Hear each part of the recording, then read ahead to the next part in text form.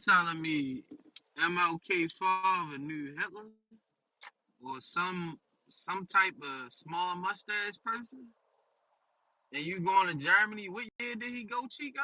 The 30s? 32. It's a Around 32. this around the same time, the shit going on, the Holocaust and all of that. Come on, bro. It's too many coincidences.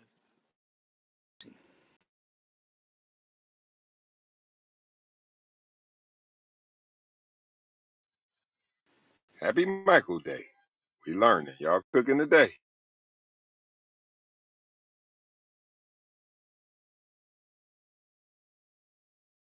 Safe to say these niggas probably been on each other since 1920s or probably before that. For real. Cause you don't just go to Germany and just, oh, this is my first time just meeting somebody. Hell no, y'all been sitting down with each other. Now during the time they trying to take over the world.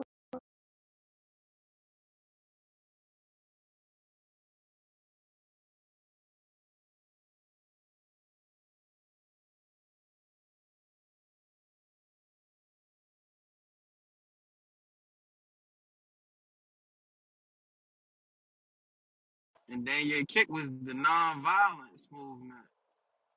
Black people was getting their ass whooped.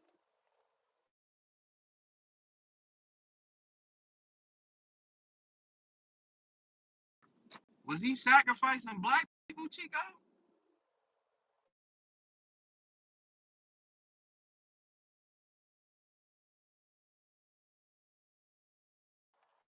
I don't know. I might have jumped the gun too Say that fast. shit. Hey, I don't know.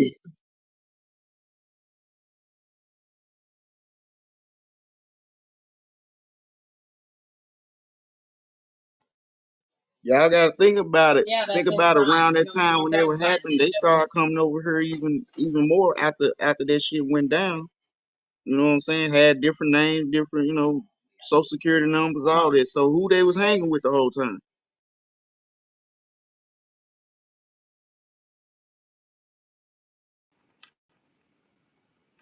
On call. I was about to say. Oh, oh, oh.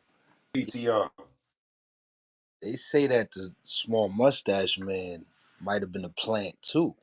Like he was originally from Europe and shit, or the UK and whatnot, and that was a whole created character. So I'm thinking about that too. I'm not giving all the power to the small mustache and his crew. I'm saying maybe that was a bigger plan. You cooking?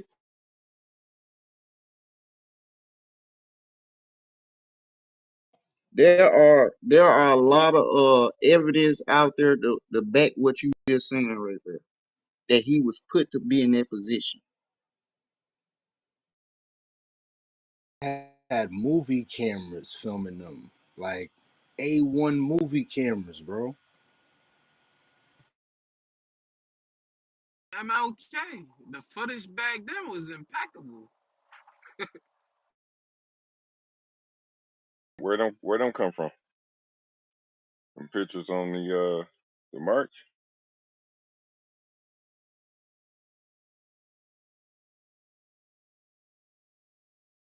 Know somebody to get that equipment.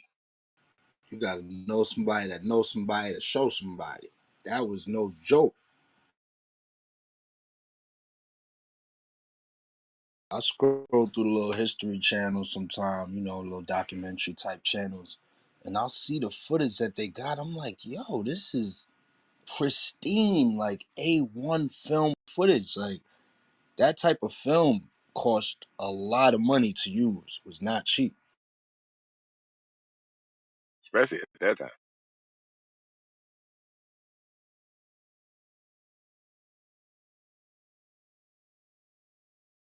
Yes. Through I see your PTR. That's a rabbit.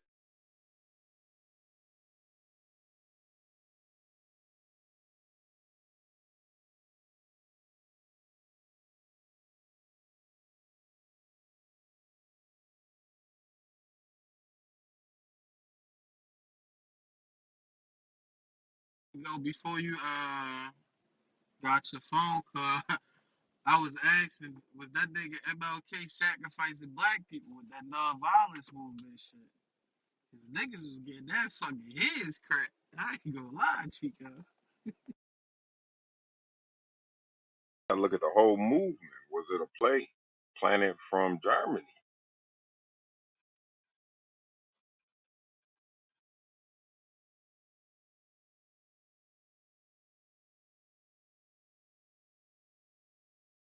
When you go deep down that whole pause, you'll realize, sadly, it came from us, man.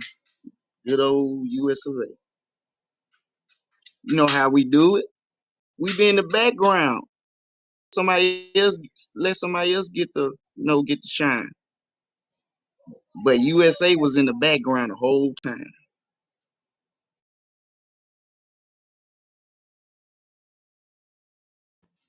Then they did the double cross. Back then that was the back door. They backdoored him afterwards. Why you think they took so long to even get involved in it? Did when they was ready to make the move, when they find out they found what they needed to know what they were looking for, because they were trying to find out what they was looking for. The whole time all this going on.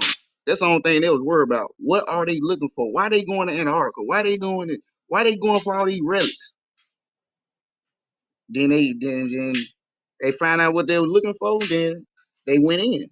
That was the major back door.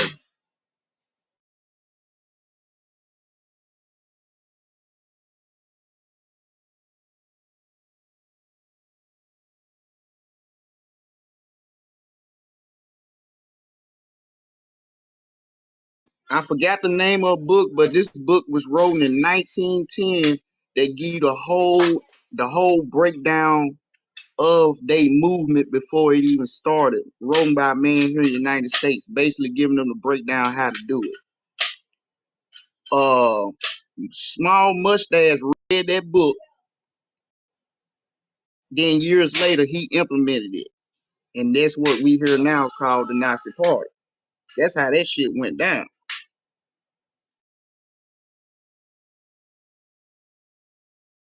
Right there on Wikipedia. If y'all don't believe it, Martin Luther King, born Michael King, January 15th, 1929.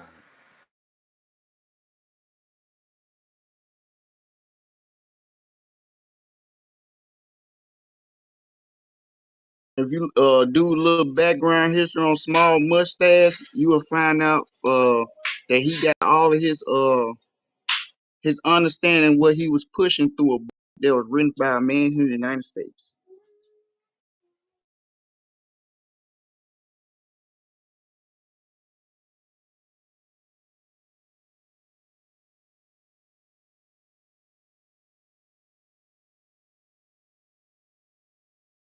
Where did Margaret get into this situation, Joe? When y'all say he had to go over there to get that implemented, no, it was like the headquarters was here, but the forefront was over there.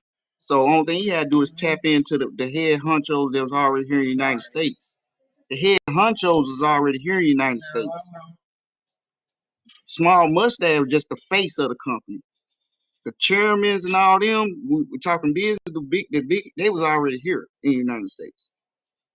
So it was easy for him to get in contact with them here in the United States, then go over there and let them know what's going on. Basically, technically it's like he was spreading the word to them, what's going on. Like, see what they doing and go back and let them know. No, basically, he was just, the messenger, technically.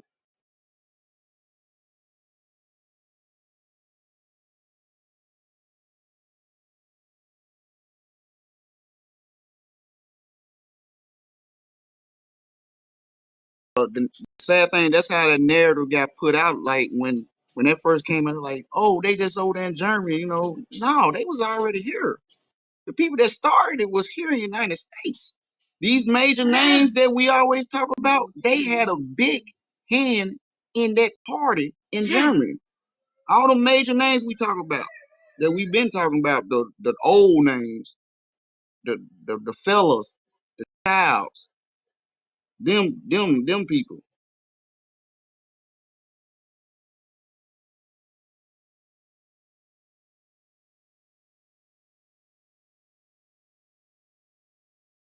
How was Hitler?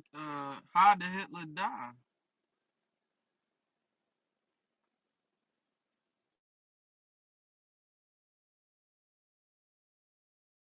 They took him out the same way they took MLK, JFK, and all them niggas out. I thought he went out in a cell.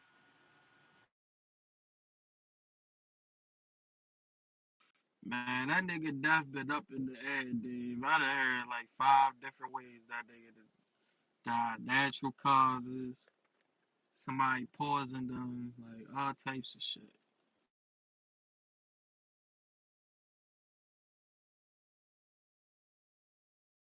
We heard the ones that wasn't even him. That was a doppelganger, whatever you want to call it. You know, we heard all different kind of.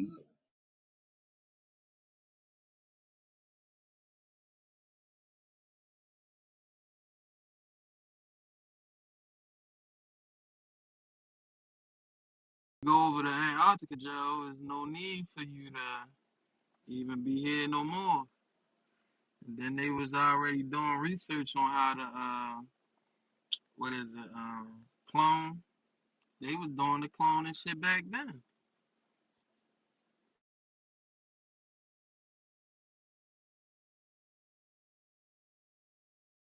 And that's a whole nother ballgame. I Yeah, ain't gonna we hold don't you, we but don't gotta go that deep into the rabbit hole pause.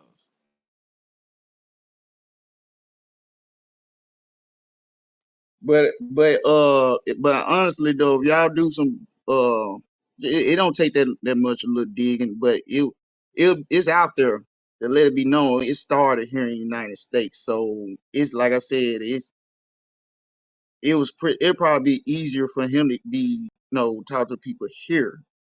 Then that's how he got the okay to go over there. You remember how y'all said, how did he get to go over there like that? Because he talked to the head honchos here. Now it makes sense.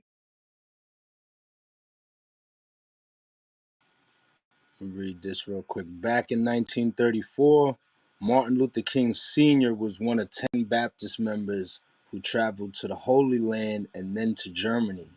It was on this trip the senior King discovered Martin Luther, and upon returning, gradually changed both his name and then his 5-year-old son's, the group said.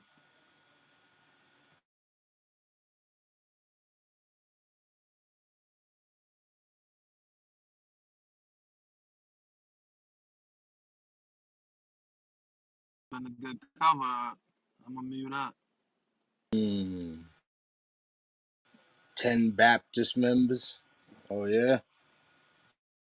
Where they at? Yeah, the church, the Great Veil, the Holy Grail.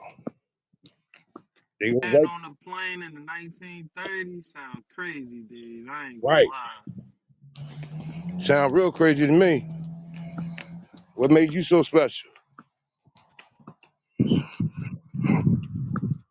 1934 Germany. When I look it up, y'all know what type 1934 Germany, see what you see when you type it in. You ain't gonna see no church. I say that. You see small mustache running around crazy though. But wasn't small mustache cool with us? That's a fact. Even when Jesse Owens won the Olympics, he won first place at the Olympics in Germany. They threw a 3-day party for him because the USA declined to throw a party for him. They wasn't rocking with him.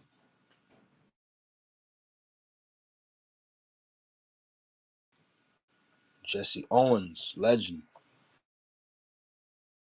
But same Olympics, Hitler was up in the press box. Yeah.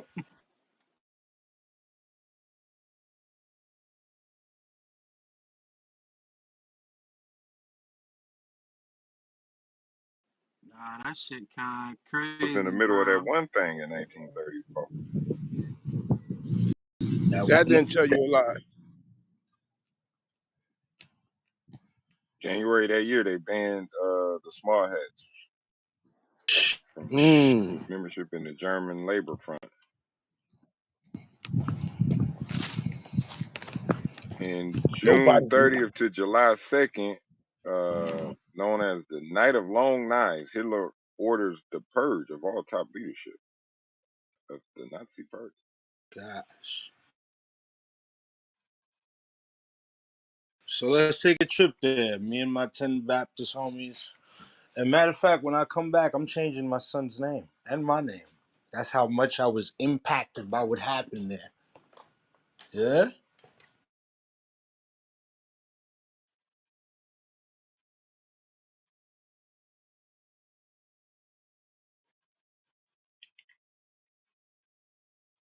End up in Germany without coincidence, bro.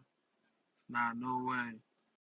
Niggas had to even meet years prior, or yeah.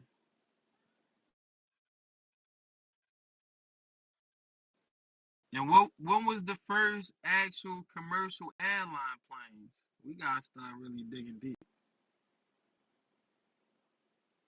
Cause how you get to Germany? You ain't going across water.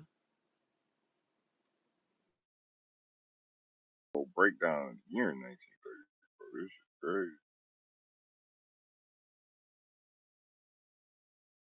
They gave we went on a private jet. Incidents that a man goes to Germany, change his name, his son's name, and his son become the most popular black man in America. They set him up for the position. That's there it is. In America. So so that tells me, Kareem, that they trained him from 5 years old to be where There he you was at. go. There you Right. go. He was set up. It was a plan. We just following what homeboy did over there. And then when he got a consciousness, they got rid of him. So on August 19th, in that year of 34, Hitler abolishes the office of president and declares himself Führer of the German rich and people. In addition to his position as chancellor, Hitler's decisions are not bound by the laws of the state. Hitler now becomes the absolute dictator of Germany. There are no further legal constitutional limits to his authority. That was August 19th, 1934. Like my man over in China that made himself forever president. Hey, Now it's a family Hey, lineage. did you hear that? That nigga abolished the president office. We had to have great backing to make do such a major eventful thing like that. Hell no. You see on YouTube, whoo, oh my God. I'm going through the research right now. This shit crazy. I was just about to say something. I was like, if you do some research, like, it definitely got proof that it was American people in the 1930s was Nazis here in the United States, like people and government. And if y'all look it up, it's out there or whatever. So I don't know. Link up, bro. This Is that poster where that came money out. come from? My bad. No, you good, Crumbs. This poster came out in 1933. This was a poster from Small Hat's crew. It was trying to let y'all know how they was coming. Look who's on this poster.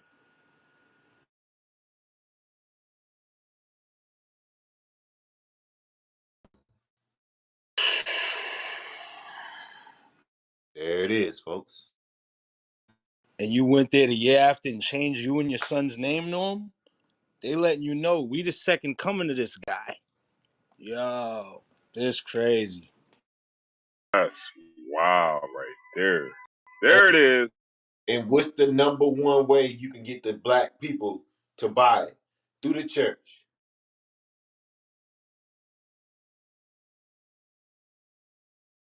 Yeah, It still. chills, bro. I got goosebumps right now. This fuck crazy.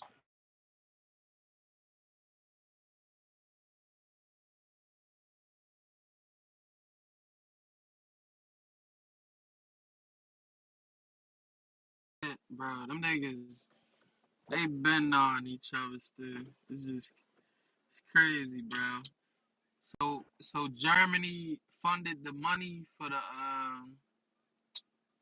what kind of movement we would say this is the black movement of the 1940s all the way up into the 60s. Hey, Crumbs, you know we pay Germany every year for that. For supposedly what Hitler did, right? Every year the government pays them, I think, 20 something billion for the Holocaust shit. We ain't had nothing to do with that.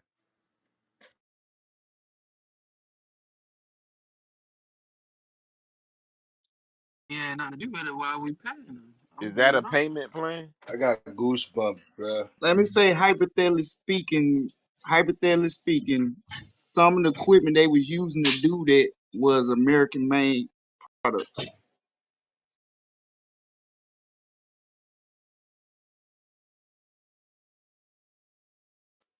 That's the cold game we live in. That that's the cold game this world is. It was major companies had dealings with that was from America, and they found out about it. So I don't know was that's they cop out because they ain't had to do no jail time. You know what I mean? The perfect target though, Joe, the South. The new shit was it still was it like it was up north? Perfect target. Found the plant. That nigga pushed that movement hard. I ain't gonna lie.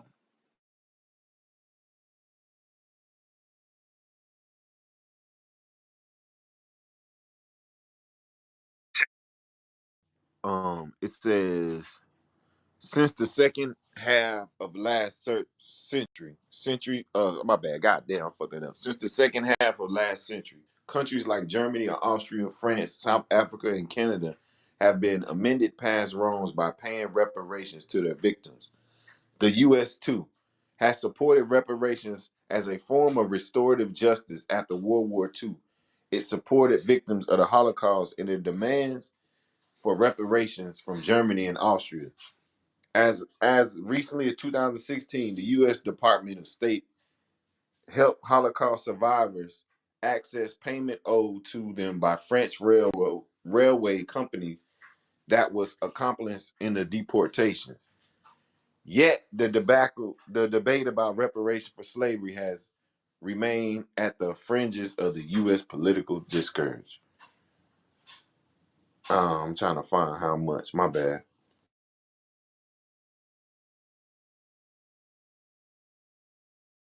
So pretty much we paying them to this day for that shit.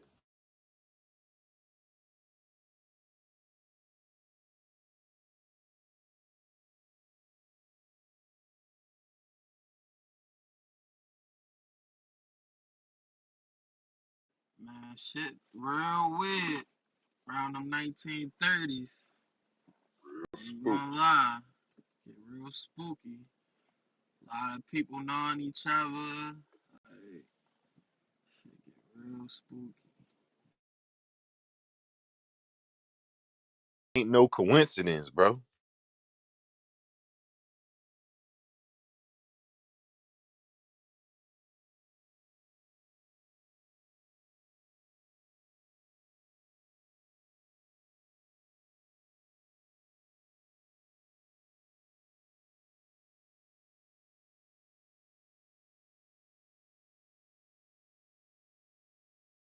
Shit, that was a nice little cook session. I ain't gonna lie.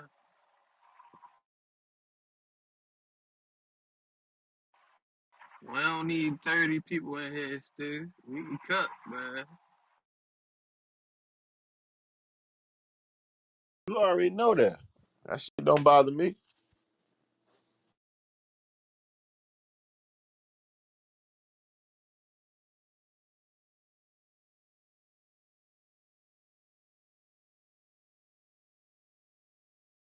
Rose to power in 1933. Fuck you going over there in 1934 for?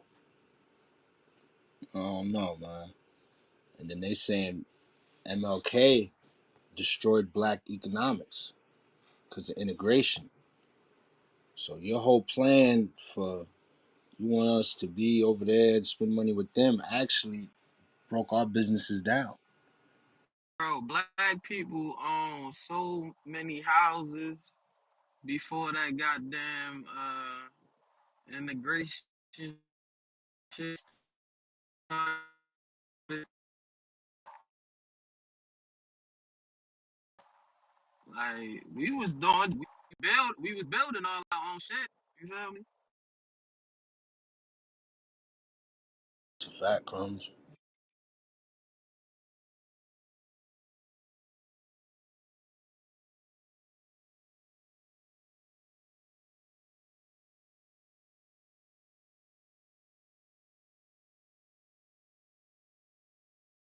I ain't even want to say this was was MLK introducing us. It was cool to go to jail for standing up against the system, and then right after he died, decades later, they dropped the private prisons and all of that shit. Take the man out the house, break the house down.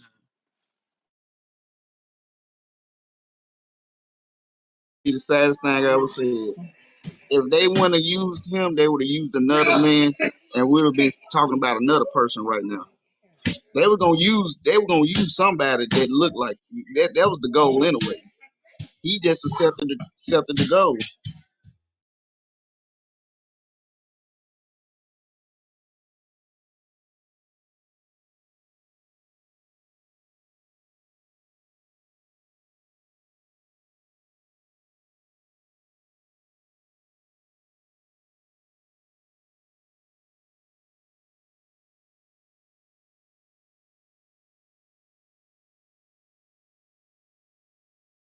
What we need to be I'm trying to find out who was against it around that time when it was going on. It looked like us. Who was against it? But I bet they didn't get a big upbringing. I mean, upbringing about it. You know.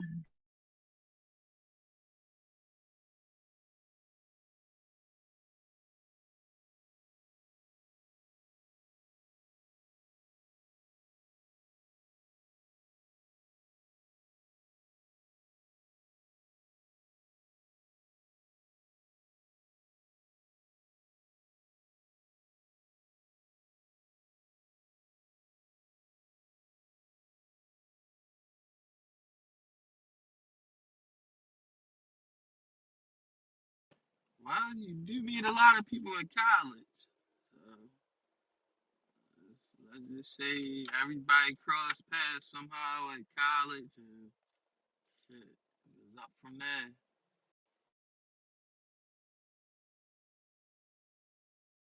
Damn, so we canceling Mike, Michael?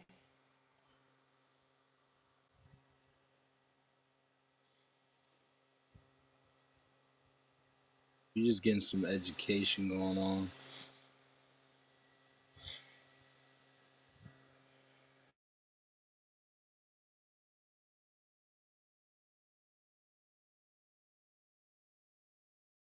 I mean, like to ever sit back and just think like, damn, everything them motherfuckers told me was a motherfucking lie at school. Like, shit.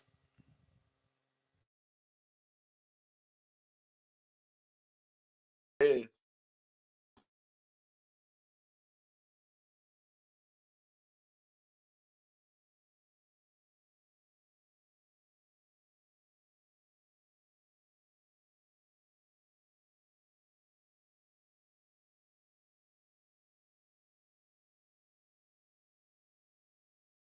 This Martin Luther guy was real evil, man. I'm reading about like the shit he wrote. He was a terrible person. The European guy.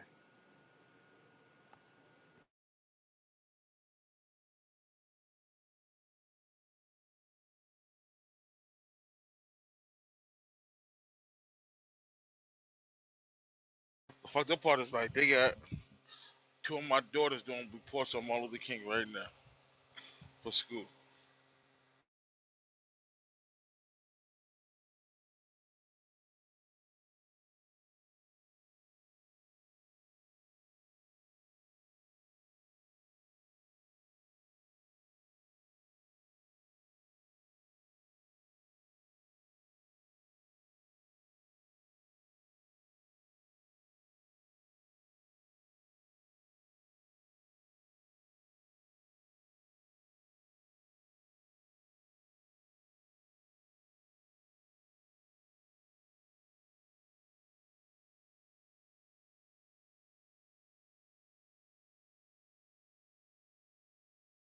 Hey, you live and you learn, right?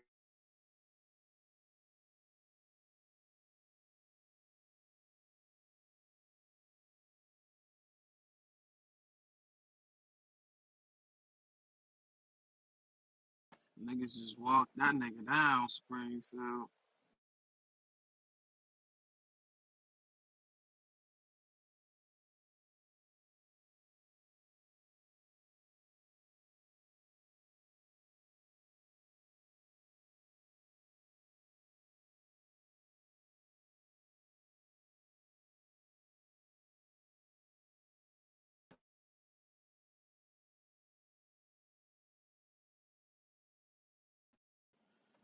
What everybody up to?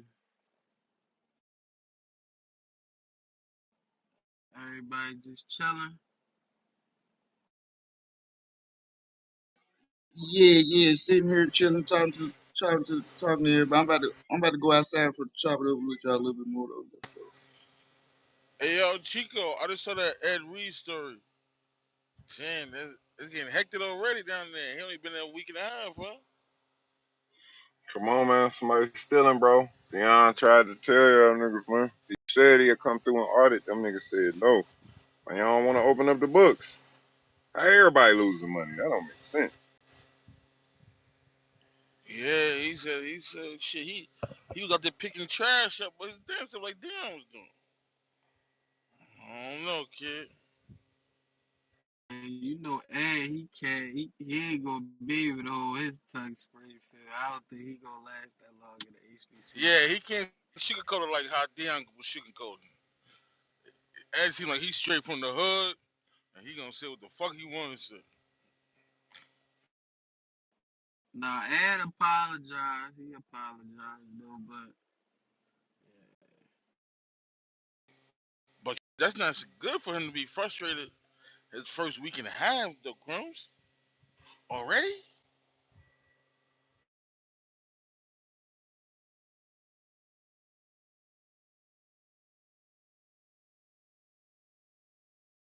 Hey, it don't help that he coming from Miami either, though, dog.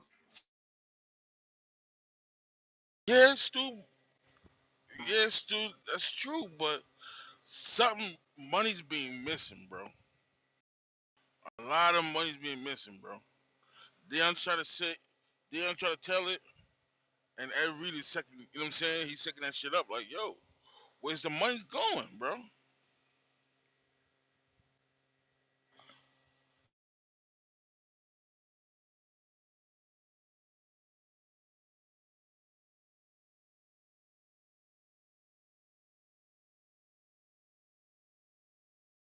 Yeah, people that's well off that graduate from school that's not giving back how the white schools give back and shit like that.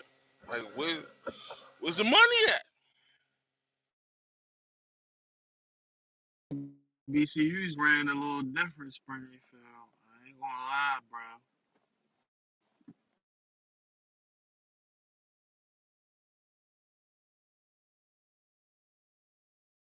There's again, Crumbs. And that HBCU shit, they run shit a little different. That's why I had to say, just win your games and get out of there. Be what Dion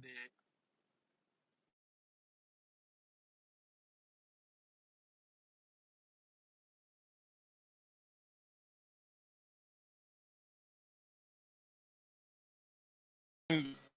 That would deter more Hall of Famers from coming back to coach at HBCUs, though.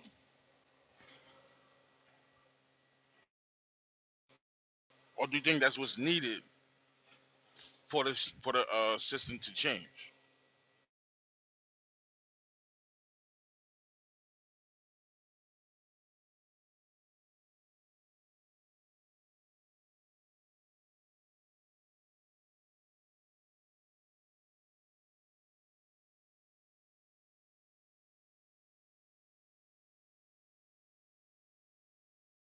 I got a phone call, so I ain't really hear the question. Man, Springfield, this college football, a dog eat dog game, man. You gotta get what you can get, bro, to get where you wanna go at.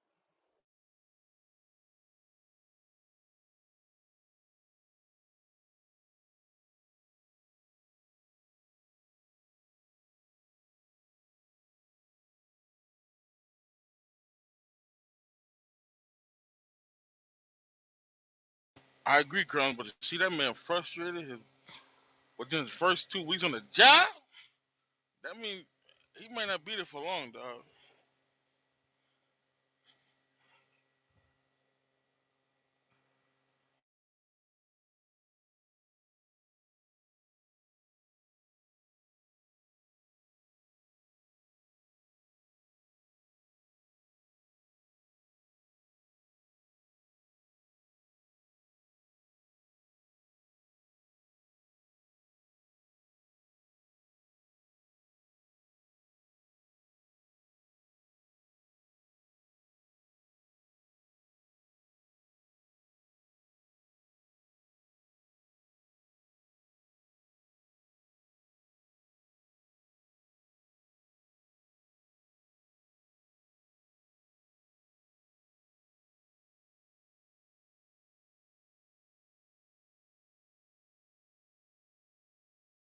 Y'all heard about that Alabama basketball player?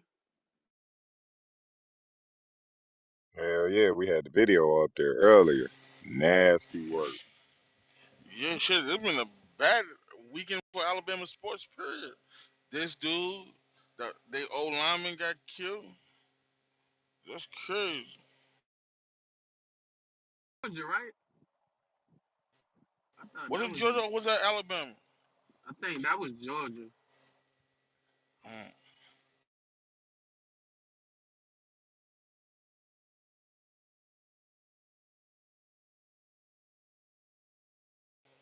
Yeah, but that's nasty work, bro. You out here gang banging, thugging and shit like that, man. This is crazy. And he was injured. They said his foot was supposed to be messed up or something. He out here running down on them. That shit crazy. These niggas is wild, boy. Hey, yo, didn't the Georgia player and one of the coaches passed away after the game Yeah, when it they was had to Georgia. win My it? bad. It was my back. My background. It was Georgia. Yeah, they was the sacrifice for the championship right there. So they sacrificed him afterwards. Like, come on, man. Nah, Cut they it out. said it was other people in the vehicle. They the only ones that died. I looked at that shit on Twitter. You know, I went Twitter tell you everything.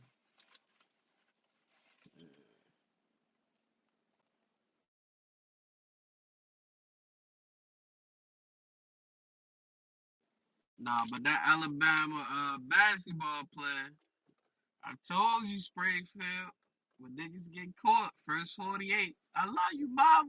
I love you. Like, look at this nigga, yo. No, And you on ring camera. I told you, them niggas be like, yo, all right, man. It was Mike, man. His social security number is 074444321. You know, we went to school together. We was in Miss Mark's class together.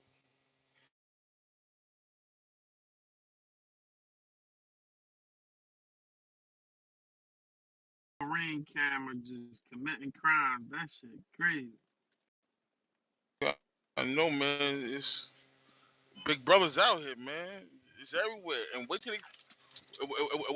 they start putting them shits in cars and shit like that. And they really got your ass on live feed, nigga.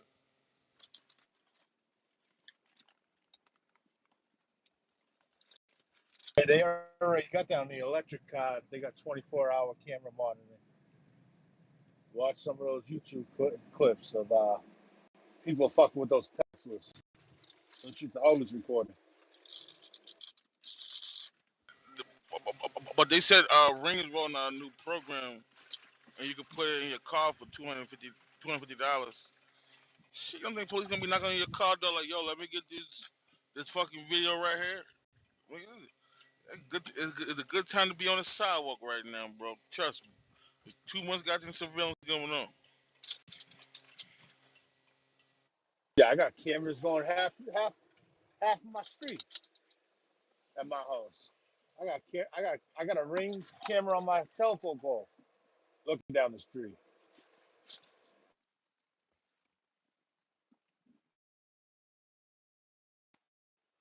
Hell yeah. Them shits everywhere in Springfield.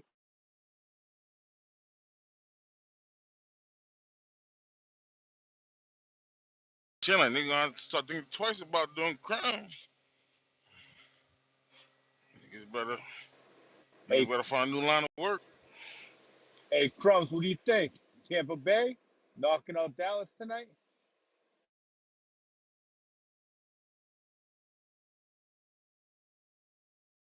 Yeah, yeah. Having this conversation, bro. You're not gonna beat me into this conversation. I will leave the room. Nah, You're not. you notice Springfield. I just said, yeah, I ain't even. That's who I like. You like who you like. Man, Nah, We just fuck Not. gonna you, leave it at bro. that. No. Yo, See, check this is the this out. reason. I'm This being is the reason. biased. Go ahead, This is the Springfield. reason. That's the reason why I'm not gonna have a conversation. Cause check this out. Let me tell you something, brother. Was a Hulkamaniac gonna run wild? Gonna leave it like that. I know Kareem gonna do the extra. Now, if Stu in here, Stu can remember this. Remember you said I'm not a real football player because I love too many teams? Dallas and Tampa Bay was on that list. I like both teams. This gonna be a nice game. That's all I'm gonna say. He messing with you, Joe.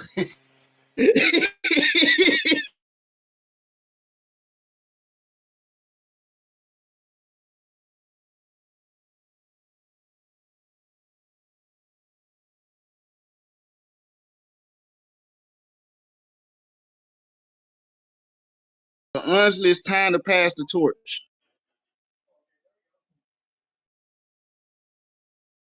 that torch the Cowboys. I'll tell you that. It is, but it get tough, Joe, in the playoffs. Every playoff game been good. I ain't gonna lie, Joe. This playoffs been good this year. You on point on that. Hey, they was you see how they were clowning about the name Super Wild Card. But hey, there's some games though.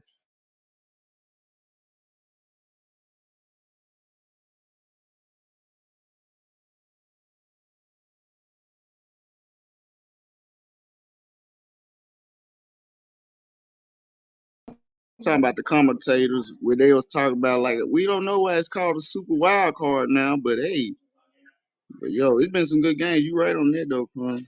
But I think this gonna be another good game. I enjoyed every game this weekend. I thought they were all good.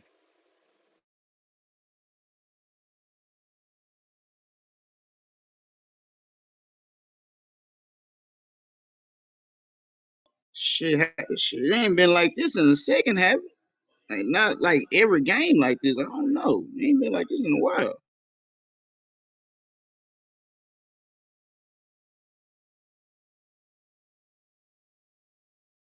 Just know we called all the winners this weekend. Go back and listen to the replay.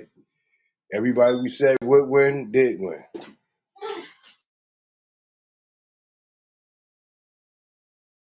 I ain't gonna lie. I don't even think it was a surprise that the Giants won.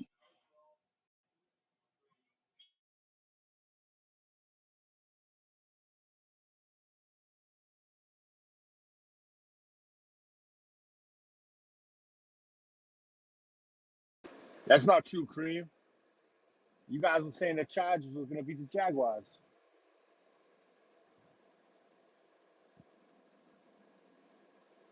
I ain't gonna lie. Now that was an upset. That was an upset.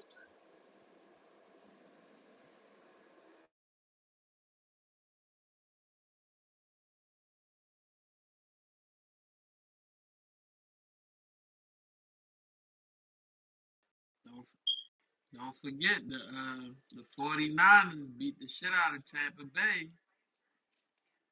So did Brady get his rematch after this game? I'm sorry. I got San Francisco in the Super Bowl. I got San Fran versus Buffalo. I got the Eagles versus the Cincinnati Bengals. After last night, you think that's gonna happen?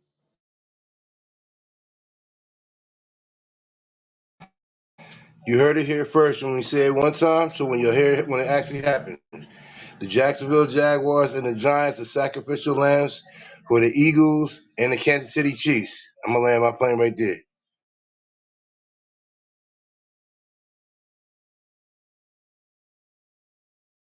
I don't care as long as we get some good games and y'all win, y'all bitch. You heard me? Shout out. What up, John? Yeah, oh, what's good, family? What's happening with everybody?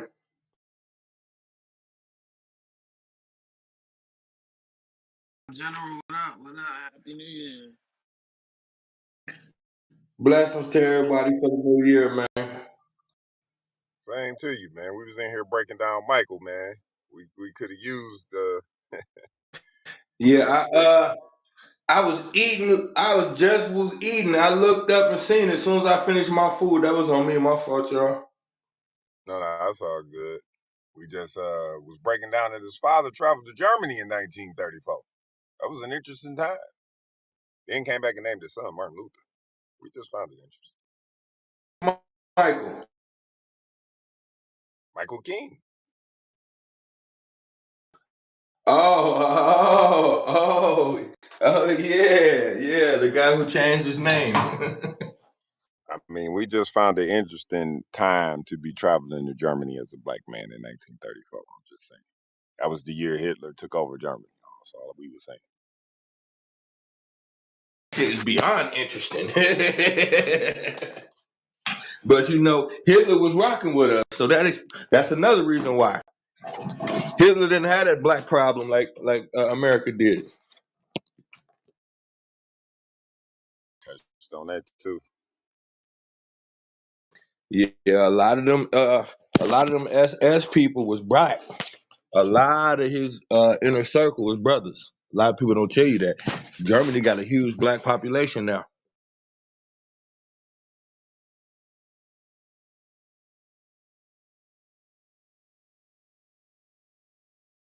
The things they don't tell us, y'all.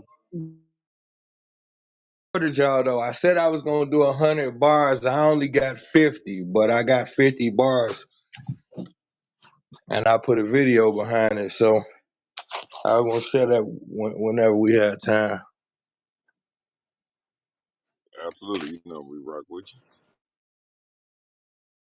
Hey, that picture you put up there, show General that. You still got it?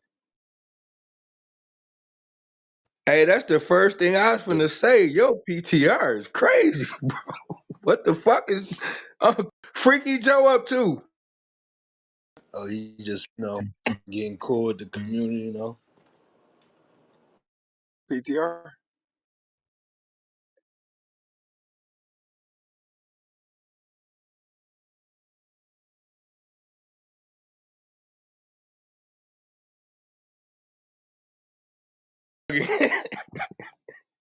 Hey, the MLK doctor ain't got his Casamigos drink Day. on deck. The doc got the drink on deck. Let's get it. Yo, Chico, you don't even want to know the other shit I found, man. But Oh, yo, wow. General, so check this. This is a poster that came out in 1933 from the Small Hats crew, one of their propaganda posters. But I found the event. It was basically it was like a big ass speech type Baptist meetup in Germany that Dr. King's or Mr. King Senior went to.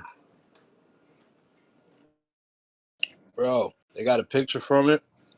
Big ass small hat crew logo next to some Baptist stuff. That's what the event was, bro. He wasn't hiding it. See, here's the real play. Here's the real play. We always be talking about Dr. King won a Nobel Peace Prize. Dr. King won a Nobel Peace Prize. He did, but they never tell you who gave him the Nobel Peace Prize. The Rockefellers threw the fucking event and handed him the award. So that whole Nobel Peace Prize thing, that was a Rockefeller event. They threw the event. It was they building, they everything, and then they gave him the award. Yeah, I remember earlier I said the fellas and the childs. That's what. Yo, I ain't want to say the names like, but yeah, I call them fellas and childs.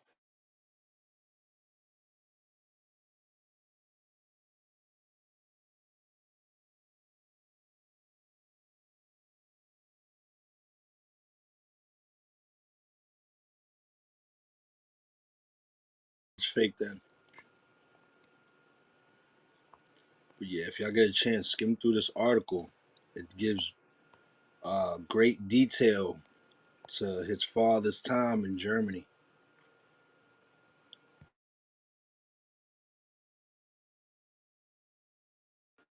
And then the son went over there too, got right, did a couple speeches.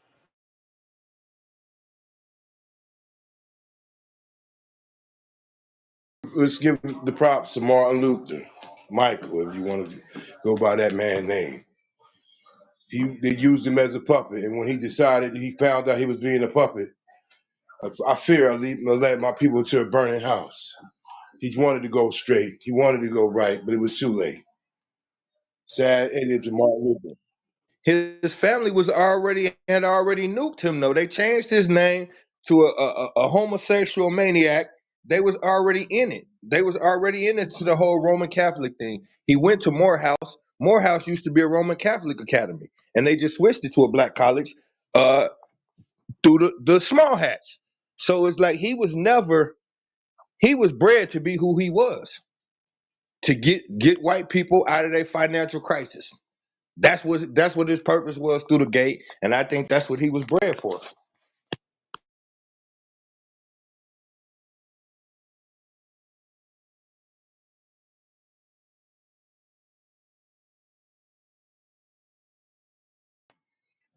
Small mustache, bro. It says it all right here in this article, man. All right. Small Hat was now in power in Germany, and Nazi banners were hanging in the large hall beside Christian crosses. Small Hat himself had spoken during the rally. Later in 1943, it was a site where Small Hat propaganda declared. All right, hold up. While the German press, this is at the event that his father went to. While the German press noted the racially integrated audience, there was a delegation of 30 black Baptists, including Reverend King and Church Commission on Racialism, strongly commended the color bar and anti-Semitism. Many of the American Baptists in Berlin viewed the non-smoking, non-drinking small mustache, and the Nazis in a more positive light. Yeah, I should have said that. But even most German Baptists failed to see the danger the small mustache crew posed to them and around the world. The small hat mustache crew achieved a propaganda that made people think that they were accepting the Christian faithful and implemented into their churches.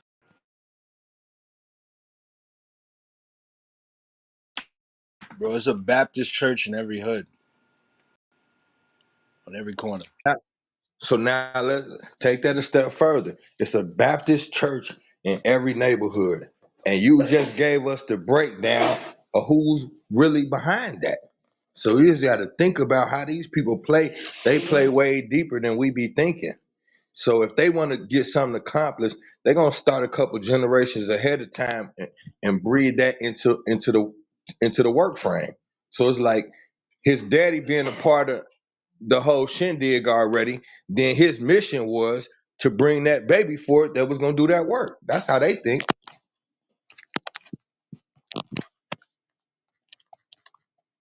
Control, bro. We was guessing. Maybe they came across each other. Maybe they know somebody that knows somebody. Bro, they went to the event, got right with them, and then had devised a plan to implement into all of the Baptist churches over here. How else can you control? You got to think about it. This is the part we don't be thinking about. We thinking about it like they're infiltrating something. This is their religion, bro. So they're gonna dictate how it gets spread and who spreads it and in what form. This is their thing. The whole thing, whether it's Baptist, whatever branch, Orthodox, all of that, it's all the same thing. It's their thing. So they're gonna make sure it's controlled. If you had something that big, you control it too.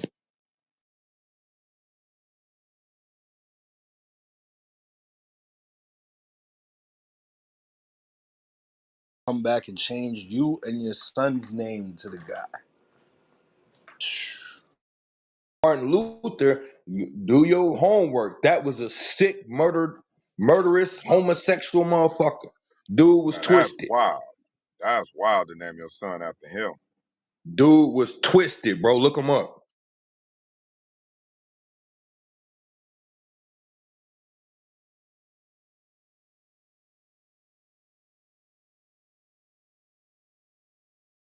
And if we gonna say he was twisted, that's why earlier, Chico, I said, was these niggas sacrificing black people?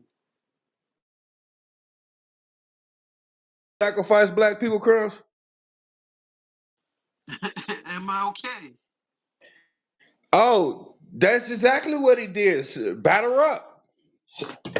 Serves up. Yeah, he served us up, bro. And I don't think this is my opinion, because I heard what Brother Kareem said, and I don't want to dismiss his thought process. So what I'm saying is, I feel like sometimes your parents can put you in a direction and you don't completely know it. So you may think you're doing the right thing.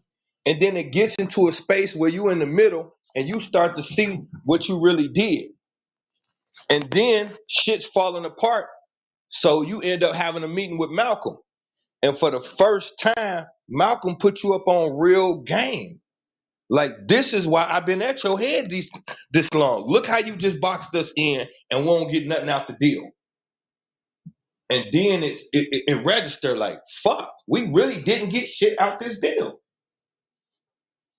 This is what we did on the show last night. I did the MLK build on the show last night. But I don't think he 100% guilty, but I think at some point he realized what he was doing.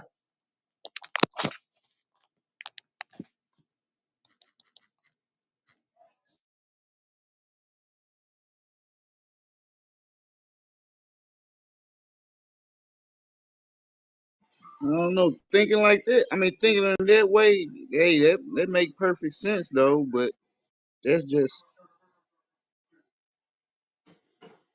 so. If the situation going like that or whatever, when they got cool, basically that was the demise of both of them, basically, allegedly. Was Their demise was coming already. So the reason why they got cool is because Malcolm woke up. Minister, the minister had Malcolm sleep, man, and Malcolm did some shit he wasn't supposed to do. Malcolm is a third degree Mason, so Malcolm did some shit he wasn't supposed to do too. But a lot of these dudes be following leaders, so they following the leader, trusting in the leader, and then Malcolm started seeing what was really going on, and he rejected that shit. So now that I'm not up under the minister's spell, I could do stuff like reach out to the brother King and shit like that and have conversations with certain people who I couldn't before. So I think that's how it went down with Malcolm. He got to the point where he got a little bit more freedom once he got from up under them. And then shit, him and King had that meeting, and it was like certain shit that King just didn't know.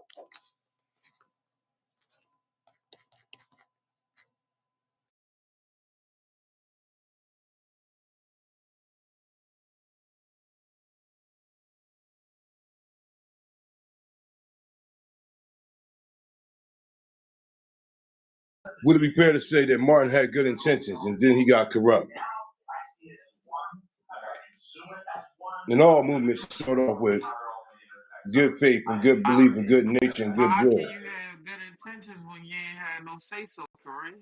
Come on now. And He was being then when you wake groomed. up, then when you wake up, they get you out of there, Kareem. Yeah. There you go, Crumbs. He was being groomed from 5 years old. I don't think it was much thought into it in that aspect of like it's just like anybody else who grow up like in a family full of politicians. You don't question why they want you to be the senator. You just become it. And then it's gonna be stuff along the way where you try to do the right thing, and one of your advisors or your family members gonna step in and say, as the senator, you can't move like that. We gotta think about the family. So then you end up having to do some wild shit just to this is just how it be, bro. Like these kids grow up into these powerful families. The family got the game plan, not now. So I don't think King was necessarily corrupt, but at the same time, you got to go back and watch some of those interviews, bro. I promise you. In a lot of interviews, King was drunk. When you see him at dinner, him and Coretta hobnobbing with the Rockefellers and the Rothschilds, and they tipsy as hell. You got to ask yourself because we know these people sick. So after this party is over with, what is Coretta and King required to do to be in the presence of these billionaires? They make everybody else do some weird shit.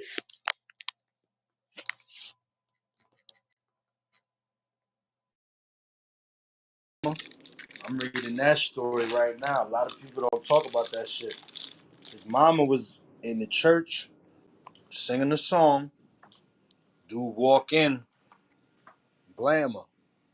And they say, I'm reading it right here. It say, King Sr.'s wife and King Jr.'s mother, Alberta, was married by Marcus Wayne Chenault on Sunday, June 30th at Ebenezer Baptist Church during Sunday services. Chenault was a 23-year-old black man from Ohio who stood up and yelled, "You are serving a false God," and fired his gun while Alberta was playing the Lord's Prayer on the church organ. Upon capture, the assassin disclosed that his intended target was for Martin Luther King Sr., who was elsewhere that Sunday. After failing to see King Sr., he instead targeted Alberta King and Reverend Edward Boykin. Chenault stated that he was driven to murder after concluding that black ministers were a menace to black people and that all Christians are his enemies. Dang. What made that brother do that?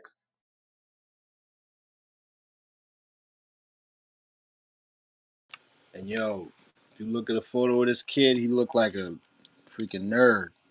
No disrespect. He just looked like, a little book kid. Hey yo, I'm gonna ask y'all something. Like we respect everybody and everything. Do you know when you're asked to lead a mass of people, how hard of a job that is?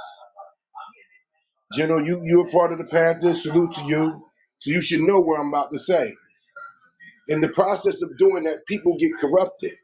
I believe the man's intentions were good. Now y'all can say the grooming and all that other stuff. That's fine and well, and I respect that. But when you're leading a mass of people, and then there's a chain of command, and there's also other people, and then you see how the brothers got infiltrated. Like all black groups get infiltrated. They place people in there. When Malcolm died that day, there was a CIA agent right there next to him. When Martin got shot at the Lorraine Hotel, it was a secret agent right there. Hey, it came from over there. So in all these movements that we have, none of them are organic to the point that it's not infiltrated and it's not corrupted in some form and fashion is what I'm trying to say. The path to hell is paved with good intentions. For any of us to sit here and just go, well, he's this and he's that. They talk about Malcolm the same way. They talk about the brother Dr. Khalid. Let me say his name, Dr. Khalid Muhammad the same way. They talk about Farrakhan the same way. They talk about Elijah the same way. The Honorable Elijah Muhammad, that is. So when you're leading a group of people and that pressure is on you, to keep it fine line and keep it pure. I wonder how many people that's speaking about these same people could do the same thing without being corrupt themselves. Just a question. Okay. Let me ask you a question, bro. Um, like I get what you're saying. I dig it. So what I'm saying is this right here. If, like you said, being a leader of a powerful movement, right?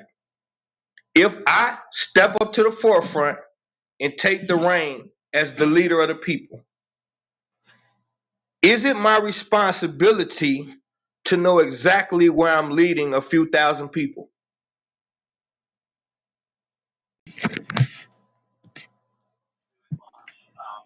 We all have weaknesses, right, General? What? No, no, no. I'm just asking a question, bro. Yes or no? Is it my Yes. responsibility to know where I'm taking my people? Yes. So, so if it's my responsibility to know where I'm taking my people, now this is I send you two crumbs. I'm gonna make it as quick as possible. So was my argument on the show last night. If it's my responsibility to know where I'm taking my people, and I got thousands, if not millions of people willing to follow me, we had two instances in American history that was monumental to black people, and both of them had the same terminology: the Civil War and the Civil Rights Movement. So everybody else, you got the Asian Americans, Latino Americans, everybody. But when it comes to black folks, it's civil. It's nothing but civil, always attached to us. Civil means two things. It means be civilized and fight against each other. So my whole point to this is this: you fought for civil rights. First of all, that was the absolute wrong fight. And you shouldn't be at the forefront of this movement if you didn't understand that. You're not fighting for anything other than the right for these people to be civilized to us. You're not getting any power. You don't want no land. You don't want no money. You don't want nothing but just for them to be civil. What Dr. King did right now, you see black folks always talking about black economics. That's the number one discussion among black people. Black economics, black economics. Dr. King put black economics 100 years behind white people when we had damn near caught up. If he wasn't smart enough to know that, his ass shouldn't have been leading us.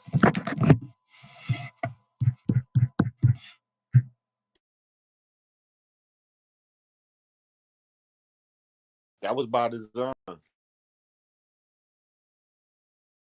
It can't be no other way. You can't be that invested and not know what you're doing. Like you destroyed black economics for 100 years behind the enemy, and we were almost caught.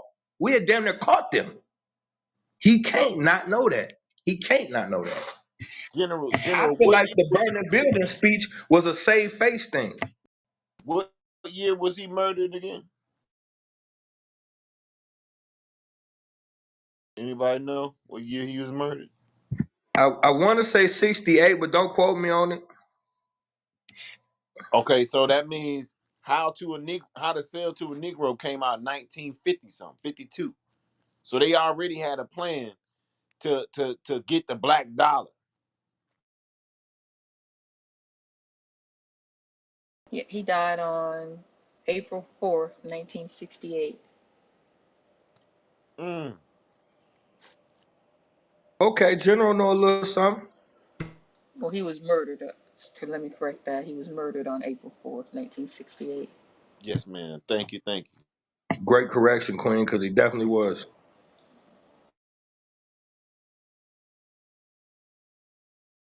So brother Kareem, I recently stopped beating up on him as bad as I used to. I still just don't think we can ignore what he did because the reason why we fucked up right now is because of what he did. So we got to pay attention to that. We got to call attention to that.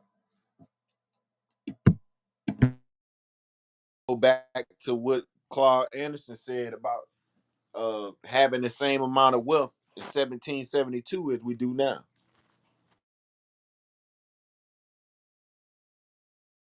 Great point, God. Dr. Clark always say, he said, we got the exact, on the eve of the civil rights movement, we got the exact same shit we had then. How the fuck is that even possible, bro? That's not even in no way, shape, or form is that logical. But I believe them.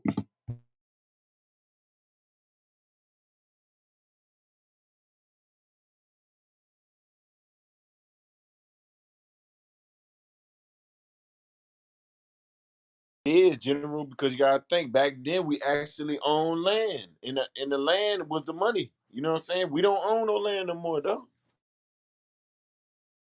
You 100% on point. This is all points I made last night. The biggest thing when we see slavery, we thinking about roots. We think about Kunta Kinte getting his foot cut off and us getting our ass whooped and all that. We don't really break down like what was slavery? What were they really doing? What was the point to this? It wasn't just so they could rape the women and be abusive. When somebody run into your village, hog tie everybody, and leave with them, your village is now their village. So this is land and resources really is what they beat us out of. The whole point was to steal the land and resources. And right, me and Chico was talking earlier about how they got us to leave the land to go to these major cities in the industrial revolutionary joint. And right now, I'm on a thread with 3 black men debating me that we not African. Now, isn't it convenient that the newest, biggest argument is that, and I know we crossed this bridge a couple times too. I know the brother Bear Rock be heated sometimes about this. Uh, about the slave ship thing. And so my whole point is, if you can convince us that we is no way connected to the most valuable land on the planet, that's just way too convenient. The Africans who are actually there, they're colonized and believe in Jesus. The brothers who got the revolutionary mind state is here in America. And we teaching them, fuck Africa, that ain't important. That don't make no sense, bro. The land is always the prize.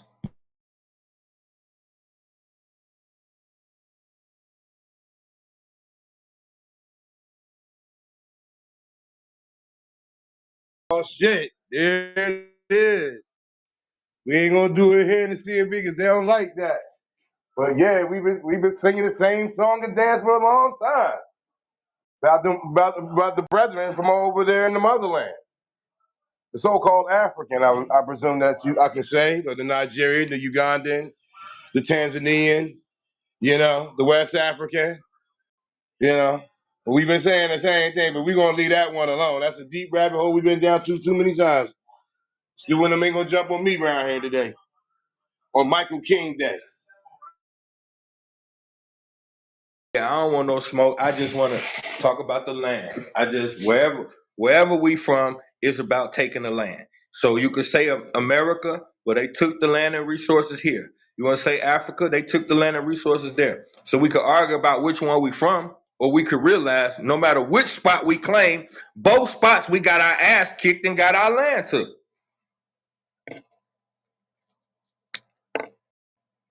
So now what's the solution to that? Getting our ass kicked and getting our land took. What do we do about it now? What can we do about Shit, I got the same song and dance, bro. We got the re-educate, reevaluate, and reactivate. It's the re-up program. Re-educate ourselves about what happened, which is what we doing here, and then we got to start putting the plan in motion, which is what y'all, it's a great thing y'all be doing on Sundays. So it's really about getting with your kind and creating your own economic structure and building language, education, and then you start thinking about growing your own shit. The easiest way to fight these people back is just to not participate. That's the best weapon we got, and we don't get it. Just non-participation. We jumped through all they circus hoops. If we gave up, well, nah, I ain't finna say that. Y'all gonna kick me out the room. I can't say that after the sports bets just went in, brother Joe. But if I just say, if we get these white folks some of their things back, then we'll be able to focus.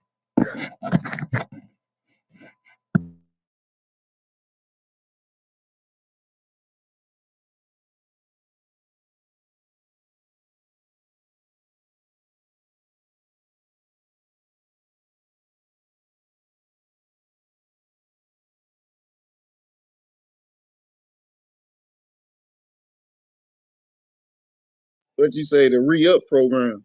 The re-up. Yeah, that's something I created because I be trying to always relate to our people on the terminology we understand. We from the streets. So I could say all kind of shit and it'll go past people. When I say re-up, ears perk up. So like as a hustler, you know, a lot of us is hustlers. I was a hustler, and I understand the most important part of your hustle was the re-up. Going, we used to call it going back to the store. You ready to go to the store yet? So when you say going back to the store, that's the best time for a hustler because it presents new opportunity. You might have didn't make everything you wanted on the last pack. You might have tricked off on the cute shorty on the last pack. Couple things could have happened.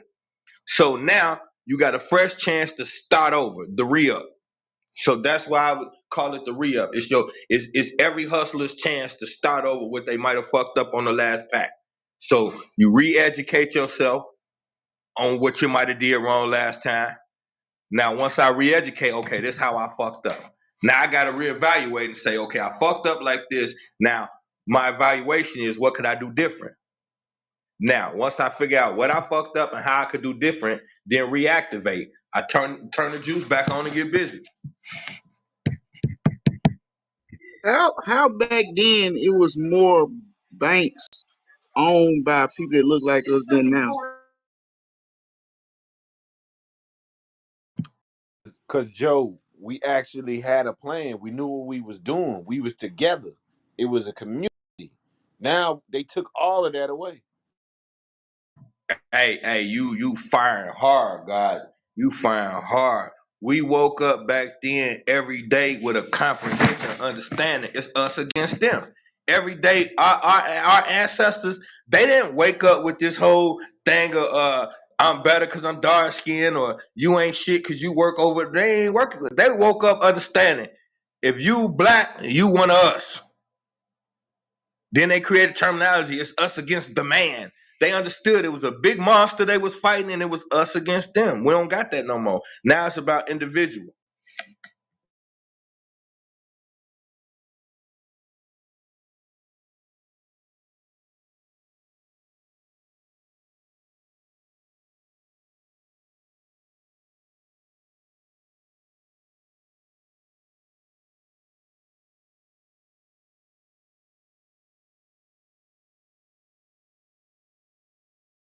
So group economics, that's the answer.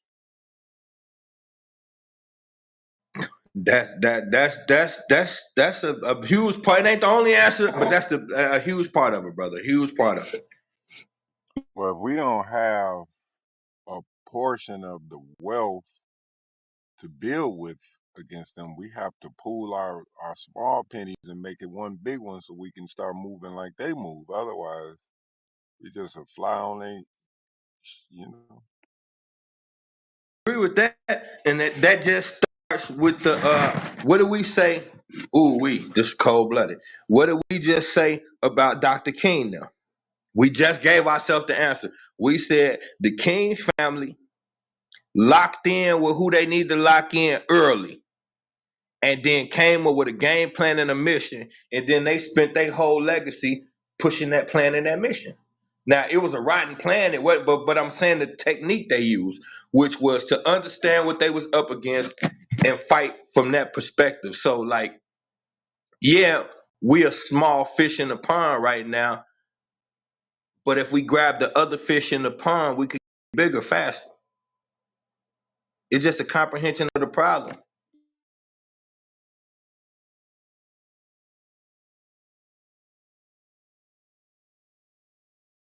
Like, what are we doing on a daily basis to re-educate our people? Like, why is like everybody focus on economics, but we know how many times money changed people.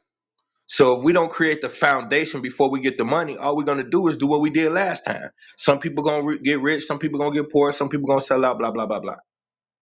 So what are we doing as a people daily to educate ourselves? Well, we just found out AI could write a book and illustrate it for us in 3 days, and we could put it on Amazon for free. So we could start children's financial literacy books right now.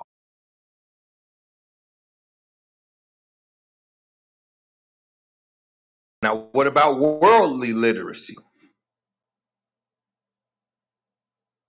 I know you're the money guy, and I love it, but we got to think worldly too. We got to think about our other problems that ain't besides finance. We are people use this term all the time, and I don't like it. Mental health. Our culture is mental health, not just one or two people. The entire what we call the black culture in America, that's a mental health situation that got to get dealt with, and money can't fix it.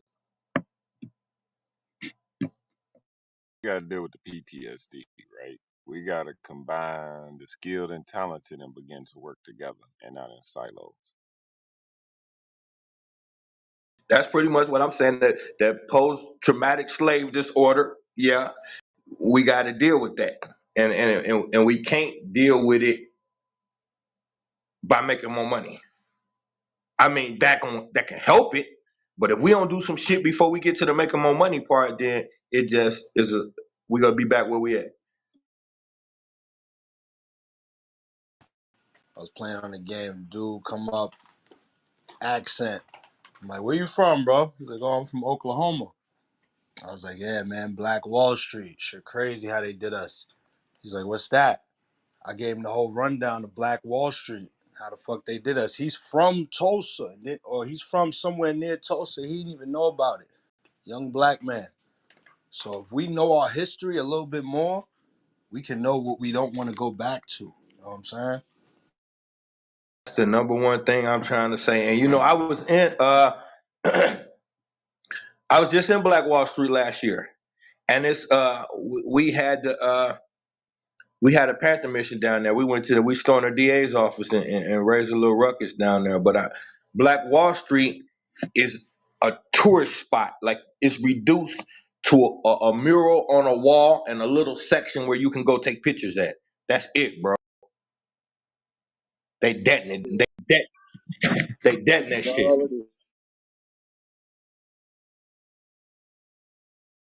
I was so disappointed. My bad, Jim. Nah, cook guy, you good? Go ahead. Nah, well, I was gonna say like y'all know I stayed in Oklahoma for a good minute, and when I moved there, I was putting people on about Black Wall Street, and because I stayed in Tulsa for a minute, and how they got it set up now, Black Wall Street wasn't just a couple, just a block in a corner, just look, a couple. It was that damn near the whole north side was Black Wall Street, not just a couple streets. And they in it like it kind of downgraded a little bit if you really don't talk to somebody that's old enough to remember that can say, yeah, I was a little kid and my grandparents told me the whole story about this. It's black. It was way bigger than what they said it was. It was the whole north side. Always gonna downplay us, but this is something I wanted to say though. We talk about that a lot, and because when you ain't got much to hold on to, you hold on to what little you have.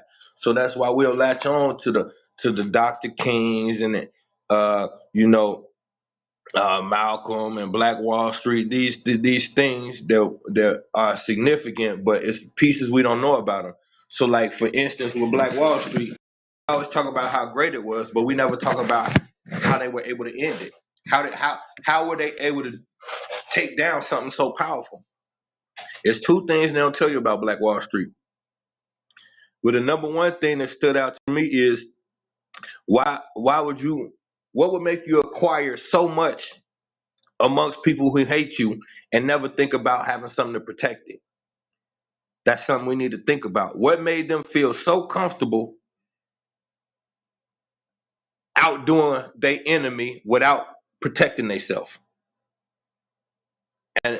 The conclusion I reached once I started talking to people and doing a little research, those brothers from Black Wall Street, in today's society, we would run into those brothers, and those the brothers that we would call coons or sellouts. Those was the brothers, and I'm not saying every single one of them. So don't get me wrong, but what I'm saying is most of what you was dealing with in Black Wall Street was the conformed black folks that figured out how to live like white people. So when you'll see we run into certain black folks, we be talking to them, and it's like, damn, he sound corny or he sound weird. It was that type of energy there. So what I'm saying is, not nothing bad about them brothers. Is what I'm saying is the education part about who we are has to come with the building the economy, because what them brothers did to build what they built was to put who they was behind them and move forward. And I think that's dangerous because you'll end up where we at right now.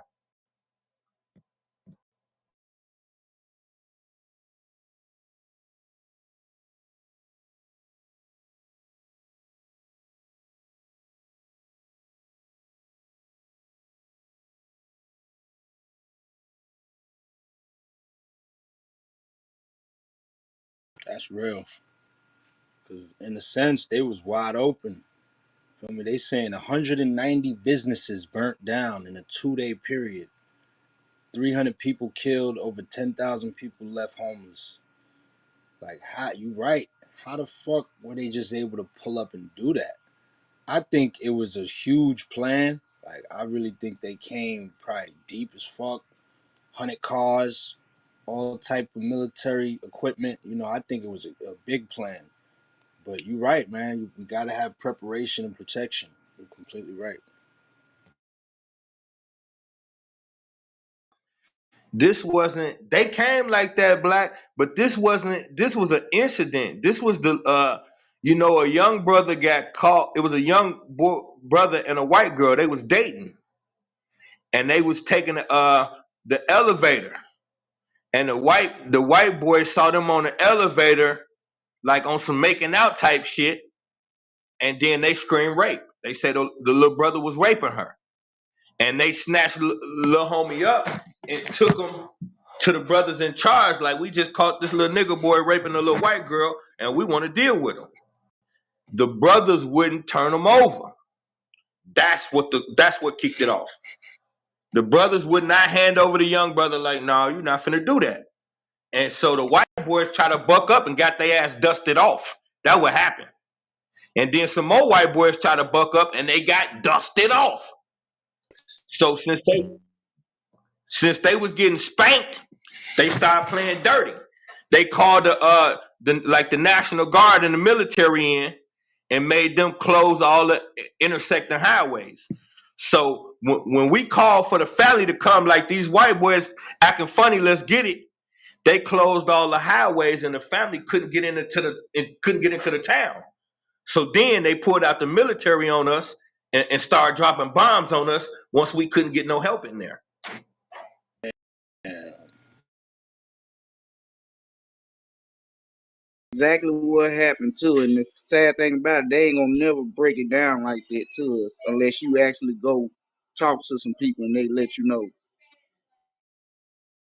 Yeah, that's why I lasted a few days because they was getting their ass dog walked, bro. Like, man, come on now. We know ain't no white boys whipping us. Unless they like way more equipped and they don't even, you can have white boys be knowing special shit and the nigga just be strong as hell and the white boy get his ass whooped. So they got to cheat to whoop us, man. And in the beginning, they thought they had some leg and they got spanked fast. And then they called for backup and the backup got hog tied. Then they ain't know what to do. So that army help.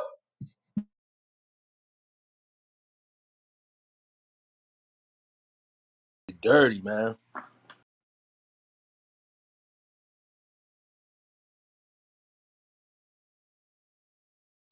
And they could have just used that little shit as a play to fucking come over in the first place. That white girl, black kid, they always using that shit as a play anyway, man. You never know. They still use it. When a black man get caught up, the first thing they do, they call that rape. Same thing. It ain't nothing changed. Soon as they want to frame a black man, what they say? Something sexually inappropriate. Because their problem with us is a sexual problem. So they're gonna always blame a black man for sexual misconduct because that's what they issue with us.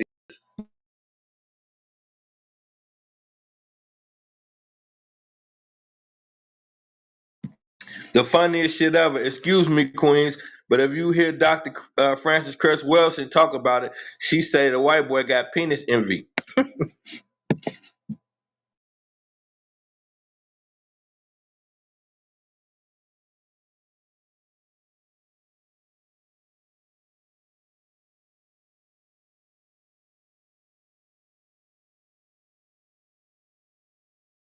Of course they do. Don't apologize. That's true. Don't apologize for speaking the truth.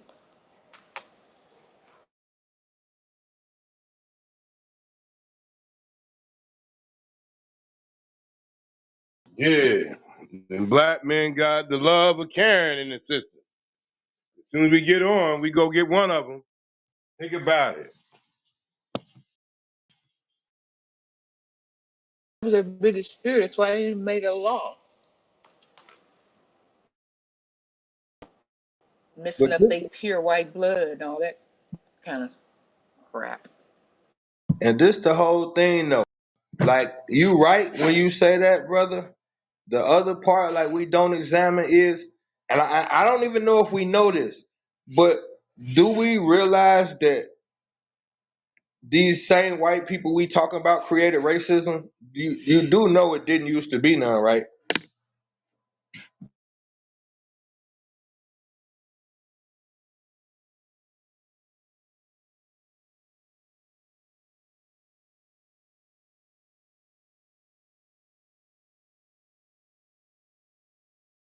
If I'm not mistaken, I know it was definitely documented into the system though. I just don't know exactly when though. For the colonization of the melanated man and woman, there were no people going around the planet saying, "Ooh, I'm not fucking with them because they that race." No, the dislike that we didn't have for particular white people was because they was dirty. Had nothing to do with their skin color. They was dirty. They used to sleep in a barn with the animals and had diseases and shit. So we wasn't fucking with them because they was dirty as hell. Hey, we always be talking about when black people, when the Moors, people quick to call themselves a Moor. Okay, well, if you call yourself a Moor, go look at some pictures of the Moors. They had white concubines, white slaves. They fucked plenty white women. So this is just like racism is a tool that pays you. This country makes billions of dollars off racism. So that's why it exists. If it wasn't financially beneficial, it wouldn't exist. The term racism was in the 1930s. That's when it got used in the 1930s. And realistically, if we go back to Dr. Clark Anderson, he got a beautiful breakdown of how that's not even the proper term because a race is two people saying who's the fastest. So when you talk about racism, the true definition of racism was the race to colonize this country first. That Yep. was the first racism. To who would be the first? They was racing here to the new world to colonize it. That was the first racism. So that's why racists got excluded because the first race here was that European dude, the white European. Excuse me, the white European. So once he got here, you exclude all the other races. So that's the true definition of racism. Because, like you said, General, if it wasn't for financial capitalism of America, which America is a big ass corporation, but if it wasn't for the men and women black people who built this country, then I don't think America wouldn't have shit. You see, like they wouldn't have shit. Like if you took black people out the picture, they just had white motherfuckers here. Like you wouldn't have the seasonings, the foods, the culture, shit like that. You know, soap, bro. Fucking right. They didn't have soap. They literally had no soap until they met us. All you got to do is go look at all the old movies where you see the white people getting their ass in the dirty ass water, dunk themselves, and then come out and dry off and put their clothes back on. They show you who the fuck they are, bro. They ain't no secret. They was nasty than a motherfucker. So like that was the problem. But they always adored us. So like there was never a moment where men are driven by ego. Women who are heavily attracted to men of any race, sooner or later, something gonna go down. You really think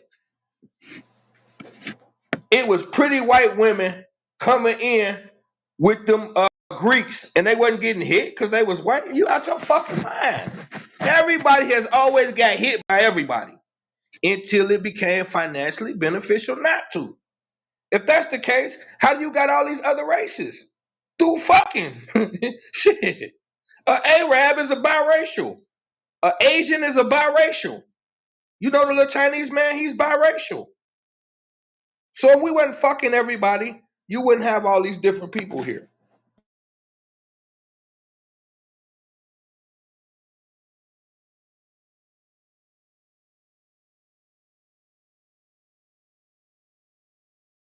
I ain't gonna lie, that shit true, but that shit wild though. That shit is what it is.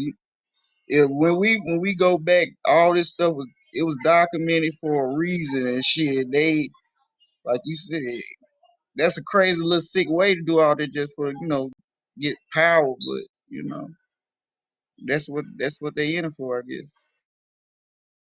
Shit, you gotta think about this, Joe. Shit, America been a sick ass place. You feel me? All the fucking killing and bloodshed this country they got. You feel me? Shit, this shit is way beyond fucking power, my nigga.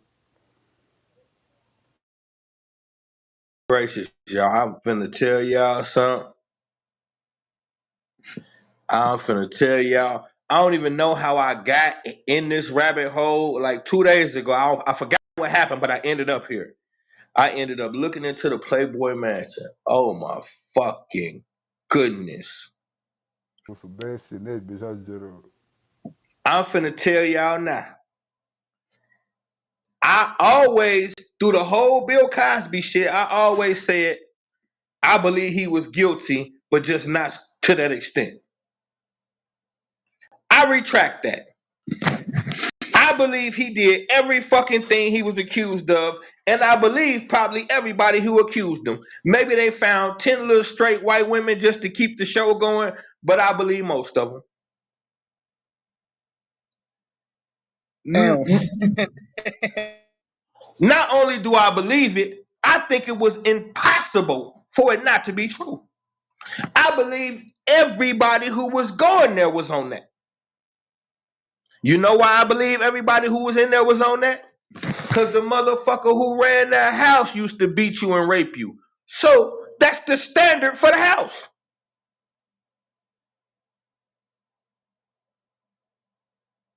the Playboy Mansion. Nigga, Hap I is a rapist. He's a yeah. sodomite and a rapist. He get them girls in there, and if you don't give it to him, he drug you and take it.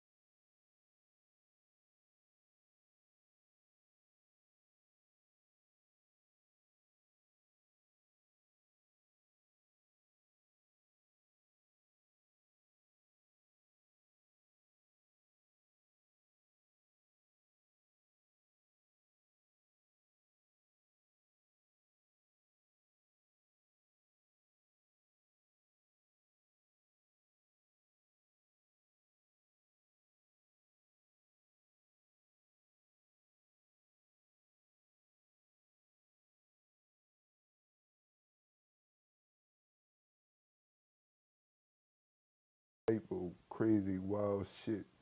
Like used to have to get scouted for that shit.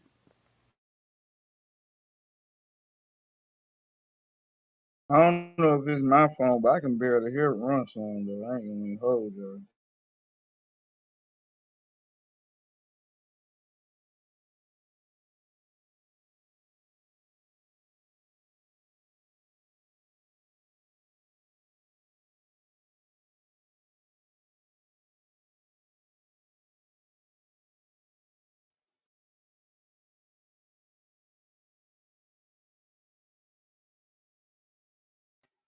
Nah, I ain't gonna even hold it. That shit crazy. I remember back when I was young, I always wanted to go. I'm glad I never went.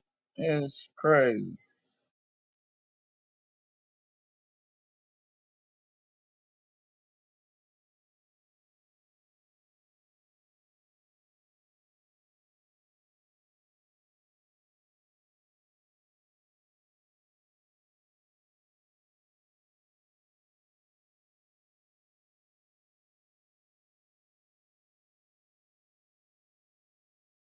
Froze. I didn't even hear what y'all said. Nah, I was just basically saying when I was younger, I was gonna want to go there, but I'm glad I never went there. But I'm keeping honest, we all knew something was up with that because everybody had somebody that was in knew somebody or heard somebody that was in the P pushing in that business or whatever, and they had static. So what was so special about this guy to Oakland, even though it was legal in the area? That it was always something iffy about this. So everybody always had knew something. It was something weird going on there because he had too. It was too much of a green light there. These people sick. But how you get? Why would you? Why the fuck would you be shoplifting with 37 pounds in your fucking trunk? That's got to be the dumbest shit I heard. Like I don't know about ever, but this is up there. I want to know where he got all this money from to even get that house back in the day. Like, what the fuck did he used to do? Get this mansion so goddamn big. Was he already pimping and prostituting females before he got to that point?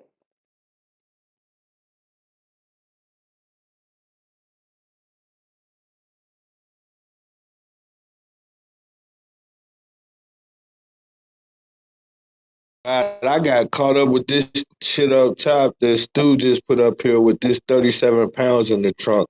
And I'm just figuring, like, if I got 37 pounds in my trunk, which I've had close to that in mine, why would I be shoplifting? I don't even be wanting to stop no motherfucking where. But if I do stop, Walmart is like the safest place to stop. Go in there, get what you get, and get the fuck on. Bugged out. I'm a steal with 37 pounds in the trunk.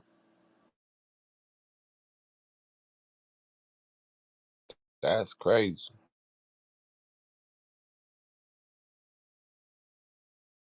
Go ahead. Ray, what up, my brother? Nah, I was just speaking, Joe. Go ahead, bro. Nah, I'm just saying something like that, man. You have just. I'm sorry, you that person right there. You act like you don't even know that person. I can't. This one of the dumbest situations I've heard in a minute. I ain't gonna.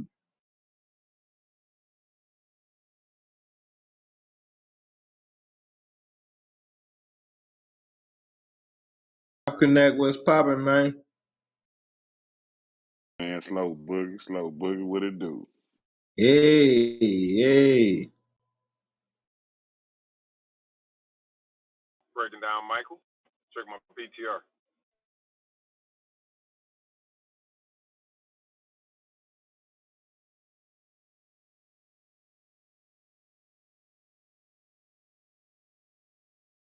Uh, Hey, bro, I'm not gonna do this with you today. That sound about I right.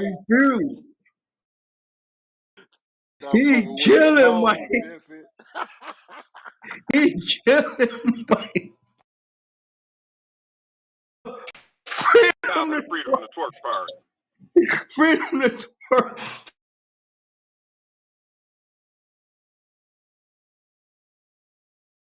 Oh, these niggas is stupid. Hey, that's tough right there, bro. Yeah, like all them pictures they had with the goals in their mouth, bro. Them hoes was fire to me. Hey, ain't that like a F on your report card if you got 37 pounds of fucking marijuana? Or would that be a misdemeanor?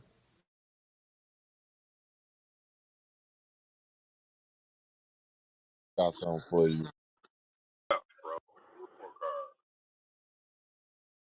All right, I'm gonna read the article. Um, Ryan, you on timeout for a second. Uh, it says Marcus Rashad Toe, 28, was arrested at Morgan County Walmart on Saturday after he was accused of skipping scanning items in the self checkout lane. A Walmart police officer told that Toe had skipped at least 24 items.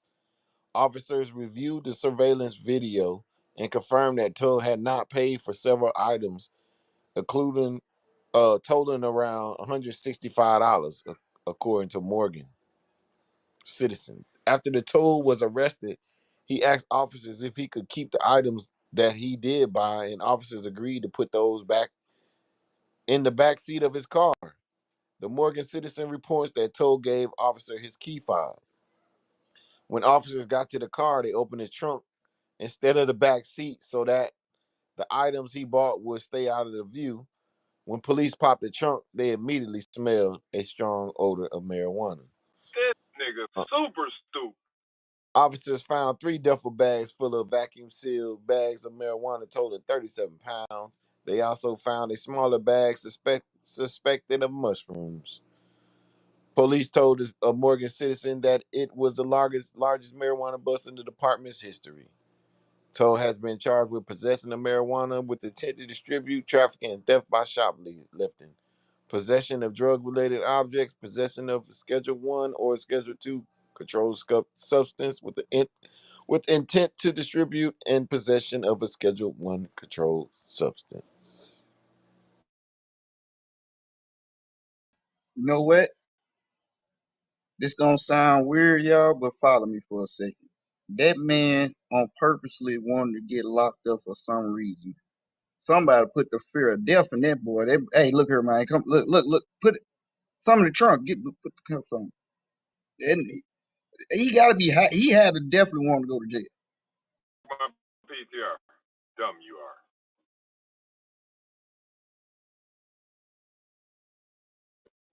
That was Yoda.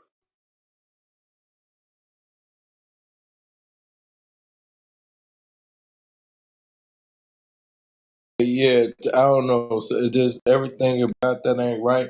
They used a slow mule, or I don't know, bro. So none of that shit makes sense. He wanted out. He wanted out, General.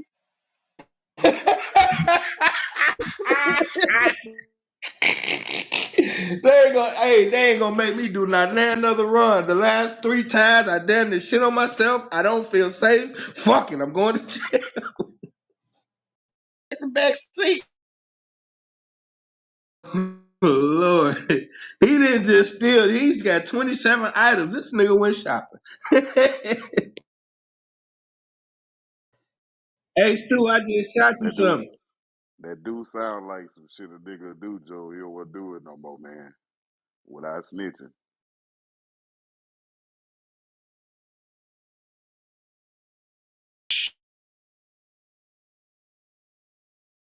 He said, "Doe, let me out, though." He might be good as a gunner though. On the inside, he might be good as a gunner.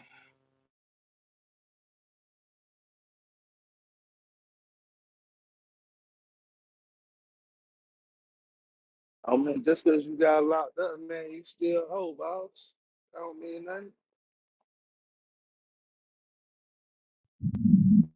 Hey, they might catch your ass quicker in there. Nah, you right on that. You right on that. Is he from Oregon though?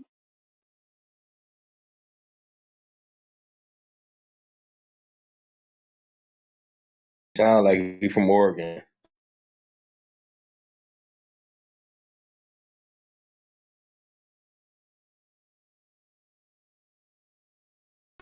Said the Georgia man. I don't know.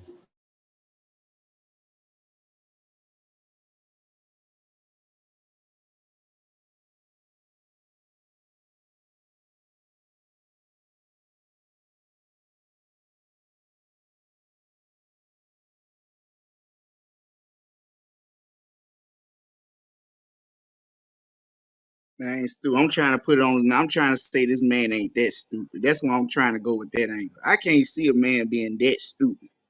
And who, if you is that stupid, who the dumb motherfucker put faith in that dumb motherfucker to put that much with him?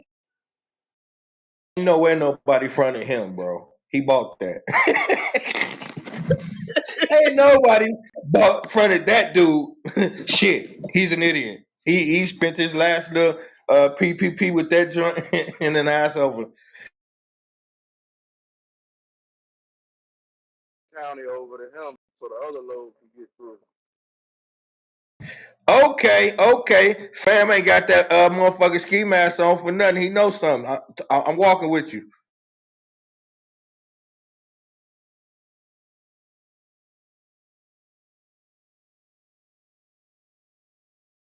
Now that right there is the most probable scenario that make the most sense.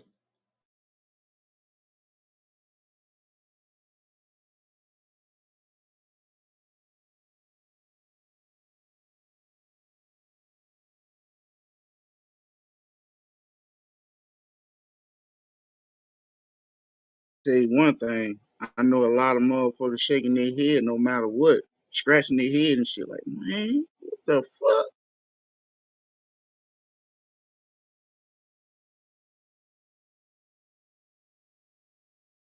You know, because he didn't offer to pay for the other $165 worth of items.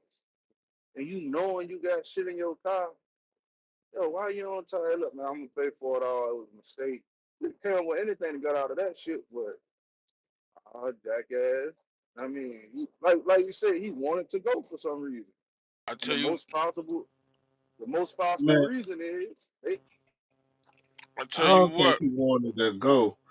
I think that nigga was trying to skim off the top, nigga. Niggas gave him a little money, you know what I'm saying, to get items that they needed, you know what I'm saying? So he tried to, you know what I'm saying, backdoor, steal that shit from Walmart and keep the rest of the money. yo, you about to skim off $200 when you got 37 in the junk, man.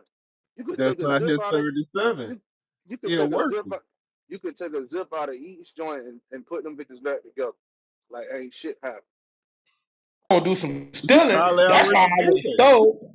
I'd have took. You could have took a half off each one of them and been in the game, just like that. Go straight to the spot, take a half joint off each one of them, and goddamn it, General. But when you a roach, bro, when you a roach, you don't think like that. That nigga, that was some roach activity he did in the Walmart already. You know what I'm saying? And he got 37 big ones in the back. That wasn't his work. He ain't pay for that. He working for somebody. You know what I'm saying? That nigga probably took a couple of buzz out of each bag. You know what I'm saying? But And like he you stole just the said, rest of that money. he probably working for somebody, right? Now now the peas you get caught with some peas, now you probably looking at like a little 5 piece, 2.5 suspended. Now I mean your people's gonna take care of you. Now I guarantee you, it was a whole tractor trailer coming through that bitch at the same time that shit came through with about 10,000 of them bitches up there. It was just a diversion, man. That's it.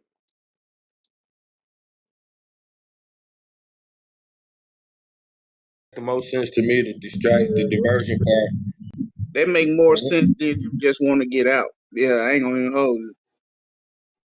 I ain't even think about that one like that right there. When you said that, that hit home. That could be the most logical thing. Cause that's a smooth groove. Now the question is, you have to say, homie might have been in a bad spot. Like he owed. And they're like, either we gonna do something or you could do this and get out that jam. Cause it's like, Cause you still, even if it's a distraction, you got the man who got to take the fall for the 37.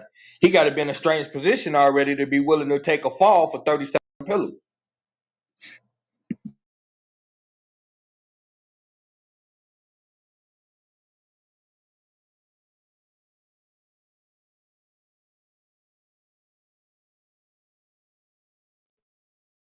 Yeah, and like who even buying that odd ass number? Yeah, bring me 37.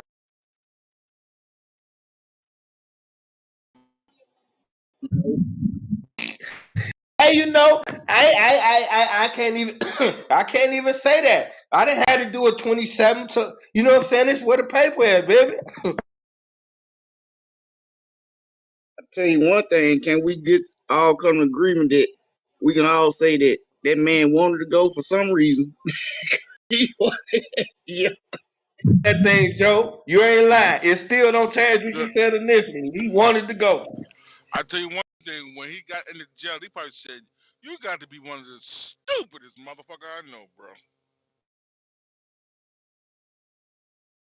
Or he made that call, and soon as they heard you have a collect call coming from, they knew it was good to get through.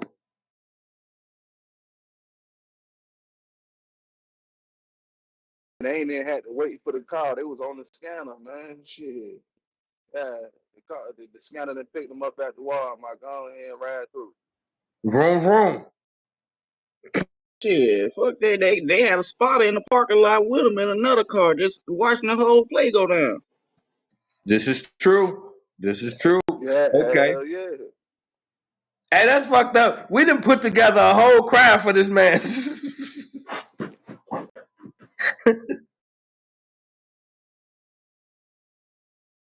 Yo, y'all took the 37, but try and get this other 10,000 that just came past your nose.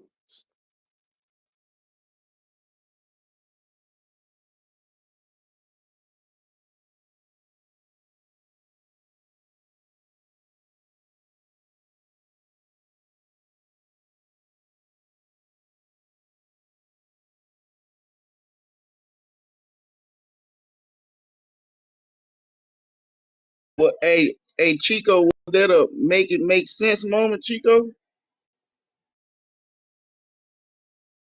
Make sense out of that, brother. A to B, no stops.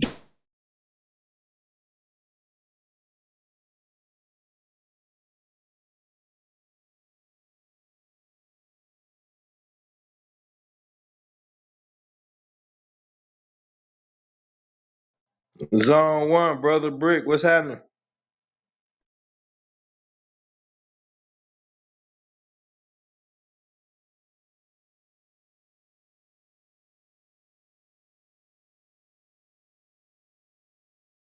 What's up, bro?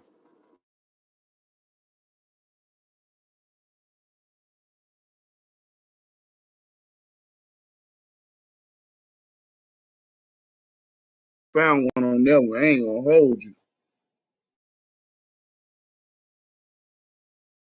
Yeah. Fisher, I have a dream, man.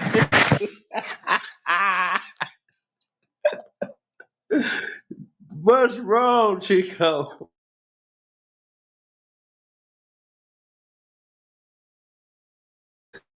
They been murking the doctor. Apparently, they Yo, had all kind of parties for him over the weekend. gosh. Bad bitch bash. A bitch had a The dream bash. about all these bad bitches.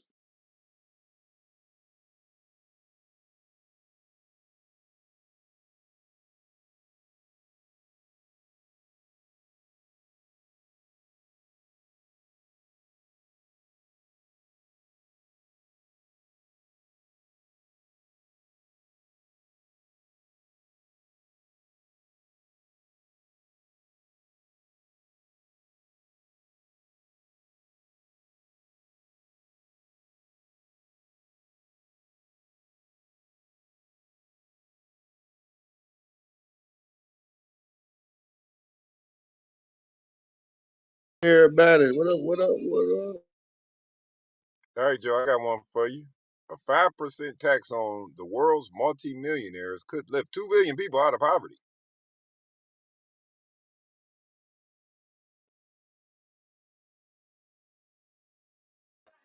Wait a minute. Wait a minute. You say 5% can do that? 5% tax on the world's wealthiest will lift 2 billion people out of poverty. That's 5%. They still got 95%.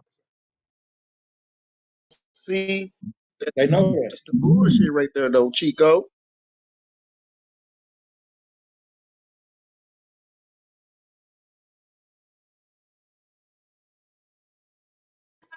Why they? I don't know.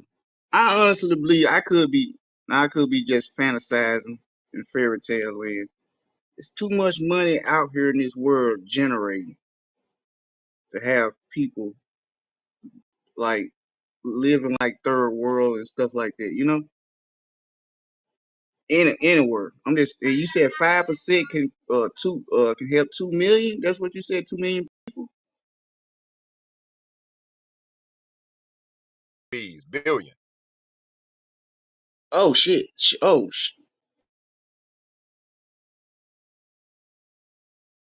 that damn near half the country, ain't it? 2/3 of the country, maybe. We talking about the world. Oh, it's bigger than the world, Craig. Well, that, It's what 7 billion on the planet. Right. 2 billion lifted out of poverty. So it says published on the eve of the World Economic Forum in Davos, Switzerland. That's where the money meets. The annual gathering of some of the wealthiest and most powerful people in the world. Oxfam's report calculates the richest 1% have bagged nearly twice as much wealth as the rest of the world put together over the past 2 years. In December 22, the world's billionaires counted $2 trillion losses to their collective wealth, worse compared to the previous year, according to Forbes. But when counting the 1.9 trillion made between 2019 and 2020, and the 1.6 trillion earned over the course of 21, the world's richest people have gained 1.5 trillion in the past 3 years.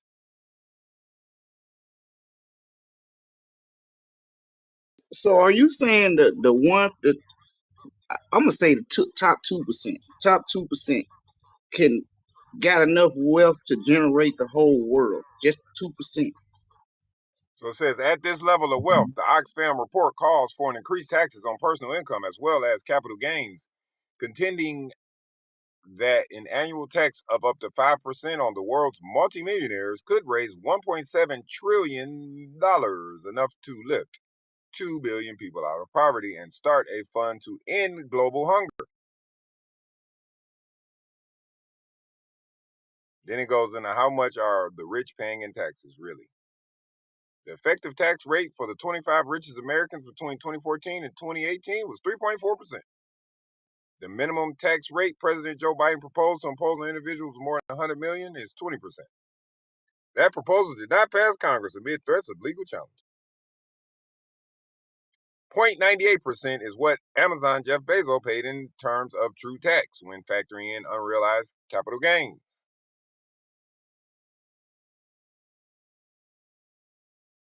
$1 trillion, how much money a one-off tax on unrealized capital gains of just the 100 richest Americans could create. The Oxfam report points out 1 trillion is more than 5 times the total official world development assistance in 2021.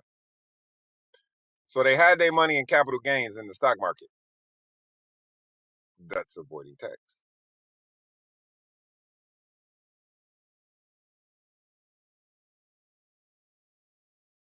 I ain't I'm not.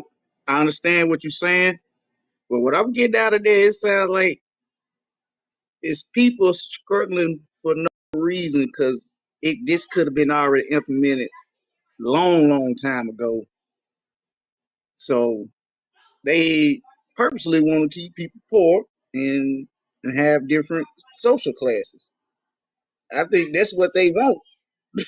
Well, let's take it a step further. These particular people we speaking about, they became who they became with the understanding that this would be the result.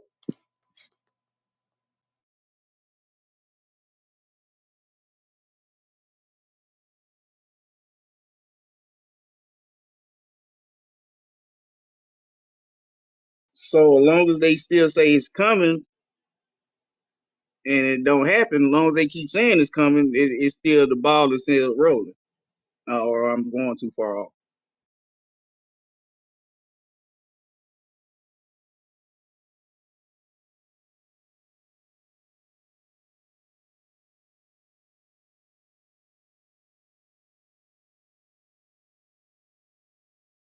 You said somebody called me. My fault, brother Joe. You said what now, God?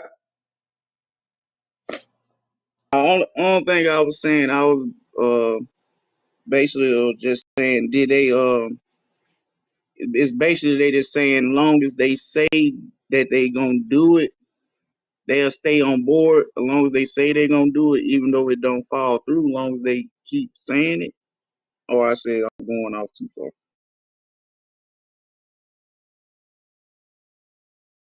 I mean, keep saying that they gonna help, or I don't get what you mean. Like okay, we have a lot of billionaires, right? And what he was saying, like the they put up 5%, it'll create to help 2 billion people, just 5% or whatever. Uh, I was like, how long have they been knowing this particular number, and why it just coming up now? Why that number shouldn't have been already submitted, and why it already haven't been implemented in? So I'm like, long as they keep saying it, that means they don't have to do it. Long as they keep saying it. Did you hear it, Joe? They just made $3 trillion over the past 2 years. Joe tried to implement a tax. They fucking shot it down. That's why they talking about it, because they just made $3 trillion in the last 2 years. More. No. I get that. I get that. I'm talking about. I'm talking about we don't have shit. We had millionaires in the 1900s. You know, I'm just saying this implement that right there. That's I bet that's been in the books for the longest. Like I don't know. But I'm gonna let y'all cook though. Nah, man, it's not gonna pass because they paid them not to pass it, bro. That's them Republicans paying for the tax rate to be cut by your guy 4-5, so they could pay no taxes, so they can make $3 trillion while he was in there. How you think that happened?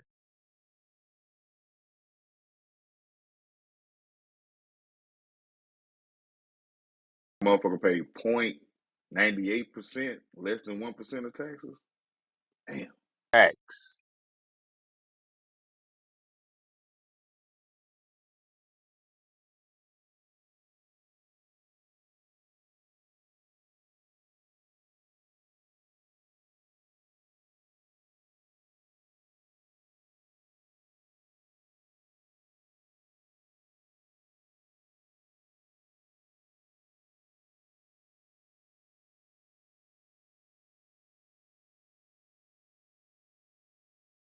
But now shout out to them trying to getting shit done. But why can't these billionaires do what Musa did? That's the main question I want. They make money off the bottom, bro. System doesn't work without the foundation. The laborers are the foundation.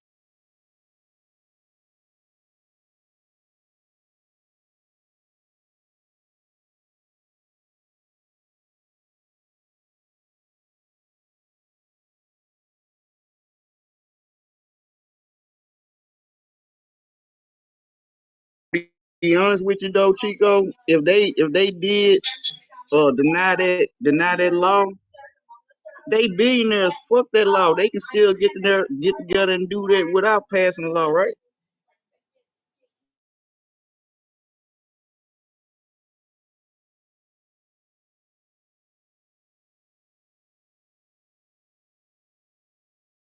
Be rich by giving away their riches, bro.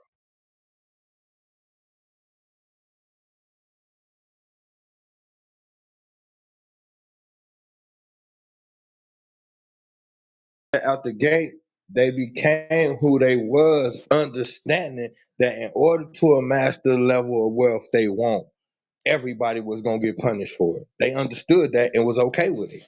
So it ain't no talking me out of something I did intentionally. General, quick question, right?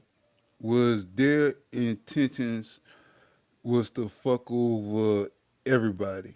So in order to get rich, right, you have to fuck over people in business, correct? Right. Well, it depends on what level of rich. I ain't gonna say that. You can get rich, but their level of rich, yeah. We talking wealthy. That ain't rich. Yeah, to fuck over like a mass amount of people, like in business, like to a point where like I don't give a fuck. You feel me? Like, like all right, say with business, right? How what Chico saying. You feel me? Like what Chico was saying. Rich motherfuckers invest their shit in shit that's gonna last, like in the future type shit, right? So we know that technology and shit is gonna be around for a long ass time. You see, and we're gonna invest in land, we're gonna invest in property. We know that shit gonna be here forever. Like land is gonna be here forever. That shit ain't gonna never change. So that's We what the I talking guess. on a simple level. I don't mean to cut you off, but these niggas control how much money is printed, bro. Yeah, You talking surface. We talking about these niggas tell you we about to put 3 trillion in the motherfucking market, so move your shit to commodities. This the type of games they playing, bro. It's way deeper than that surface level. yeah. Producer. Well, no. Well, what you talking about, Chico, is producer commerce, right? Producer commerce. So like, the shit that you sell, we control all that shit.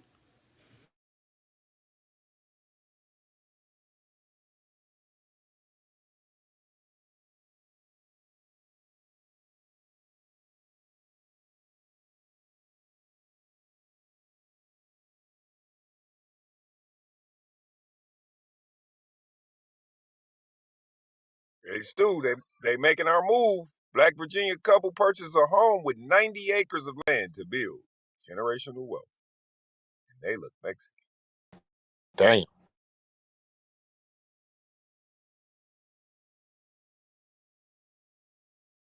Just to highlight the articles, 10 years ago, less than 4% of minorities own rural land, according to the report by the U.S. Department of Agriculture. A decade later, recent news report indicate that number hasn't gotten any better. Determined to defy statistics to build generational wealth, for their family, Virginia natives Chris O'Neill and his wife Sabrina recently purchased a beautiful brick home that includes 90 acres of woodland next to Baylor's Creek that flows from the Rappahannock River in rural Fredericksburg, Virginia. Did they buy our property?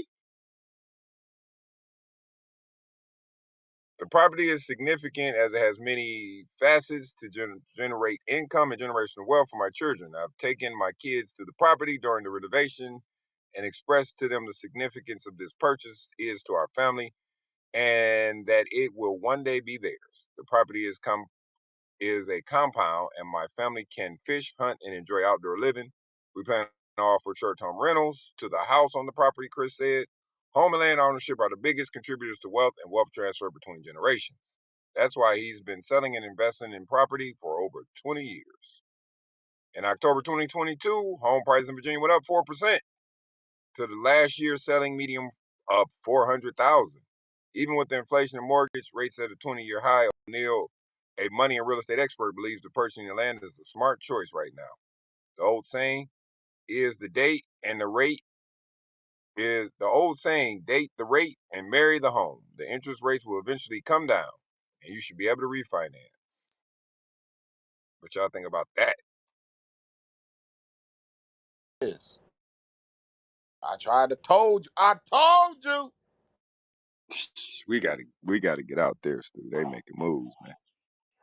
First of all, I would like to say salute to them, if I may.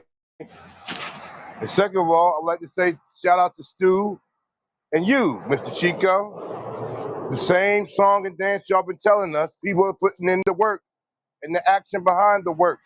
It can be done. So salute to y'all. It's not no Ponzi scheme people that's listening. It's not no get rich quick scheme. If you put the resources there, and they're not just the only ones, they're just being magnified because they actually got the work done. So salute to them all, and let's get the work done like they did, and we too can have the land. We can too have the land for generational wealth. It is possible. The I am is only a word that's in front of it. Back to the stage. That's what's up. 90 acres, you can do some things with that.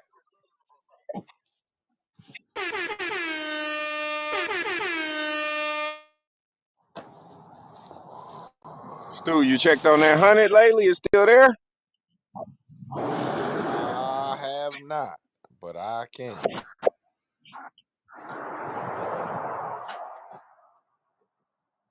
And see, we might as well take the initiative to move out into the rural places because guess what? They trying to move back into the city. Why you think they take doing what they doing with gentrification where you live? Y'all can go on back out there and commute to here. We tired of commuting from out there to here, and y'all got the luxuries of all the amenities, and we out there in the sticks. So I mean, in some ways, it's a good thing because there is a great move from the rural places back to the city because that's where all the resources are. And there be pockets of places like that that nobody like, man, this ain't moving over there. Yo, you don't. We will. Salute to them. I'm very proud of them.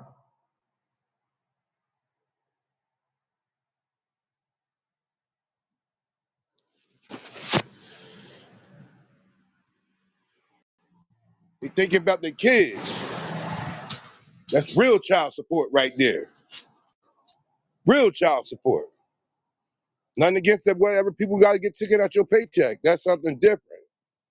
But that's real support for your child right there. So down the line, when they get grown, they have it. And they take it and do it by right. It's the same thing our grandparents tried to do for us. Like I was telling the story about myself. Salute. I'm almost lost for words. I got a lot of always to say. Salute to them. I'm gonna leave it there.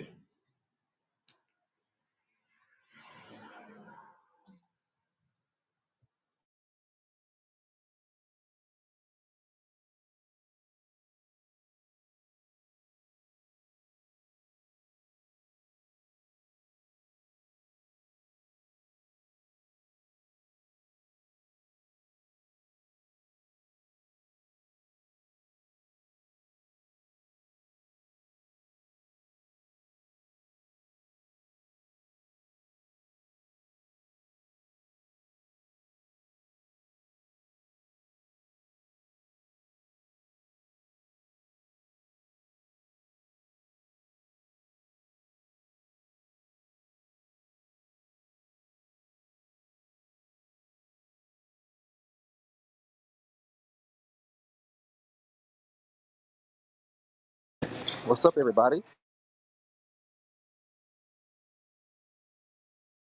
What up? What up? What up? What up? We in the building. We just saw that the dream can come to reality. That's a lot of joints. 90 acres. That's a nice piece of land right there, ain't it? You can do some things, right?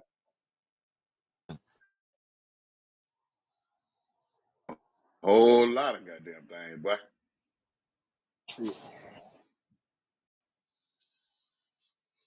And see, one aspect above that, I don't know how many people have, but go by the countryside while you're driving out and about. See the peacefulness, the taste the motherfucking air. Know what I'm talking about? You get so congested with city life living, you're afraid to move where it's quiet, where you hear the birds chirping, the cricketing.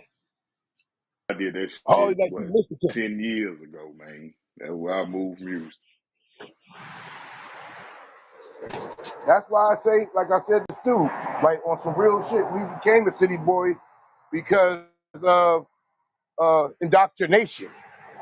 And I cried like a baby because I had to leave the beautiful serenity of what was. You know how it is to wake up in the morning, go outside and touch the wet grass with your feet, see the pigs over there, a couple of daggone cows over there, And that's the only thing you hear. You don't hear the sirens. You don't hear your, oh, what up? Come on, man. What the fuck? You just stand there and just take in heat and look out to the landmass. As a kid, I used to do that shit. Run till you got tired. On my grandma's land when she had it, that is. Then they brought me here to the city. I'm like, God damn. I went in the project, saw somebody getting involved with crack cocaine in the staircase. Like, what the hell is this going on over here? What y'all kid folk gonna do up in here? What's going on now? Why them boys yelling up the street? That boy way down there. Listen, and it ain't gonna just be a dream to get back. We gonna try to. If she don't want to go, then we might have to make some changes. Cause this ain't it. It's not it. And when you look through our lineage, we come from those places. Our ancestors come from. We ain't coming from the city. We came from Willacoochee, Georgia, places like that. You know what I'm talking about?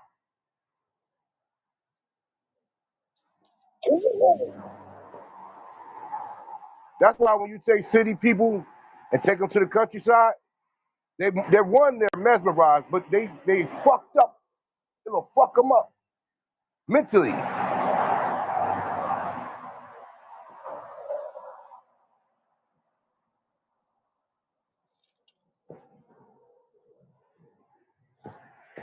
The quietness. Well, yeah, y'all know I live by highway, but if you was able to see my area, it's congested. We damn near live on top of each other. When I was living on my grandma's place, we had our land up the road. Let me say that one more time. Up the road. They had their shit. Up the road, somebody else had their shit. You had neighbors, but they wasn't on top of you like city living. And the air quality, boy. You don't hear about too many people out there having asthma and bronchitis. They breathing in different shit. Just a little allergies with all the pollen. That's it. Yeah. And I don't know if y'all know it, but yeah, you ain't never had no water till you had some well water. Well, you know, watch out now.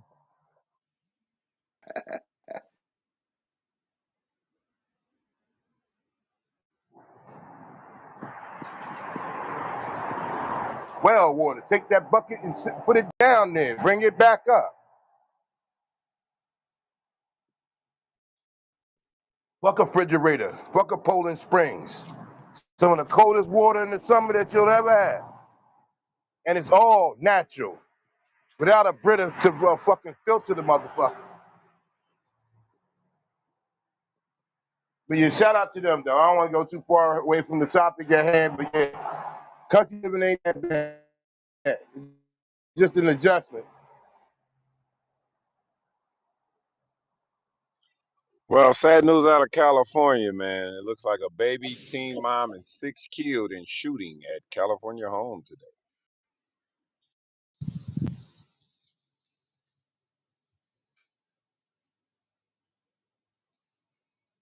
Hmm.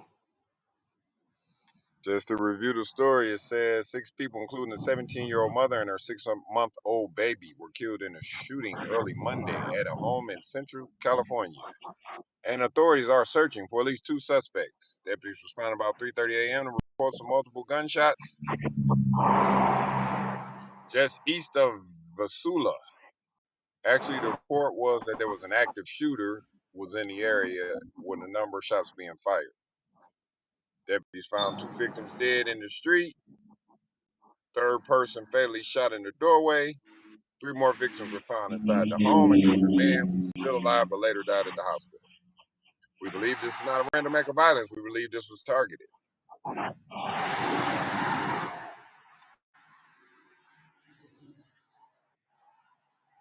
Mm, mm, mm, mm, mm, mm.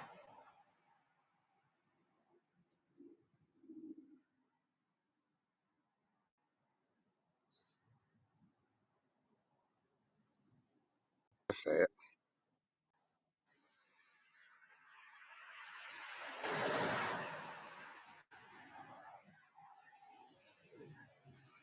That's sad.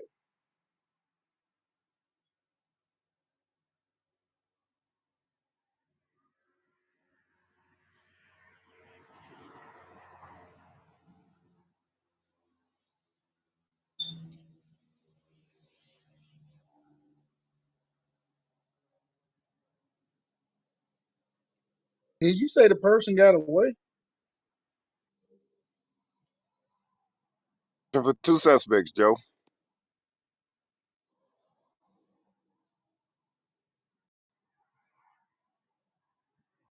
They killed everybody. That sounds like some Mexican mafia type.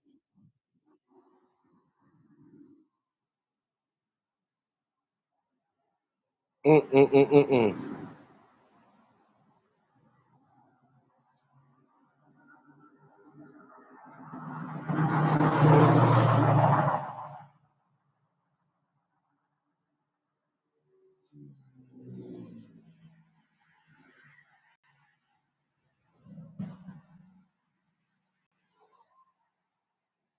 Yo, this random, but did y'all ever hear about what they trying to put on uh uh Jam Master Jay after he passed away?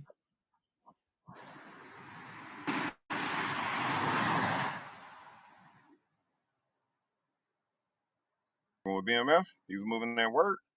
Yeah, yeah, you heard it. Yeah, what the hell? He was. Yeah, they been said he was heavy in the streets. I just didn't know it was that heavy, but they been said that. This one dude broke the whole shit down. Like, oh hell no. I couldn't even believe that shit. This nigga broke all it like it explained a lot of shit, but I ain't believe it though. I ain't gonna hold it.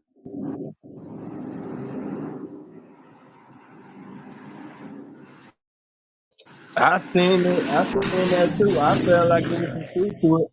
But I watched it's crazy. The show is way different than the real story. It's like why he do it like that? Oh, that was crazy.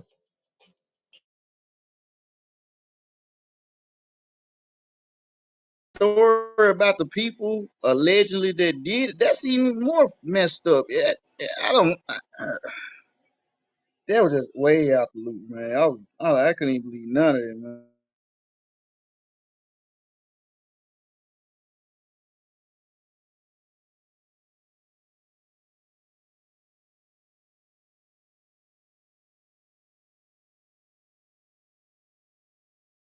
Damn, so Chico, that shit one cap, huh?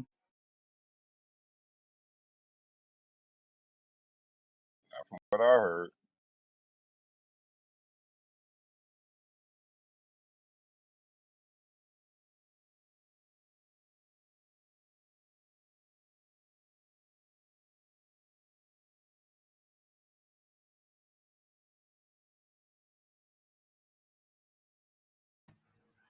This all breaking news. Could it be the end of Lamar Jackson, the Lamar Jackson sweepstakes? What do you do if you don't want to sign the franchise tag? My main man, Lamar Jackson. He's in the news heavy. They said him and Megatron. He talked to Megatron. Uh-oh. Stu and Chico, you know all about the Megatron, man. Like, fuck that. Y'all won't let me play and smoke the weed. I'm out. Good riddance. I walk away with all my faculties. Do y'all think he coming back?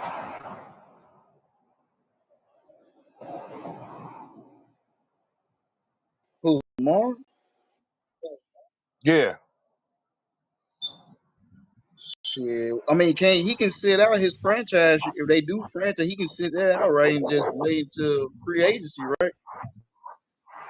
Yeah, but I mean, the whole sitting out thing, I mean, like, the ball's in, I believe the ball's in Baltimore court. But, like, well, he don't got no agent to represent him. So I don't know how that would work. But, like, they could trade him for a high pick to get another quarterback. I mean, it's kind of funny who at the top is Houston, Chicago. Jets maybe they got a bunch of picks in the first round coming up in this next draft. That'd be fucked up though. Look, if we don't come back, because My bad. I think him not playing that's gonna leave a bad taste in some teammates' mouth. And the fact that with their third string guy, they could have beat Cincinnati if he was in the game. That that series where they got the 3 points, I think he would have found a way to get him in the end zone. That game could have went totally different if Lamar Jackson would have played. No, Because you right on Cincinnati that. not like that. But yeah, you try to play on a torn PCL or whatever the fuck it is. Like, yo, you want that man to go out there and risk his body for one game?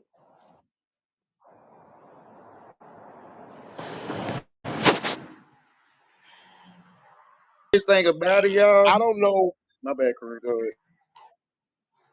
Go ahead. You go ahead.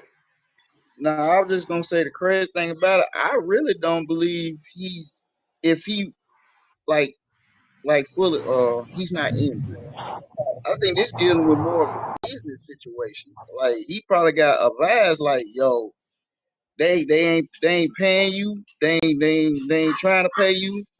Don't benefit them if they ain't gonna benefit you type shit. Yo, let that young brother not be injured or wouldn't have been injured. Really? Do you know how much shit would be talked about? It would be talked about way more than it's being talked about now. It got to be something. The doctors ain't covering for him. He don't pay their salary. The team do.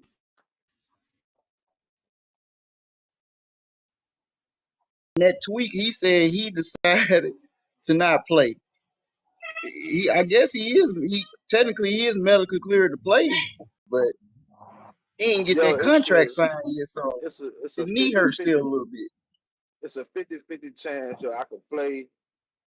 By me playing, is my leg gonna get better or fucking worse? I get hit the wrong way, and now I'm out for another year and a half. What you think I'm gonna do? Play? No, I'm not. I got a See, possibility that I can fuck my leg up even more than it's already fucked up. We just seen this shit with RG3 a few years ago with the Redskins. Like a quarterback need his legs, bro. No, you're right. You absolutely right on that. But okay, I got you there. The money. But if I'm a teammate, can I ever trust you anymore? Because here's the thing: you're talking about his injury. Yo, Where was it fuck, said that he wasn't medically able to play? Because the way it seemed when he sent out the tweet, it was a shock to the organization. bro. They had plans for him to play. The, the team going clear you knowing, yo, oh, he got a it's messed up, but you can still play on it. Yo, is it gonna get better with me playing on it or sitting my ass down? That's the question people should be asking. If it's no, it's not gonna get any better, I'm not playing. If you can say, okay, you might get some strength back in the leg if you running around a little bit, but that shit ain't, man. When you hear somebody playing on an injured knee and that shit getting better with you running the fuck around on it, I ain't never heard that shit. The doctor, you go to the hospital for a cold. What the doctor tell you? Stay your ass home for 3 days. That's just a cold. yo, Kareem, when you were saying what was the players think, be honest with you, I think they I mean somebody could correct me on this, but they understand it's a business, and I don't what Lamar doing is that's I don't consider that personal what he doing. That's business or whatever because they playing with him with the business, so he gonna play with them with the business. Like at the end of the day, it's a business. If he play and they win, who that happen? Not him because they still ain't gave him a contract. So the players, I think his So by not teammates practicing understand healthy, this. hold I think his teammates understand fully. This is just business, and not personal. on. If you're the owner of the Baltimore Ravens, do you give him the money now because he didn't play? You was the owner of the Do you Baltimore invest? Ravens. You should have paid him a year ago. Okay, I got you there. So the 133 mil guarantee was lowball in his opinion, and I respect that because you got to maximize your potential while you got it. The NFL stands for not for long, so I get it. But what I'm saying is, we know you have an injury. Jalen Hurts has an injury. Now they have a bye week, and he's got to play next week, right? If he was to tell the Eagles he wasn't going to play because of that same injury when his paydays coming up, do you think they're going to give you the max money, or they just franchise you? I get what you're So you saying. still don't I get the get. money that you want either way. Yo, and when Jalen Hurts fuck up that shoulder more than he already fucked it up, and he can't do the things he can do now, you think Philly gonna pay him still? Bruh, it's football. As you saw with my man, you can end up dying on the field, bruh. That's the risk you take every time you go put your helmet on. So we can't say that, oh, what if this, what if that? Anything can happen. All right, now Now, if he check want to this out. sacrifice some money, I get it.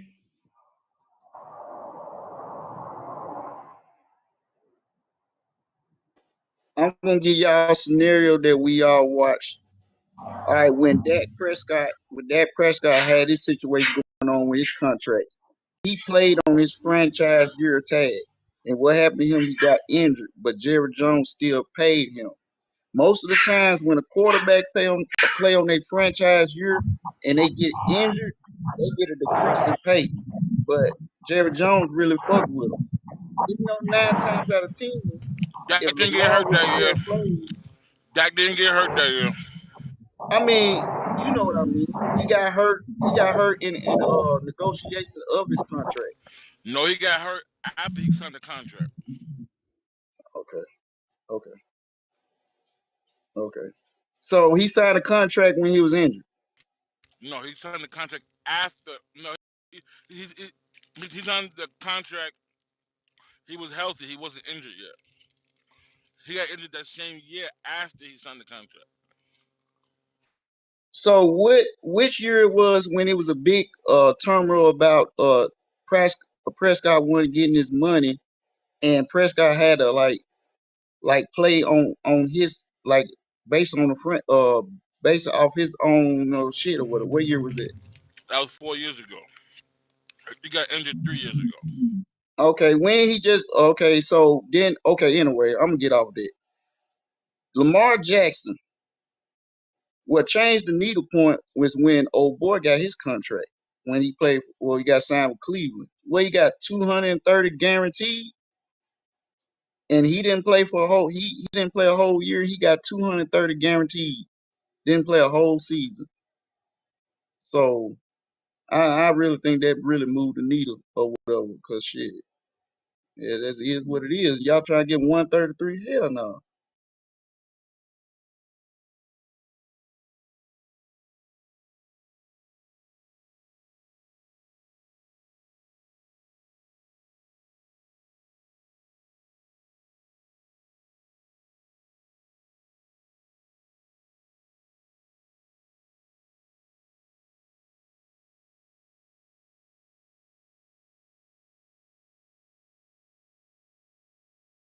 Hey Joe, I got something for you. Check this out. It says the richest 1% of people amass almost 2/3 of new wealth created in the last 2 years. Since 2020, the richest 1% have accumulated close to 2/3 of all new wealth created around the world. That's why they saying taxes must be increased for the ultra rich as a strategic precondition to reducing the inequality and bringing back the democracy. What you think about that, Joe? Yeah, 2/3 of the economy, 1%. 2/3, The richest 1%. 1% in the world. amassed almost 2/3 of the new wealth created in the last 2 years.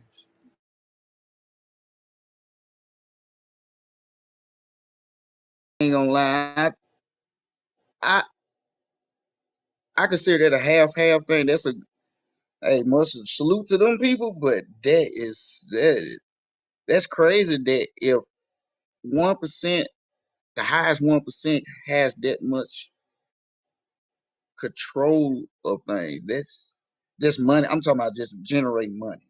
I ain't talking about just generating money. That's I can't even fathom that. But hopefully, if they do what Chico was saying earlier about he waste, but he said they ain't pass it. But at least they trying to do something with it, I guess.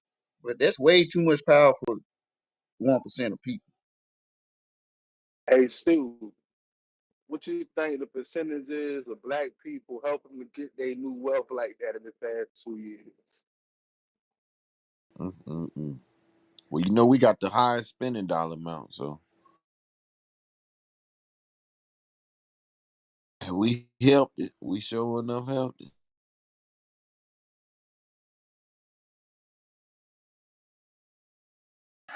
Well, if I may chime in, what it sounds like, what the rich ain't gonna do is go back to trickle down economics. They're gonna mask their bottom line at the little man's cost. You move the needle a little bit for y'all. Like, say, for instance, I live here in Jersey. The minimum wage was $12. Now the minimum wage for everybody is $15, right? Sounds like it, okay, they give you a few more pennies because basically after taxes, that's what it is. In order for them, they're going to be greed. It's greed at the top. If I got $6 billion, there's no way in the world in my lifetime I'm going to spend $6 billion. Even if I bought everything I wanted, I still would be in a good place. And that's the thing that where the economic disparity is going to always be. Because those at the top, once they reach a certain place and you start living that same lifestyle, you're not going to want to move off of that so to up the next person. Then when people get at me and say, "Oh, you talking some other shit about the have and have nots," that's the mentality what I'm talking about. For those that are rich, they want to stay rich. And if you're poor and we give you a segue to get up, you may surpass me. And that's the fear that they have. So that's why when y'all say about LLCs, you put yourself in a different group. Because out of all of us that have an LLC, imagine the people outside of us that don't. They're worker bees. And they're going to be worker bees to the day they die because they don't have no intent of being owner of their own thing at all. Or at least some might, maybe don't know the knowledge to do so. What y'all taught us, I'm teaching my kids. But hell, I'm about to file here in New Jersey, not tomorrow, next week. For my daughter, she like to do a little writing thing with little school books about something. We're going to get her a little LLC for her books. How many other families that are black are thinking that way? The first thing they was telling us when we was young, go to school, get an education, get a job. They never said go get a trade and own your own business. That passed down to us. Here we are, some of y'all more and more of the know, telling your kids. So now it's a mindset. But for 1%, they can't let them all up. It's almost like what that fucking movie was called A Bug's Life. I use that analogy to say this. Those ants or whatever they was like, if you see all the little ones, if we allowed them, if they knew they worth and they got up, they would crush us. So that's what the 1% think about when it comes to maintaining wealth. The economic disparity might change a little bit, but it's going to always be that way because when you're greedy like that at the top, you don't want to eat what nobody else to eat. Because if you start eating, then you can possibly surpass me. And that's just my belief.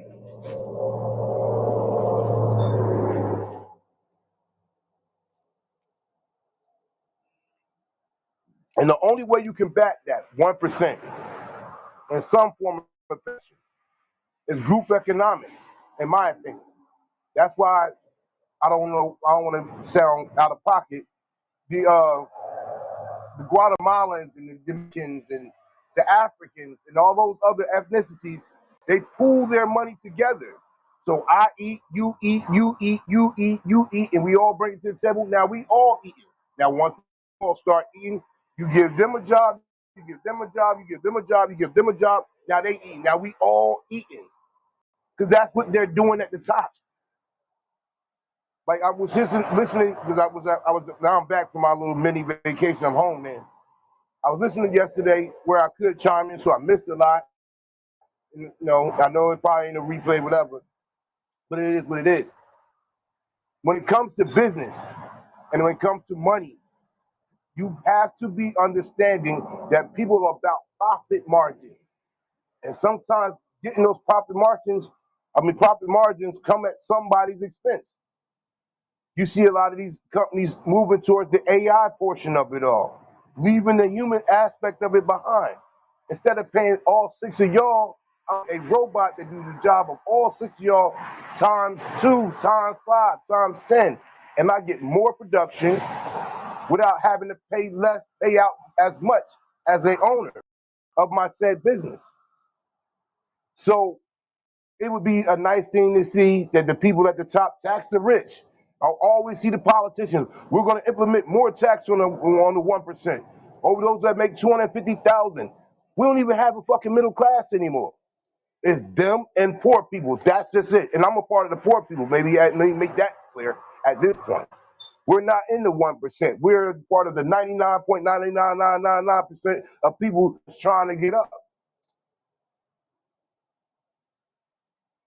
We went through a whole pandemic and people that was rich got richer while we were suffering at the same time. How the fuck did that work? You tell me I can't go to work and stay home and you still profiting off of me staying home. What the fuck? But if I had a business in that same time, and some people business had some issues and some people went out of business because of the lack of people able to move. I would have probably been off in a better way. Then they got the PPP loans that they gave out to people. Something that can help motherfuckers. I just believe at the end of the day, they greedy at the top. And they'll give us some scraps, but they don't want us to eat like they eating.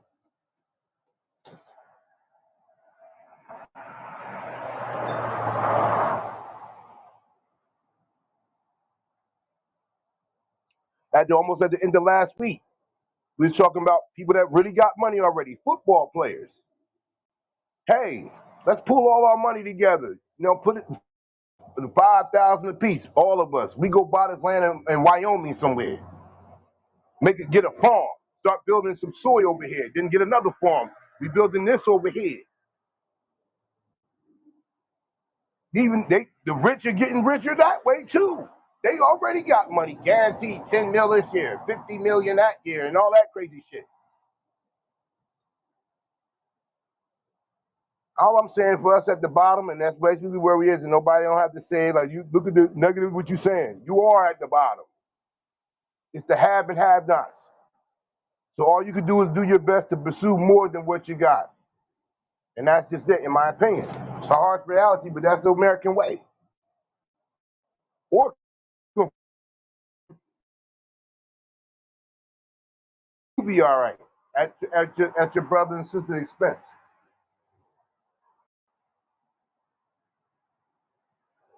But yeah, Stu, that's alarming. That what you read, that's still alarming. No matter how we slice it and dice it, it's still alarming.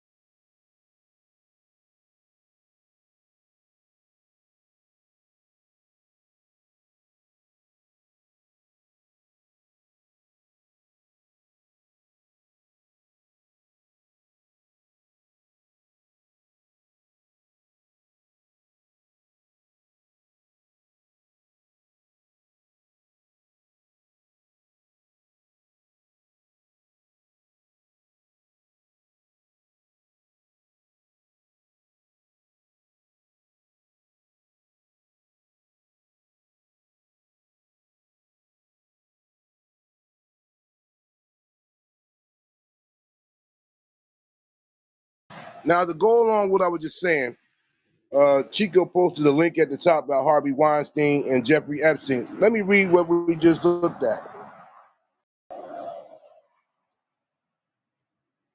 Disturbing details about Harvey Weinstein and Jeffrey Epstein's relationship. Sex offenders Harvey Weinstein and Jeffrey Epstein both lived life of luxury before meeting their respective fates.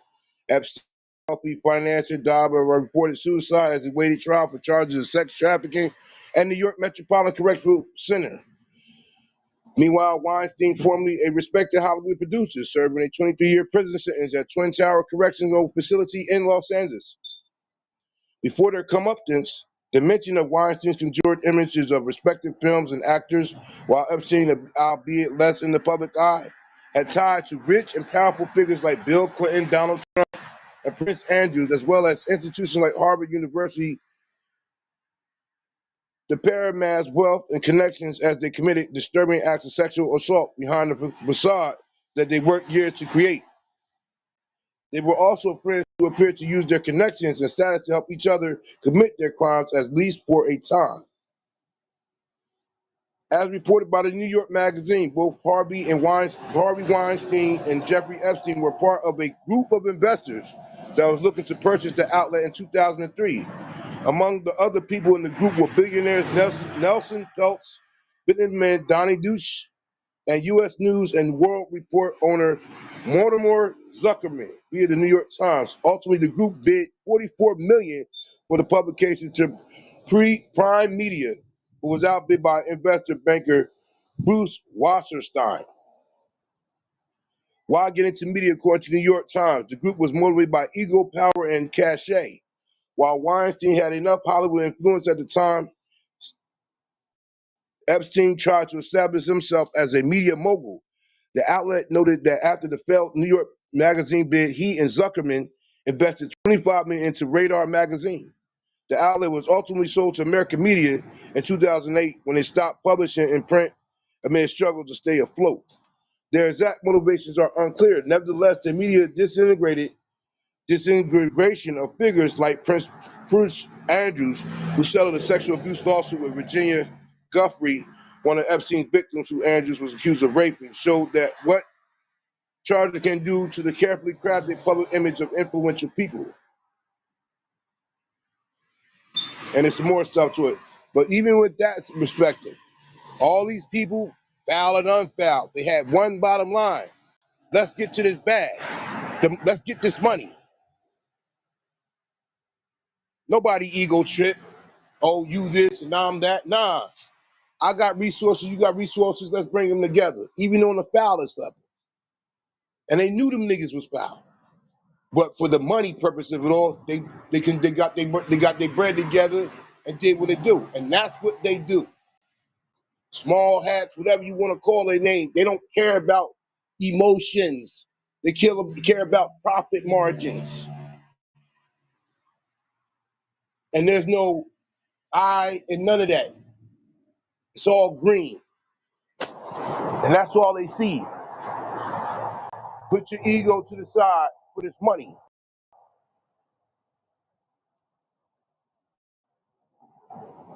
I don't like you, but you got a resource that I can use to get to this money. Hey, Kareem, you definitely right about that because I feel like as black people, we don't like to come together, right? Because one person feel like they higher than another person, but don't want to work together to actually build something.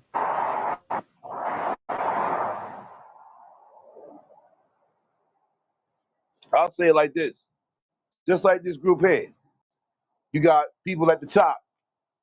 Now I'm talking about the higher ups. I ain't gonna be disrespectful and say that. And no shot to you, Springfield, when I said that. But they know a little bit more about the structure of it all. I'm trying to learn about the structure of it all. Not to ascend and take people positions. I'm good at my position where I am at now, being a part of the conglomerate. If they eating and I'm eating, we all eating, and that's all that should matter. Titles don't mean nothing if you don't put in the work. You see CEOs of companies to get bought out. Be like, all right, you ain't doing the job. We're gonna bring this person in from another whole institute to do the job that you're doing. There's a financial windfall for them to exit, yes, but they get removed too when the work ain't being done to further the business. So I hopefully, as we go forward in this year and all the other aspects of CMB, we remember that we're all one, but you have to be a part of something to be one. When payouts come and, oh, well, how you get this and why she got that? Don't worry about it. Do your work. You'll get yours all in due time.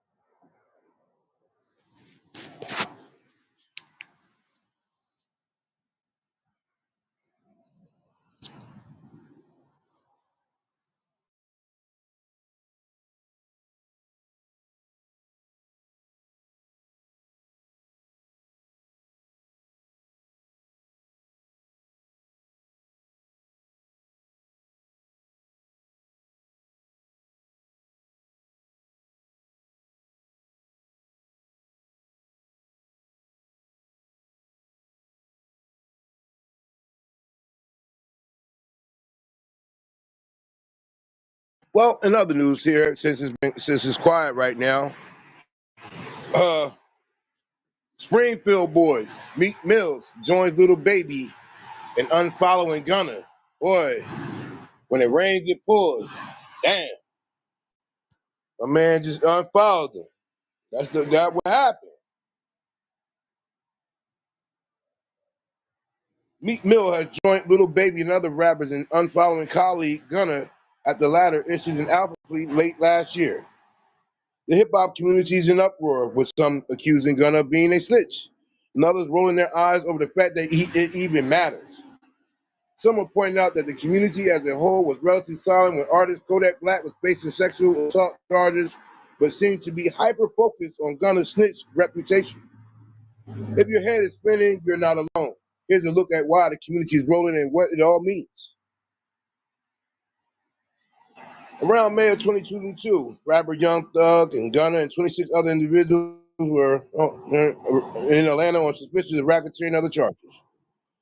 Members of hip hop collective Young Slime Life that were accused of conspiracy to violate the State Racketeering Influence and Corrupt Organization Act by participating in the proper pattern of illegal activities to obtain money and property. Young Thug, as the lead, was not charged with these individual crimes, but was accused of possession of methamphetamines, the intent to distribute and threaten to kill and at them all. His right-hand man, Gunner, was arrested shortly after Young Thug was and accused of one count of racketeering. The indictment says he allegedly received stolen property and was in possession of drugs, including methamphetamines, marijuana, and hydrocodone, with the intent to distribute. The hip hop community was in uproar, claiming that artists, specifically black artists, are often unfairly targeted because of the lyrics in their songs and called for Young Thug and Gunna to be released. Circulated the internet. Beef started when Gunna was denied bail twice, but got crafty to secure his release from prison.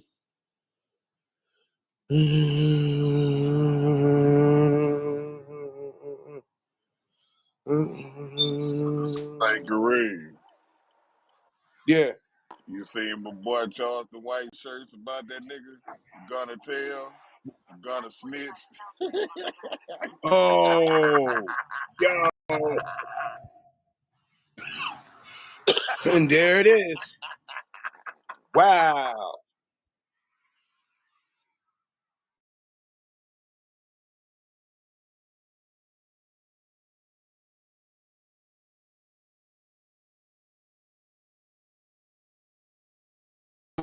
So that's going to be a profitable piece for a fucking t-shirt to trademark right there. Boy, you can get that lingo and go side by side.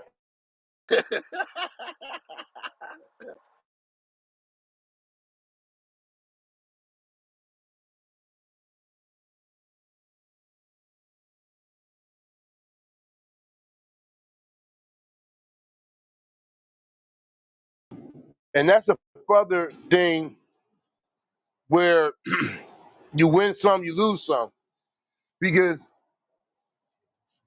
when we was all talking about this before, and like, yo, he got to get his man out.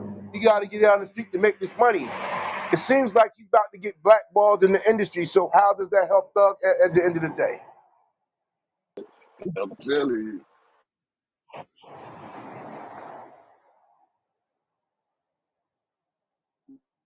And people laughed at me when I asked that question when we was talking about this. I'm like, okay, because he ain't got to say this and that, but to the community there is, because this is a different ball game. I'm a civilian from the sidelines, but I ain't no fool. You don't say nothing. You don't cop out to nothing, because at that point, unless it's like Jim Jones said when we was talking about this the other day, it was just you by yourself, and you copped out to whatever for you. That's one thing. But then to say what he said to get himself out the deal and the other people included, it don't look good on him. Because all we're trying to do is find a connection, an association more so, not even a connection. We can put that fact that you and him and him and him was a part of this with him. That's it. And now the people that are the community that's in hip hop, they're all feeling the same way. Like, bruh, no, nah, I ain't following that nigga. So because I guess what they're saying is, if you follow Gunner, you probably too gonna tell, or you gonna snitch. Shout out to Charleston, easy motherfucker. Boy, tell you, you take some bullshit and hear you How instant the motherfucking dollar. biggest snitch out here gonna call somebody a snitch? That's the only thing. The shirt was brilliant, but he's a fucking snitch. But general, he's the devil that tells you where he coming from. You fuck with me, I'm calling the police and I'm telling the police. facts. It You know ain't like what? he doing some crime. I He I ain't got doing like he doing some crimes with a nigga general, and I, then be like, you know what? That nigga just did that. That's a snitch, bro. That nigga tell it. It's a difference. I I mean it's still lousy, Now, but I get it. I give y'all that one. I just don't like that telling shit no matter how you package it. Tell a nigga all right, see, that went. all right, let's get this clarity. What is a snitch? Doing a Let's crime get and the definition out there. telling on a nigga with a crime. That's a snitch. So you're part of said crime. Either you get caught or you give up the information so you don't go down. That's a snitch. Goddamn right. Anything to lessen your charges, Okay, telling on another motherfucker, that's a snitch, man. If you in the game, if you in the right. streets, If I Now, bait you into a I, situation and call the cops on you, what's the difference? you a stupid motherfucker that got baited. I'm gonna let a motherfucker bait me. Yeah, but we can't get this motherfucker a all pass right, for that shit, bro. You right, but Hey, he don't get I no wouldn't. pass for that. I'm just saying, I wouldn't do that shit, bro. You know what I'm can a saying? civilian be a snitch? That cop calling shit, I don't Can a rock with it, civilian be a bro. snitch? Dude will sit on the internet, talk all kind of tough, then mace you and call the cops on you. I ain't with that shit, bro. So, General, again, can a civilian be a snitch? I saw this happen. I called the police and tell the police that happened. Too. Or should I just mind my business? To me, that's snitching too. Base general, you got a problem with the base general? Come on, you. It's not the base, dog. That's a weapon, bro. I mean, like, hey, okay, okay. If me and you get into it, is you gonna mace me? Come on, bro. That's They like got, that ain't what we, hey, square business. Ain't no rules in fight. I do whatever the it fuck ain't no I rules say. in Ain't no fighting. You got rules me But in fucked fighting. up, I'm bro. not I looking swear to for my God, mace can to deal with men. I kick you in your shit, my nigga. You feel me? Bite you, Ain't no all type rules of of shit. fighting, bro. Like square Hey, business. I get that, but when I'm into it with a man, I'm not looking for my mace can. Now, if it get hectic and that's the So, last thing I can grab, but that's not my weapon of choice when I'm meddling If with men. if if it's there, I got some too. So if it's there, I'm on your ass. You know what I'm saying? I got a pistol, I'm on your ass. You understand me? I got a bunch of shit. I'm on your ass. Hey, I know that show guy, and he funny, and he say some right shit, but he do a lot of into cop ass activity. shit that I They can't gonna condone, call man. I, A lot of snitches out here in the rap community. I mean, they all ain't shit. I don't vouch for none Right. of them. To be honest All with you, them I niggas don't like no snitches. rappers, no entertainers, no. I don't vouch for none of these guys. Sean said he okay. I go back and forth with him. It just, I mean, sometimes he say some of the realest shit I ever heard, and then the other nigga times it's like, out of how could these line two people exist in sometimes. the same body? I give you that. That nigga out of line sometimes, bro. But I Pay don't fuck attention with to that that. shit. You feel me?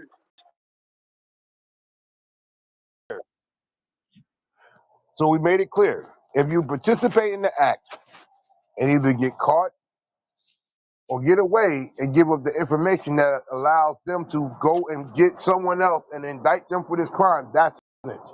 Yeah, that's the definition of it. So if a civilian see you commit that crime and call the police and tell them their license plate number, they snitching too. They tattletale, man. But it's still, it's not snitching, bro. They tattletale, but they being a citizen. Side with you, Kareem. People already know the what it is on that level. But you know, people being and move the goalposts all the time. So I think it to each his own, man. To the Like, to the real ones, to the real ones that know the real code, stick by the real code. To everybody else, do what the fuck you gonna do, man. This like day and age, that's you the just gotta shit. stay out the fucking way, man. Now that's the only thing I Because I'll dislike. tell you now, Cause that's the shit. That's the fear that they put over the hood. You feel me? You better not tell nobody we down here selling dope. You better not tell nobody we down here fucking up the hood. That's crazy to me, B. Mm-hmm. Yeah, they fuck over everybody. well, Not, not, not down south. See, that's why I say sometimes he say some of the realest shit. So now his crusade on the fuck rappers. I don't like rappers. Fuck these whole ass niggas. I'm with all that smoke. I don't give a fuck about no rapper with a microphone. In all honesty, not nan one of them motherfuckers. So when he say that, I could rock with him. When he talking about how they tell the communities, I could rock with him. But you giving that same speech while you promoting a rapper image. You got your hat cocked with the big chains and that who the same crowd you down talking to, that's That who you promoting to. that's how you get motherfuckers to watch you, Jay. Mm-hmm. Square well. Right. That's how you get Yeah. motherfuckers to put them eyes on you. You see me shining, and I'm doing this shit the legal way, nigga. The legal way. Nigga said I get paid for yapping. I Cause think the I'm telling realest you, dialogue he had with a my rapper. dad is like one of them niggas, man. Like my dad is like one of them niggas, bro. If somebody doing some shit wrong, nigga, I'm telling. So I'm like, damn, what I'm supposed to do? Say fuck my dad or be an outstanding man like my daddy. You feel me? Yeah, it depends. Shit. It's a lot of variables in Shit. there, bro. We can't just straight lace that, in my opinion. It's a lot of variables in there. So, like, on my side, I'm totally like anti anything you doing against our people. Fuck you. I'm with all that. But what I'm saying is this part right here. You literally running around the country antagonizing these people, start picking fights with them all over the internet, and then when you get in the presence of them, you scared and want to call the police. Don't talk all that tough shit and then call the police. You could have got across the same message without the tough part. You know what? That's what I don't like. I don't think you got the right to start fights and call Nah, the cops. You he Most know of what, them did. John? niggas I do the got I same got He two shit. never perspectives. I called got two he called the perspectives of cops. what. He called the cop. He called the cops on people that threatened him on What the might, internet. what might, Man, the man get asked a question. See, sometimes it's gonna be the truth. So when the man starts speaking on some shit, don't nobody like what he's saying, and then he starts talking shit. Now he ain't really talking shit to you. He's just talking shit about your situation. Now, he got he, he got he got his own opinion about shit. Some way I get what you saying, but it's up to you if you want to go out there and put yourself in that position to get maced. For him to call the police on you, your ass got illegal guns on. You shouldn't have put yourself in that position. You know this man ain't doing nothing. So I get that, but see, this is the place where I feel like we can't play both sides because what you saying is these black men is harming other black men and getting them locked up and killing them and shit like that. So your strategy is you gonna target black men to start shit with them, and then like you baiting it's that shit ain't real, bro. You baiting black men in. Yeah, it's on you to take the bait. Of course, we all know that. But what's your intention? You not trying to help. You trying to start shit, knowing you can't finish it, and then call the police. No matter how y'all slice the pie, that's not real shit. Talk about what you want to. When I look on the internet and you calling me all kind of hoe ass niggas because of something you seen with my son and all that shit, you don't got the right to do that. And then I address you and you gonna call the cops. See, all of this is police ass snitch behavior. I ain't with it, bro. I'm from that shit. I ain't with it. I give you two scenarios that'll probably prove what you're saying. Like I agree with what you're saying with that. Like the video he did with 600 Breezy when they had that dialogue. That dialogue he had with 600 Breezy was totally different than the dialogue he had with that dude that was interviewing him when he started bringing his weapon out and showing it. There was two different situations, but it was like two different people. So that can be hella confusing. I ain't gonna lie, but the message he did with 600 Breeze them, that was a cool. That was real. That was real as fuck. If y'all haven't listened to it, go back and listen to it. They had a dialogue. But that other dialogue he had with that other person, that went totally left, right, up, down, sideways, X, Y, B, B, all that shit. He put the code in. That shit was crazy. And that was not a good thing. It just started mayhem and problems behind it.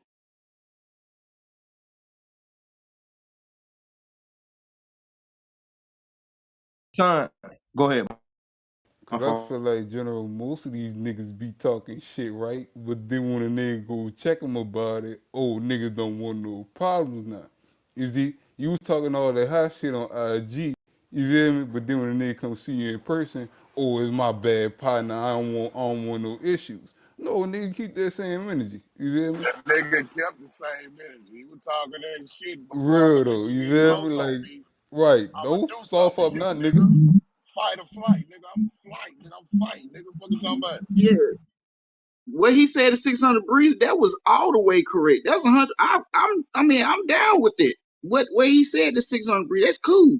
But what he said to the other dude from Chicago when he whipped it and all that shit he was saying, that just like erased all the shit he said. You get what I'm saying? Because you never put yourself involved in something you don't know what the fuck going on. You know?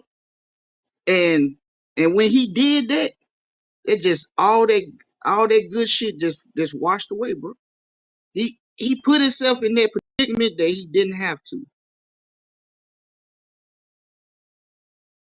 Like this. For me, shit be about principle.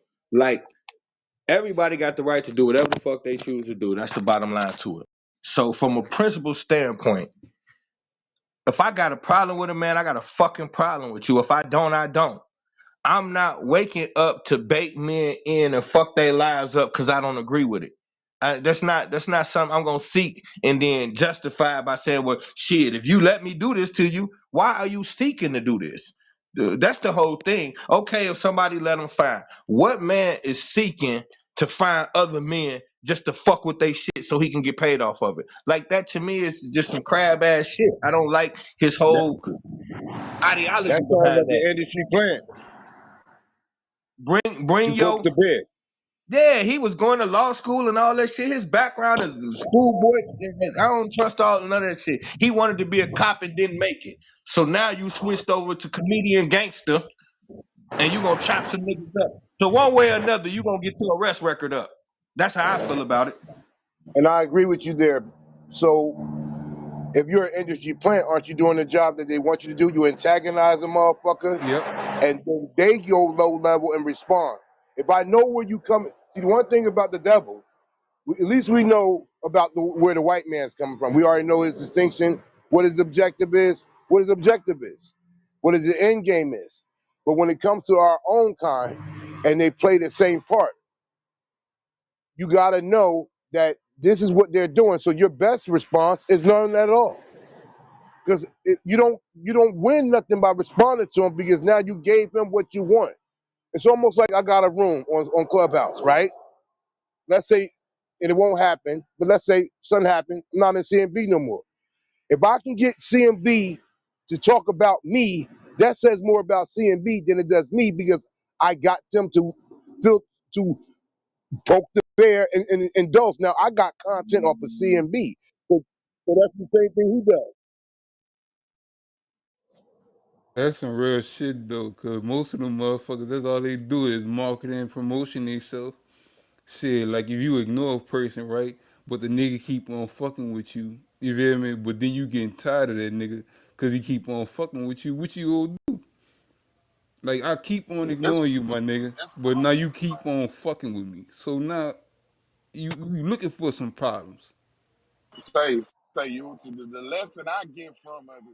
Maybe these other motherfuckers will stop threatening motherfuckers online, Right, saying that you can go to jail for this shit, my nigga. right.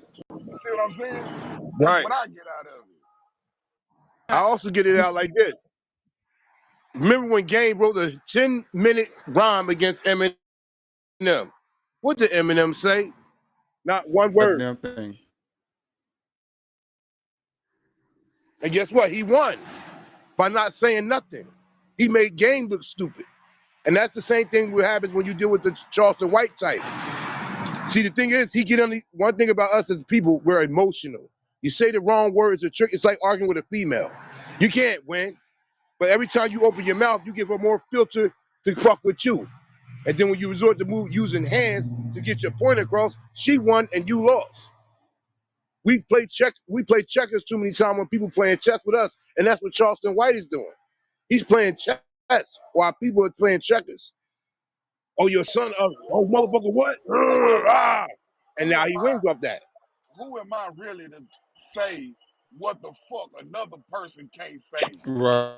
I Right. wouldn't say it, but they can do whatever the fuck they want to do, dog. You know what I'm talking about? Mm-hmm. So like we saying, there's a like I watch shit from dude. I just watch it with the understanding this a crab ass nigga. I don't watch it with the understanding like he says some good shit. He makes some good moves. But all together, when I look at the whole package, it's screaming to me somebody sent him to do what he doing. Because like, put it to you this way. Okay, like we talking about exposing some of these fake ass rappers. He be doing that. Okay. Now, once you expose them, what's with all the other corny shit? You calling niggas kids, bitches, hoe ass niggas, and get your dumb ass daddy. See, all that extra shit is coward shit when you know you gonna call the police. Don't call me, don't do all of that shit. Expose the rappers, teach us the lesson, and keep it moving. The extra shit is cop shit, and that's what I don't like. That's intentional, done by somebody who want to see black men get in a jam. I don't Right. got no part of me that want to see black men jammed up, whether I agree with you or not. He's Now you intentionally remember, doing that. General, you remember, right? When Polite was going through his shit that he was going through, it seemed like that shit just disappeared, but I'm not even gonna go down that rabbit hole. But when Sarnetta was talking all that shit about Polite, for a good time, what'd he do? Not say nothing. Sometimes your best defense and offense is not even to indulge. And people like when 6ix9ine tried to do it after he snitched on niggas, whatever may have you. Once people stopped talking to him or responded to him, he's starting to fade away. The same thing happens with Charleston White. The only reason why he got such a platform is that when he do what he do, poke the bear, poke, yeah, yeah, yeah, yeah, yeah. Say all the bullshit that he say. By giving a response, you give him the victory. And I get what you're saying. Y'all right about all of that. I agree with all of that. I'm talking about as a man on the other side of the coin from his perspective. Fuck the lessons that we could learn from what we see. I get that. I'm saying from his perspective as a man, what type of man you have to be to use this method of teaching by jamming brothers up and calling their kids all kind of names and talking about their wives and shit. Like you intentionally crossing lines that men don't accept. With no what race, nobody gonna let you sit on the internet and call their son all kind of bitch ass niggas, no matter what. Come get your little hoe ass kid and all that shit, bro. Who's gonna tolerate this? You right, General. But look how we treat each other though. You feel me? Like we call each other like, oh man, see that bitch ass boy. You feel me? Or that nigga a fuck nigga. You feel me? Or that nigga ain't like that. You feel me? Like shit like that. You feel me? Like we like, oh that nigga a bitch. You feel me? He ain't about shit. You feel me? But then really that nigga, the most quietest nigga It's really not be what they call you. It's not what they call you. It's what you answer to. right, right, If I call you a bitch ass nigga and you respond in kind, then the bitch ass nigga returns the word to you. right, right. Just ignore the nigga, you feel me? Like when nigga, like I hate when people be like, "Oh, I'm not like when people be like they call you a nigga, right? But you get mad. Is you a nigga? The fuck? Why you getting mad, my nigga? Like, But is see, you a I had nigga? to get off of that. Like, why you getting mad? Like, you feel me? But disclaimer: please don't call the general that because he don't accept that word to be called Right, a right, person right. with himself. And if the person define like if you got respect for a motherfucker, or let me say respect for a person, excuse my words. If you say like, all right, general, tell everybody like, don't call me a nigga. I don't adhere to that word. I don't respect that. Now we having a respectful conversation. I want to address him as such. But if I don't have no respect for him, fuck you, N word, whatever may have. Exactly. Exactly. Business though. Exactly what I'm saying, Kareem. Let's get out of the space of what's right or wrong. Let's deal with human emotions. We all know you could be the most poised person. Like one of the most poised brothers that I've met of recent, as far as I know, is Black Dave. He always seemed to keep his cool. And then certain times, even when he do lose his cool, it seems to be calculated and he know when to stop and bring it back in. But my point is, everybody got certain threshold where we understand what disrespect towards a man is. We understand this. That being said, and every man after too much disrespect is gonna get addressed. Everybody got a different level. So me as the attacker, I'm talking about the attacker. Fuck the people accepting it. I'm talking about the attacker. I'm calculatedly knowing I'm intentionally about to cross these lines because I know if it get too ugly, I could just call the cops. That to me ain't right. We shouldn't fall for it. I get all that. I'm talking about the individual that's doing this. That shit ain't real, bro. But if he does that, then you Especially know when where you he's coming from. understand, huh? So would you believe that Charleston White is an industry plant? I believe it 100%. I believe that same thing too. The, So like the now you're intelligent, I'm intelligent. So if we know where we're coming from, every time Charleston White opened his mouth, he's doing his job. Now, in another world, in another realm, from the realm that you coming from and I can come from too, yo, that's some corny ass, bitch ass nigga shit. You feel me? You gonna poke the bear, and then when I respond, yo, hey, he's threatening me. Lock him up or call your probation officer. Now, I really believe that was some fucked up shit that he did to my man when he called his probation officer to tell him that he had did something that possibly violate my man and send him back into the box. I don't respect that at all. But if you know where a motherfucker come from like that, then your best response is none at all.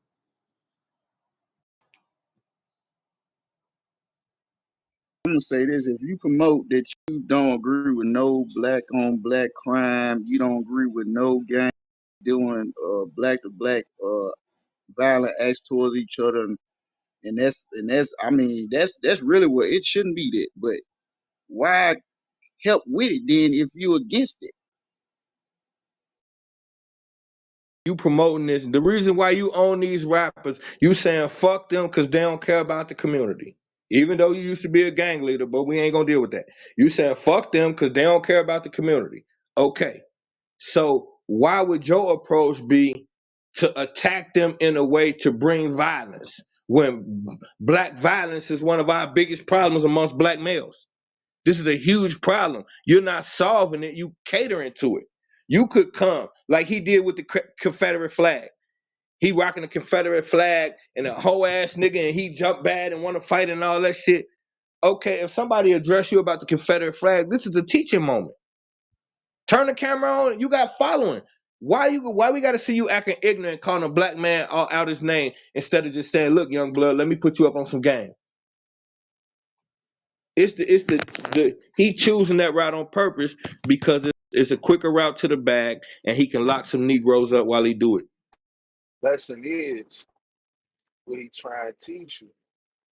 So It's everything like don't need a. it's like Now the I'm lesson sorry. is he trying to teach you, and if you respond to it, you ain't learned the lesson. You still thinking with that same mindset that he trying to get you out of. Yo, we all had to go through shit a bunch of times to know, this ain't the way I should respond to this. Now after that third time, yo, you like, man, you know what? I ain't paying that shit no attention no more. Now, you see, everybody who was responding, stop responding. That now you learned the lesson. He taught you what he was trying to teach you. It took you a little minute to grasp onto it, but eventually you got it. Man, to do that, we couldn't have did it no other way. It wasn't no other way How to many accomplish times that how goal. many times a nigga get locked up before he realize what the fuck he doing ain't what he should be doing? It's the same thing. Hey, Now I get crackers what you create. saying. I get what you saying. Another black man shouldn't use those tactics, but niggas don't That's learn all no I'm saying. other way. I ain't teaching none of my people by sending them to punishment by crackers. That ain't how I'm gonna teach you. If I can't teach you no other way, then shit, I gotta let them catch it. I ain't finna do their job for them. I just refuse to. I'm not sending no brother to no incarceration, and there got to be some foul shit.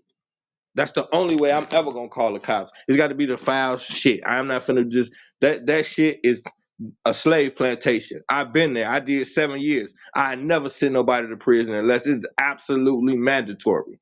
That I'm gonna start by saying that. The other thing is just I'm just saying morals and principles. You don't got no morals and principles taking that route, in my opinion. It's a smoother route to that. Like look at you could think about anybody you care for that's hard headed. Look at your children.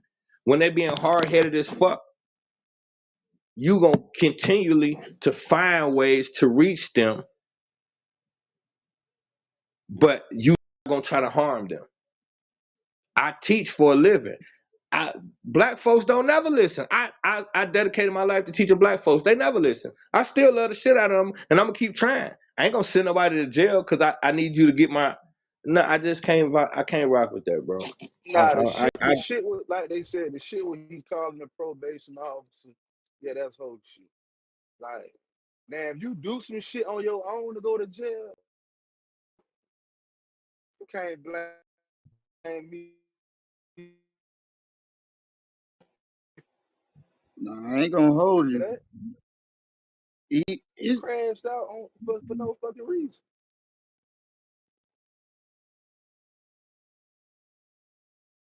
Sound like the Matrix has you, God.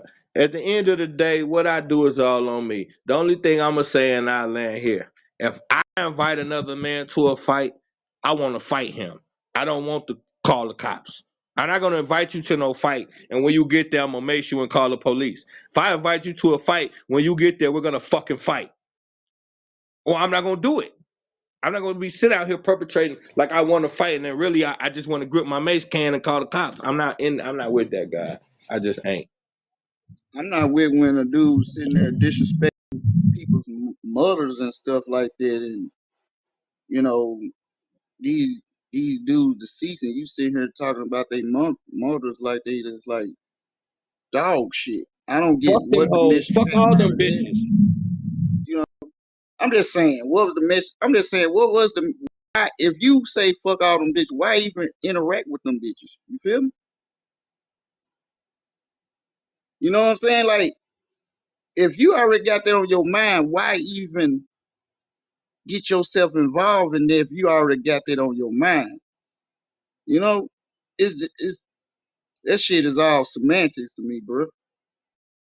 Said his feelings was hurt because everybody was just getting greedy over the money, and so when he withdraw, he was like, and then that's when he went on this rant. Fuck all them bitches, fuck them hoes, and then motherfucker said, "Well, now in hindsight, when you think about that, you was just doing that because your emotions was on the line or whatever. Do you want to apologize?" He said, "Hell, motherfucker, no, I don't apologize for nothing that came out my mouth. If I said it, I meant it."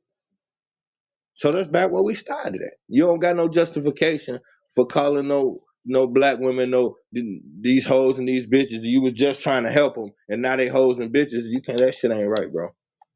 And ain't nobody here to defend them. And you saying that shit. Yeah, I couldn't understand that for at all. I was like, yeah, I don't give a fuck who that shit wasn't right. I don't give a fuck who think that shit wasn't right at all. That shit shouldn't even been said. You know what I'm saying? All that. It was like that was all shock value for what?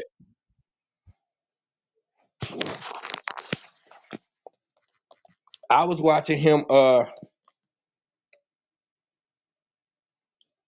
had a them conversation about Nipsey Hussle. That's the first time I heard him break down his explanation. And I surprisingly agreed with him and thought the explanation was dope.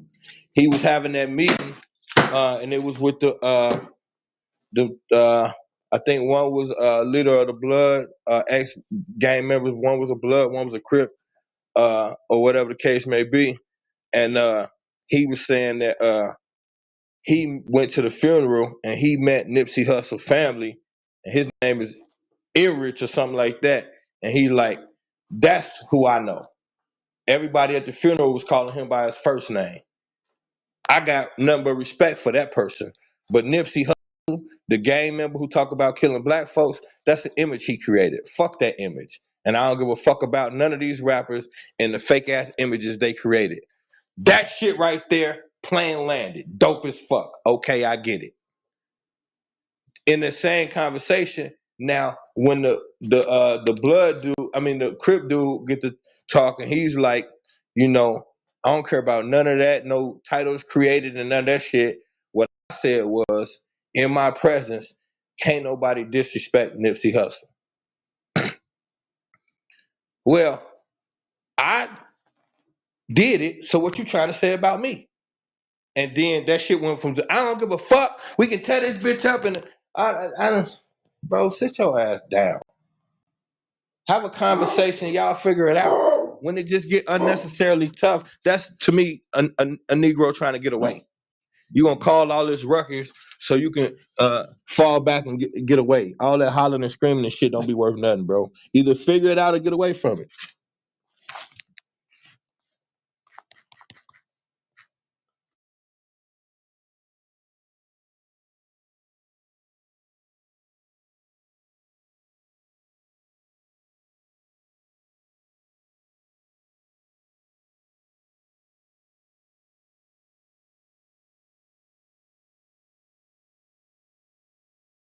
Shit right there, that was just all bad, man.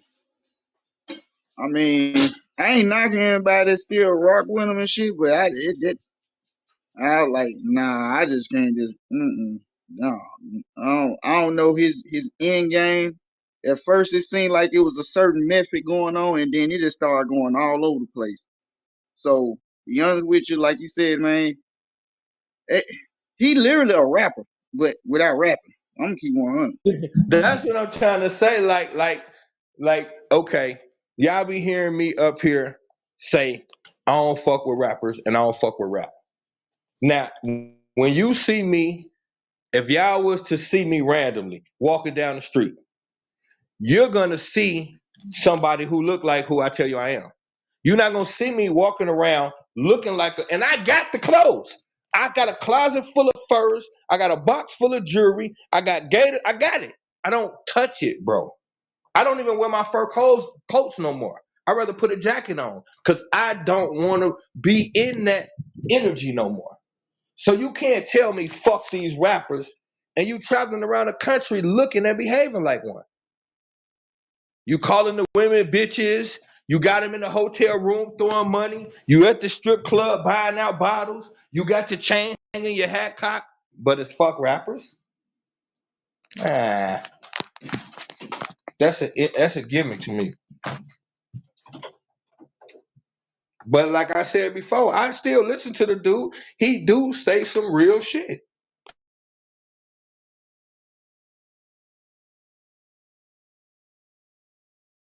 Like I said, what he said is 600 breezy, man. That was one of the realest things he don't say it.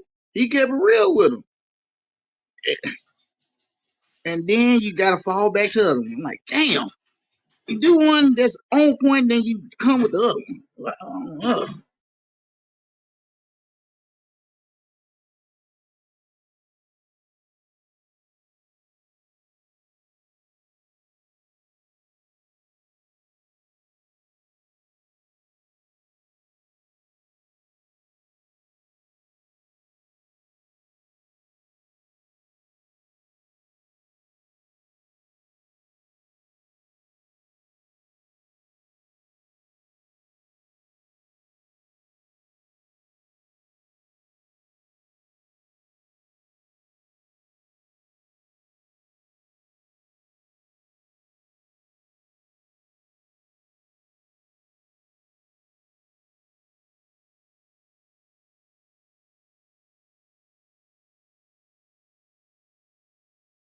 Shit, I'm asking y'all a question. Since he has enough tension, do y'all think he still need to do that same format he doing, or he can just actually do the form?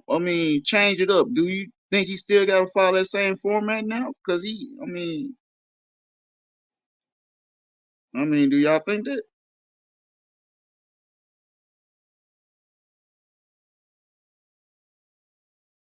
He's stuck there. Even if he didn't want to be, I think he's stuck there. You go on to him to hear his rant, him say some crazy shit, disrespect somebody. You if you a fan of his, it's for that purpose. So I don't think he can get away from that and stay popular.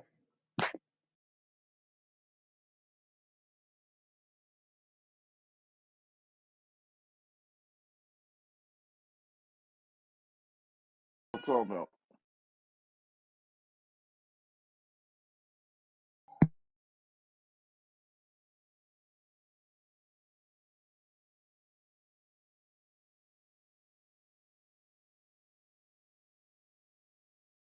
About He definitely got the attention now. Joe. Who y'all talking about, Joe?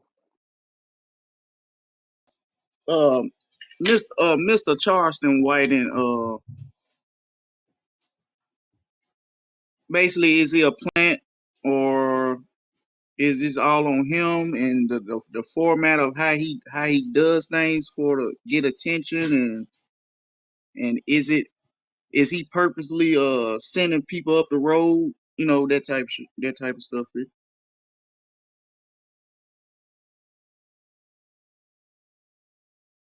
Charleston White is a comedian, man.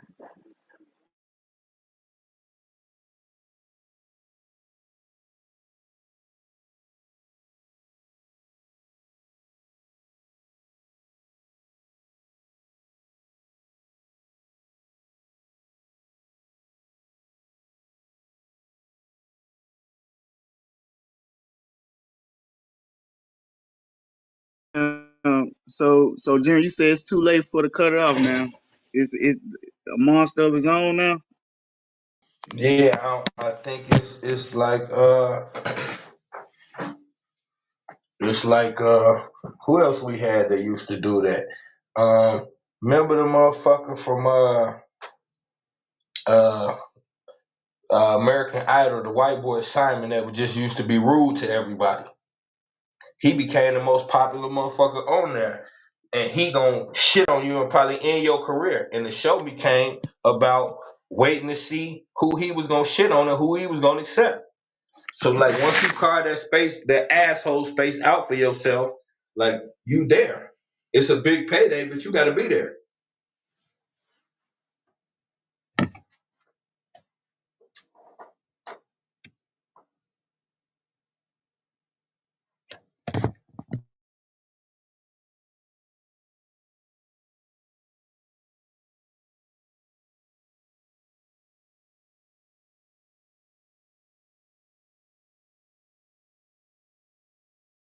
Shit, I ain't gonna even lie. More and more sound like more and more sound like a rapper. Just more and more. Like, hey, if you a rapper and you talking about certain content, you ain't getting the views. You might gotta switch up the content for to get them views and shit. Next thing you know, you sticking to that for to keep it going. Hey, you just gave the perfect example. That's how it be. Motherfucker try to reinvent themselves to stick with the times. You either sink or swim.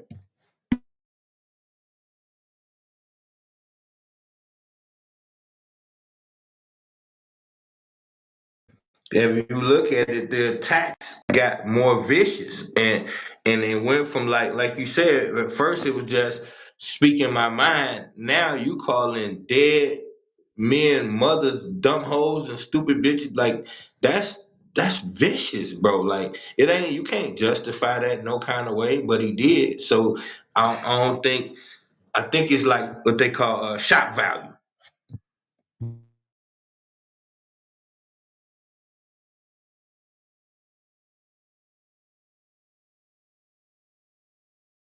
Yo, salute to the room.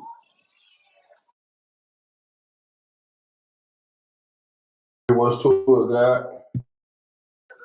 Shit, Jen, what you on? Man, I've been here for the last couple hours rocking, man. Just shit. Glad to be back. I had to get my shit together. Free. They had them going. We was talking about Martin Luther King. They were talking about Martin Luther King early and the dad, and it went down that space. I don't know. Did you was hearing us when we was talking about that came pretty spooky. Came back to they had hand to hand understandings with the Germans. The statue, and you see that statue? What the fuck? What the fuck is that? Hey, super weirdo shit, bro. These people are disgusting. Everything they do is backhanded. So they're gonna do a mural of him and Coretta, but it's just their arms. And if you look at it on the wrong way, it look like some other shit. They weird, bro.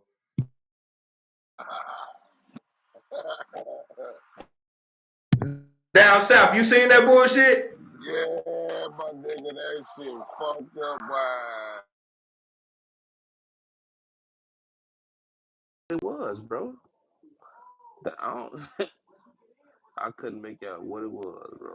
Hey, free. When Comedian, they show it on the go ahead, Ray. hey, that comedian came on stage saying motherfucker look like a nigga eating some pussy. Hey, that's on one side, it looked like that. And then on the other side, on the back side, it looked like a big ass swipe. So it's like, bro, they be playing.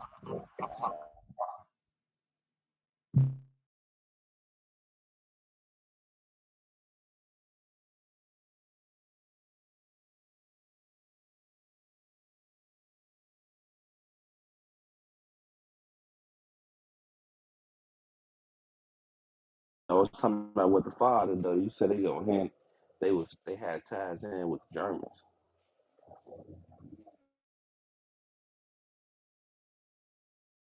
Supposedly ML Mr. King the senior, right? He went over there in 1934, chilling, you know. Both changed their name to Michael. I mean, what? Because they named Michael, right? Not Martin, right? Michael. Taking Michael. Yes, Michael. They changed it to Martin Luther, the sick ass white boy, the slave master who was a homosexual maniac. That guy.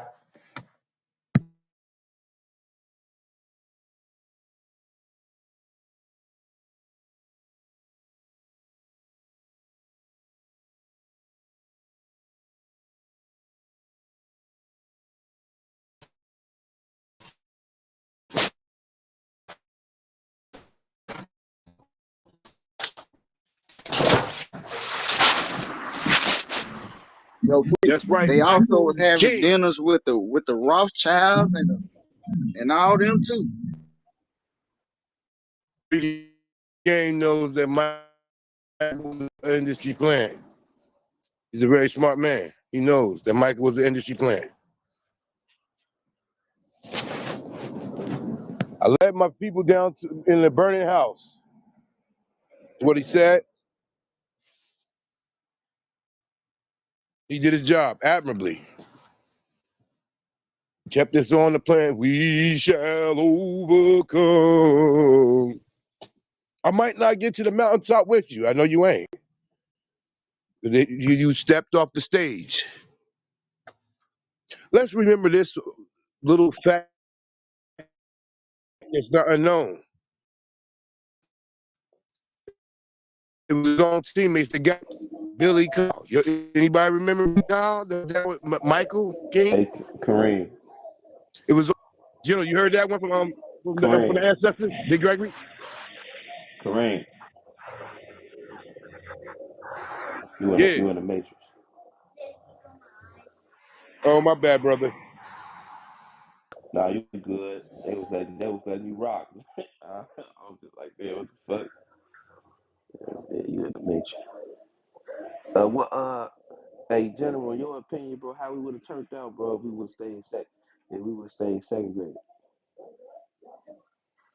They segregated. Yeah. See, we wouldn't have never stayed segregated. That's the whole hustle. That's what I was saying before. People of all races have always jammed with each other. White folks created the racism shit. So what a European did. So before that, we was gonna connect anyway. We always have. We connected shit thousands of years ago. So only thing was gonna happen is we would have had the power. That's why they had to keep it playing like that.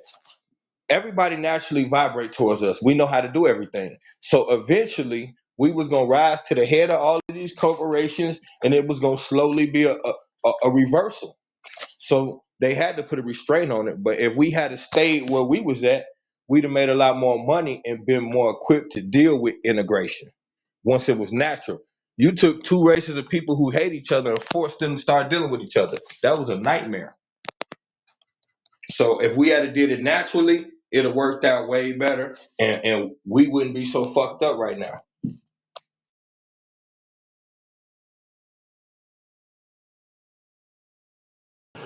The reason why integration had to happen, watch out now, the guards in the building, is because they needed us. Like they always needed us. Wake up and understand this. If we're left to our own vices, we'll have our inner turmoil and all that, but we will be good. The Black Wall Streets, the Rosewoods, and all the other places, they all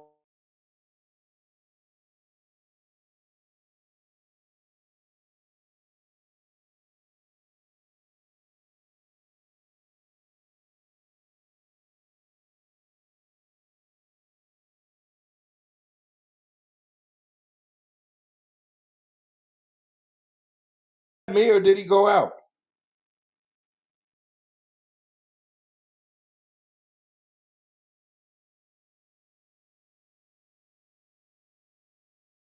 Yeah, I think he went out. that's all. Just know they needed us. They needed to integrate with us. And they sent Martin as a tool to do the job. That's all.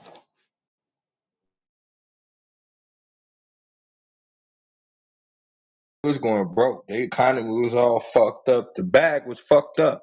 You can't have a million people in your country and none of their money go to you. That's horrible if you want to own shit. So you can't stay owners of the country when you got a whole third of the country that don't fuck with you and don't need to.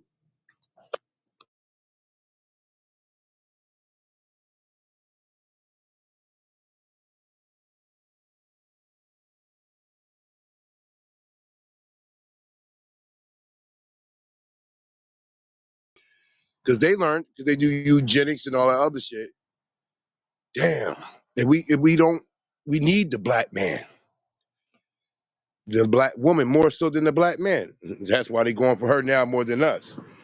Because we're the easier thing to pick off. The black woman's something different. That's why they need to integrate. Because segregation was good. Everybody was good. Everybody was good when it was segregated. Y'all got y'all shit over there, we over here. Now, when it came to economics, that's what the disparity, and that's been rolling since slavery days, civil rights days to now. The money is funny, that's all. Because if we had the same kind of money, they would still need us more than we would need them. Let's not forget we're the number one consumer, or the black woman is the number one consumer in America.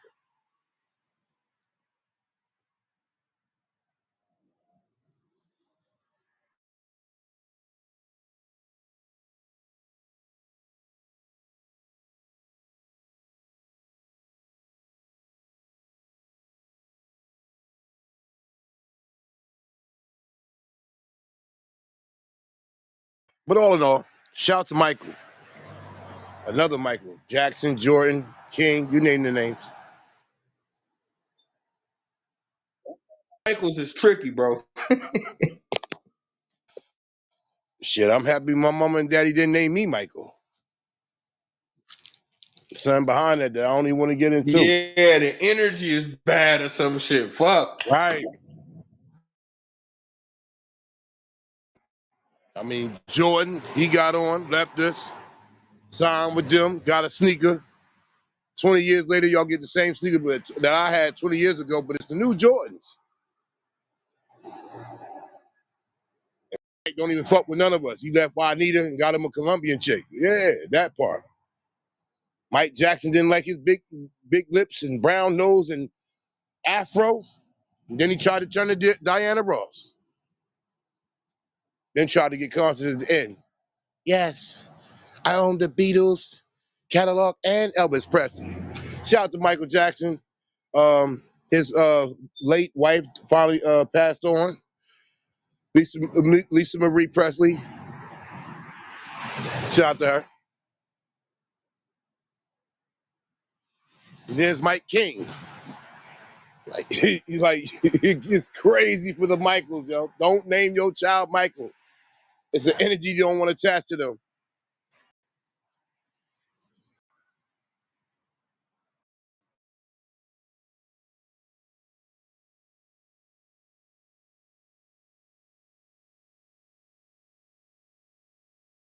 I just think we need to get out of the space where we believe any of these people is good people. I just don't think you could be in the spaces there. Like, if I'm a lousy fuck, why would I let anybody who's not lousy be around me? So I just think it's a spiral, a snowball effect to where like everything that touches that shit gonna get contaminated eventually. Because why would it allow you not to be?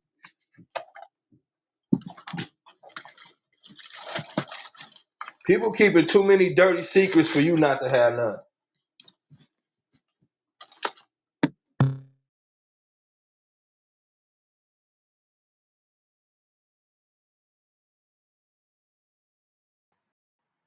But let's not Check out forget. the link up, y'all.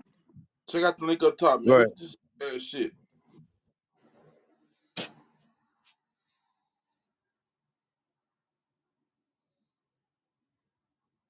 But shit, what was Michael's ultimate reward at the end?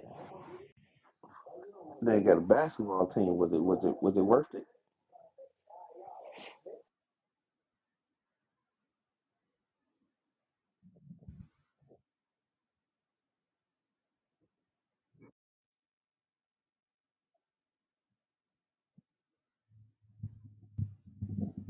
Hey, free, was it worth it? What you think? I don't know. I don't know. Anybody that's associated with him from this point on is straight forever. You know, sacrifice, man. He had to lay in the bed. He had to do what them people say, and at the end, they rewarded him with generational wealth forever.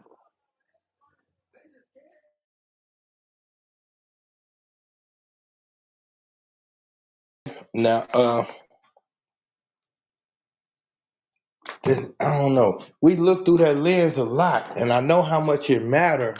But like, if I gain generational wealth, this is hypothetical. This is hypothetical.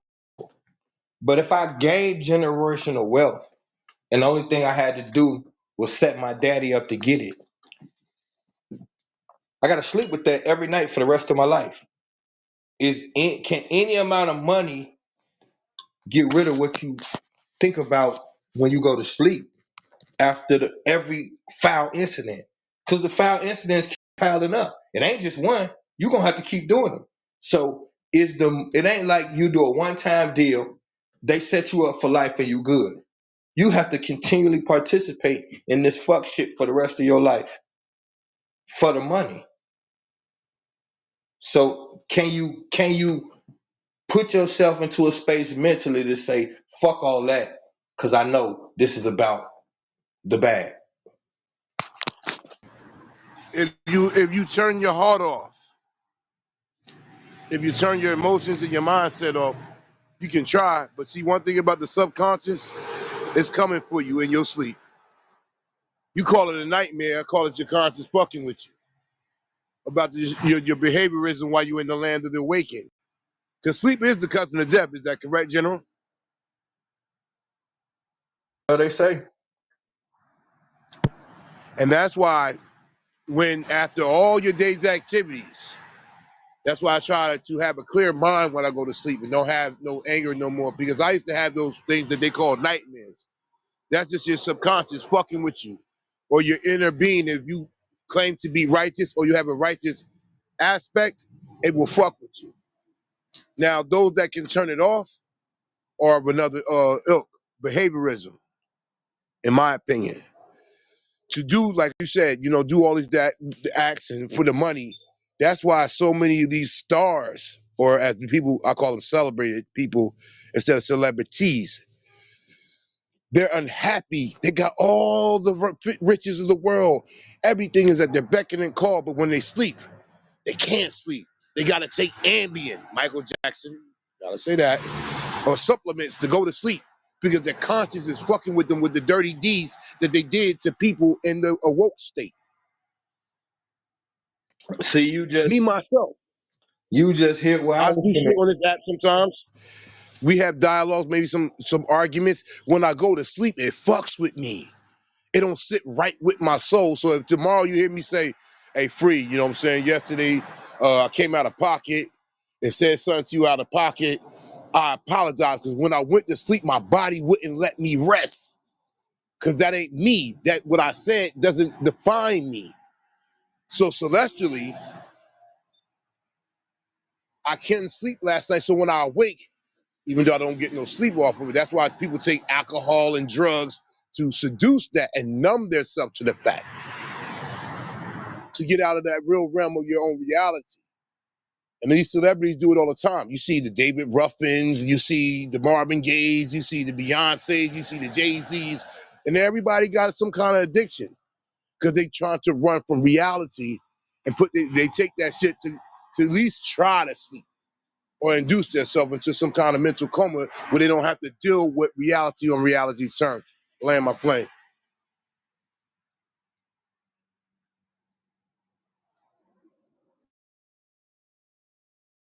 Yeah, you were cooking with that, Corinne. You hit a lot of spots I was finna hit. Actually, it just seemed like the richer you get, the weirder it get. What is it about extreme wealth that turns these people weird? What makes the number one pop star on the planet shave her fucking hair bald and start doing weird shit? According to what they told us a couple months ago, and I didn't believe it, but we just gonna go with the narrative. They said Kanye West was the richest black man in history.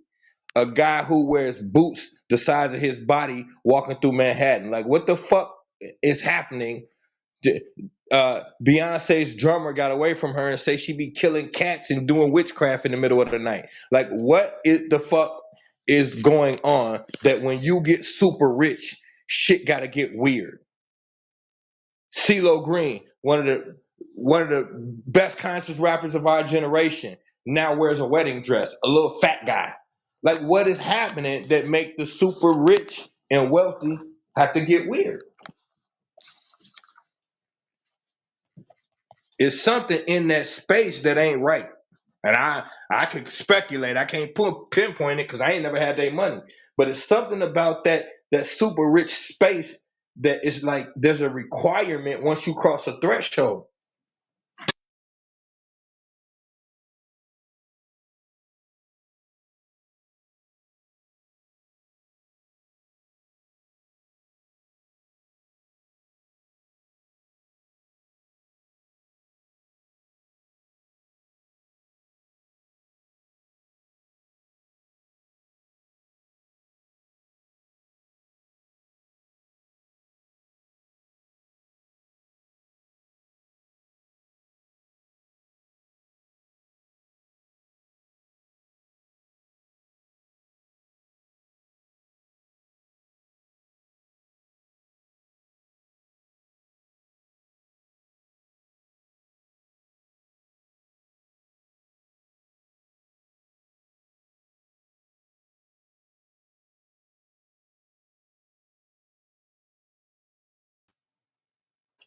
Free, I just put something on your back. I'm finna give it to you too, Corinne.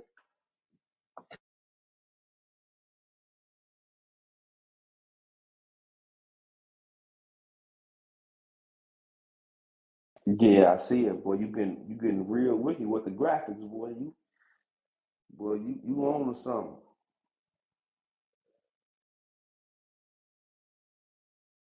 I'm starting to play with it a little bit. Free, my son said the same thing. Look, I just gave it to you, Bronson. Hold on, you sent it to me, General?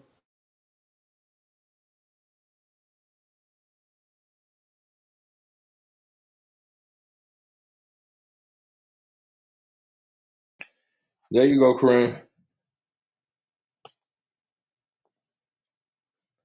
Oh yeah, I gave it to my down south partner yesterday.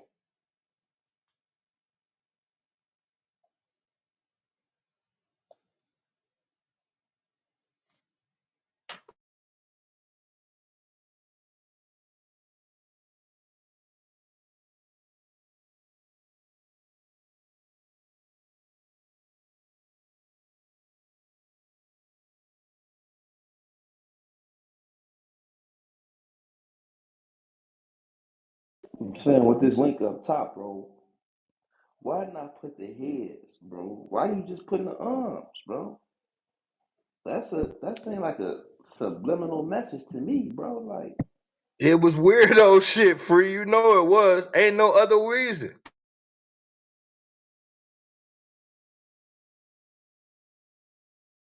yeah, we gotta finish that one, man. I ain't gonna lie, man. But take the whole shit down, man. I'm gonna like, come on, man.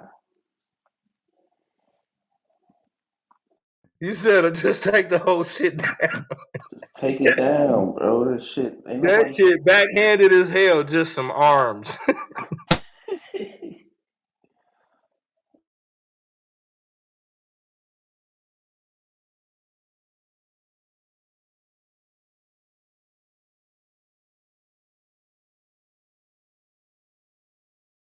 Even the whole just when you go to Memphis, they got a spot where the nigga got killed at. You know what I'm saying? Like, who the fuck wants to go see his last? You know what I mean? Like, come on, bro. That shit weird as hell, bro.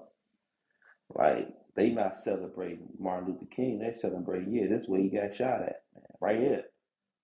You standing where he got shot at, man. The shots came from over there.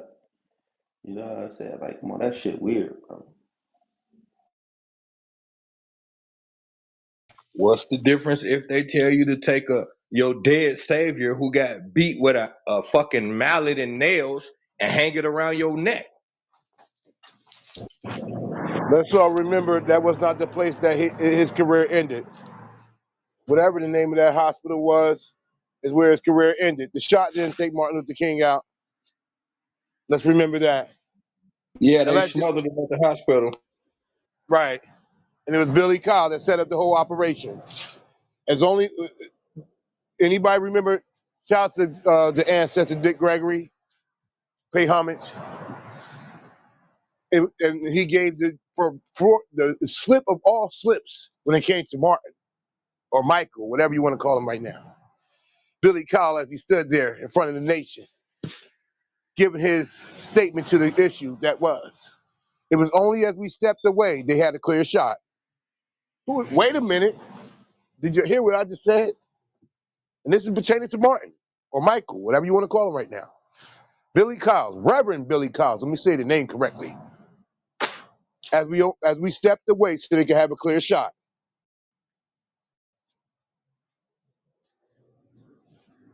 Yeah, I'm just saying, like going to that spot where that shit happened at, it don't give you a positive feeling, bro. It give It's you a not meant to. yeah, you know what I'm saying? Like it give you a fucked up feeling. So that for that spot to be a popular tourist attraction was just fucked up. It's almost like going to Africa and going to the sea where the last place where the slaves was able to go to the sea, allegedly. I'm gonna say allegedly because I don't want to go down that path. But what? Why would you want to see that? To feel their pain, feel their trauma? To go to the Lorraine Motel now in Memphis, Tennessee. Dang, I'm right where Martin got killed at. What does that do for me? 'Cause Bro, we better so yet, desperate. We so desperate for any form of apology. To to us, they make us think like they paying homage. So we think like, yeah, this the Dr. King, blah blah blah blah. These are the same people that killed him. You gonna kill me, then start memorializing me. Get the fuck out of here. I want to show you how the mental dysfunction works with them. Like Free said, bruh, if you never say nothing else, I stand wholeheartedly with you today. What you memorializing this? Death occurred here. Pain came here. Trauma resided here. And now it's a tourist attraction, as if that's a monumental place to distinguish the man and his work. This was the last place that Dr. King was at 2:15 in the afternoon, at 6:15 in the afternoon after having lunch and with Jesse Jackson. And hey, General, you remember the last speech, the I Have a Dream speech? This is a segue Hey there for a yo, second. hey, hold You on, see how man. when Jesse Dre, tried to shake his hand, he was like, fuck out of here, Jesse. I know you with them people. By The that sad time, part is that, everybody knew Jesse was a fuck boy. but you know that when he tried to shake his hand, when he get, I have a dream today. And the mountaintop speech, rather, not the I have a dream speech, the mountaintop. Yeah. And as he was leaving stage after he gave his speech, and Jesse tried to, yeah, Martin, that was good. Like, fuck out of here, nigga. You with them people that's trying to get me. You with them. Jesse was a COINTELPRO industry plant. He was planted in Martin's organization, so many others, but I ain't gonna go down that path. But just to remember what Free said, that a lot of y'all will not understand what he said. That was really deep, Free. They memorialized the place and made it a tourist attraction. Why is it with us? Show us the good of us. This is where this person won the Nobel Peace Prize, or this person uh, did this. Hell, take me to where my man went. They did the heart transplant. Let me stand in that room to see the best of us. But no, this is where Malcolm got killed. This is where Martin got killed. The Audubon, they still have shows and shit up there in New York, but it's that room is a memorial room for Malcolm X's last place of the land of the living. You cannot memorialize death because when I go there, it's like going to the grave site. I don't go there and find no positivity. I go to connect with the person, but it hurts because I'm talking to them in the afterlife and not in the living existence. So there's no positive thing that I'm taking from that, but just paying homage to. But I'll let y'all go on. Shout out Hey, to Free cuz, Game. that's the same shit America like, though. They like pain, they like destruction, and they love capitalism. They'd rather But see you gotta you also, suffer. Ron, hold on, I'll let you rock. But you gotta also remember that America loves to show the worst of us. That's why it's always a slave movie, and we flock to it. Damn it, I heard Emmett Till's story. Damn it, I done did the 12 years a slave. Hell, Alex Helly lied to me about Roots, and I done watched that, and it's another one coming out soon. Stop showing me that shit, because it keeps me there in that space. For every artist that we claim, oh, this was their music, and this, they have unsung on TV1 to show us the worst of them. They were a drug addict. Ray Charles was a dope fiend. Stevie Wonder used to get high. Jimi Hendrix used to get high. Whitney Houston used to get high. Prince used to get high. Michael Jackson get high. ODB got high. Fuck, stop telling me that shit. We know what happened with them. We know the struggles and the pains they went through. Show us their best days and leave it the fuck there. I'm tired of Go that ahead, shit, baby. son. But show the whole vehicle. Show how they got to that state. Because it's the same industry that's putting out these fucking movies that drove them to the drugs you talking about. So show us the whole fucking picture if you must show it. If you're gonna show a slave movie, go to the point where we was friends with you bitches and you betrayed us, and then take us to slavery. Don't just keep showing us you in power and us fucked up. Hey, Jim, let's talk about You how know, it's our own almost like when I was people, a bro. kid and my grandmother had white Jesus in the house. Like before we ate dinner, she stood there and say, "Thank you, Jesus, for this meal that we about to have." I love my grandma to death, and there's no disrespect to her. But when my grandfather brought in the image of a black Jesus, it started World War III. How you dare disrespect my God and bring in that thing there? That thing there. They had my grandma by the will and her strength. And my grandpa said, I will never let my grandsons and granddaughters come into this house and eat at this table and we pray to a white porcelain God anymore after this day. Now I'm gonna put this up and I dare anybody to take it down in my house. Now you can call it whatever you want, but every time we had dinner afterwards, we saw an image that presented us and we felt good looking at that image. Because my sister used to ask, like, well, why he don't look like us as kids, 6 years old. And this is a true story, no bullshit. This is from Kareem's files. And that's the same thing that went along for so long for us as people. You went to most churches, you saw that blonde-eyed white individual with the stringy hair as your savior. So then when you look at the people that look like him, you're going to celebrate them and not yourself because it don't relate to you. Go ahead. I land my plane. My bad, Ronson. You go ahead and do your thing, bro. And look, most people, they ain't never even seen the afterlife. So you praying to somebody that, you feel me? Like, I'd be like, bruh. I'd be like, bro, respect to anybody religions. You feel me? Respect. You feel me? But in a sense, my nigga, as black people, bro, as black people, if we don't get our shit together, bro, them white people do not give a fuck. The more we complain and keep on complaining, oh, we ain't doing this, we ain't doing that. They don't give two fucks. They like, nigga, y'all been complaining for how long now? We don't care. When y'all go stop complaining and get y'all shit right. Don't keep on. That's just like you going to a rich motherfucker. You feel me? Oh, can you help me? Help me? Help me? That nigga don't give a two fucks about you. Like nigga, you could die for all I care. You feel me? Nigga, I don't give a fuck. Nigga, I'm rich as a motherfucker.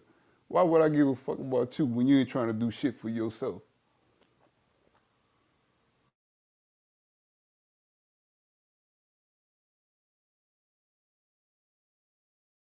It's not even about trying to do something for yourself. It's about what we said earlier. This thing was designed for you to be at the bottom. That was the design. Fucking right. This was put in mind with your ass at the bottom. That's the only way we could be on top is if you were at the bottom. Yep, you definitely right about that, General. That shit was designed. It was designed. It was constructed. It was constructed for you to be at the bottom and for us to be at the top. And that's why I always say, just remember one thing if nothing else. Nothing is happenstance and nothing is by accident. They do studies on this. They do analytics on this. They do eugenics on this. They test the behaviorism of us. And then they make their plan around that in kind. So on this day that we celebrate, or it's being celebrated for Martin Luther King, I will say the name as it's called. Just remember, Martin said to us all, I think I led my people into a burning house. And that house is still burning some 50 years after he's been gone. We're still in that burning house. That old Negro hum of we shall overcome hasn't happened, but it's happening. And live by that tomorrow. Because tomorrow won't mean nothing. Hell, today was his day. Most people didn't do nothing but just take the fucking day off. Hell, I got paid for it anyway. But the moral to what I'm saying is strive for better. Know who you are. Don't let anybody, including the man, it's funny that we use that lingo. I'm a man too. He put his pants on one leg at a time, just like I. Though that you're not the greatest species on this earth, that you are a black man, strong, divine, and true. And they can ask us to celebrate individuals, but celebrate yourself every day. Celebrate your black woman every day. Don't let that be something that divide us and keep us divided. And don't wait till the next time that it's where they celebrate us in the hereafter, where you can't be given the flowers to smell them. Do it while you're in the land of the living. I land my plane. Peace be upon everyone in the room. Here's the slap in the face. This week, they want you to celebrate Martin Luther King. Last week, they gave the white boy who played Jeffrey Dahmer Best Actor. They show you how fucking much they care about Dr. King's dream. They created a movie where a white male homosexual targeting young black men, killing them and having sex with their dead corpses. Made it the #1 movie in America and gave him Best Actor. This guy was targeting your people, murdering them and raping them. And they put that movie out while the people are still alive and the incident is still fresh. That's how they feel about Dr. King Dream. Oh, don't stop there, General. Remember, there's a stage play on Broadway with Martin Luther King as a white man. Missed that one, Jack. I missed that one. Oh yeah, if you don't believe me, if anybody don't believe me, do your research. White man plays Martin Luther King in stage play. They couldn't even let it stay serene and sovereign to that man and his legacy, or the legacy that they say there is. They had to take that too. They took rock and roll. Chuck Berry, shout to Chuck Berry. Shout to Elvis Presley, who stole another brother's whole motherfucking style and got paid up for all that. But we ain't gonna go down that path. This is CMB. The room is open. Shout out to everybody in the room. Critical Minds building, never destroy, only build. And shout out to you, General. It's been a minute since a brother heard from you, but I'm glad you're in good health. Peace be upon you and yours. Hey, big blessings to you and your family. Appreciate that, guy. Yeah, man. I'm just you know, start the year with a new endeavor, man. I got my car salesman license, so in about a week or two, I'll be managing a little car dealer. So just Salute, salute.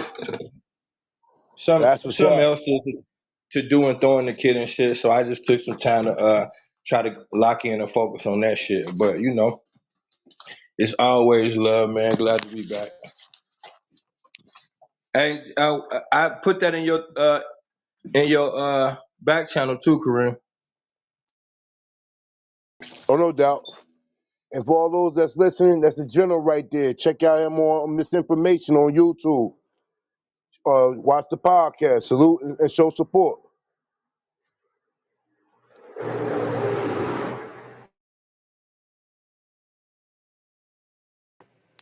Yo, General, I'm just seeing my back channel right now. You said you sent me something the other day. What was that?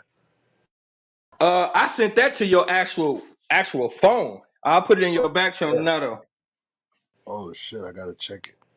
Or on where we was talking at. We was talking on, was it Instagram maybe? Wherever we talked that last time, I sent it on there. But I'm finna put it on your back right now.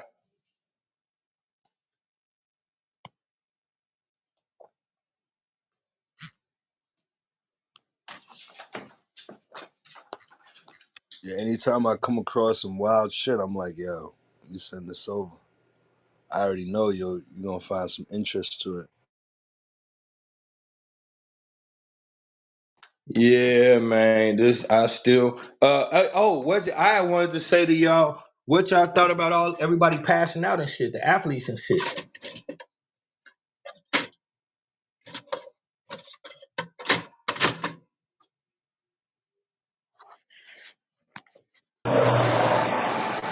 Hold on, I'll answer that, General. But the sister in the chat, Sheena L. You say you're a part of this group. No disrespect, I haven't seen you in on the stage, but I sent you an invite to come up and speak if you would like to. Now, as far as these athletes speak, now here's the thing, General. You know this, like I do some research. This is more of a usual than a rarity. It was only magnified because that was the big scope for the NFL. But athletes, I've read stories to the stage and everything about athletes passing out. Could it be the C-19 vaccine? Possible. That has a part in that. That's the door that needed to be open, yes, sir. Because I saw someone else that took the time, that did the research, and it's been plenty of athletes, basketball, football, soccer, otherwise, that have been on the stage to play. And it was a basketball player last week that right in the middle of the game, he going down the court dribbling and just dropped. So there's something more to it than just that. The brother Darius Hamlin. Salute to him and his recovery, to him and his family. I must say that first and foremost. Come on, But guys, it's you're not, taking it too far. I think I honestly I know y'all ain't gonna like this, but I'm not sure how much of that Hamlin dude was authentic. However, I think it could have been a distraction from the real ones that are really happening. Because I posted a clip with like the one you talking about with all the other athletes, soccer players, basketball players, all the shit we not seeing. This been happening for the last year. Athletes been dropping dead on the court and on the field, and they ain't been reporting it.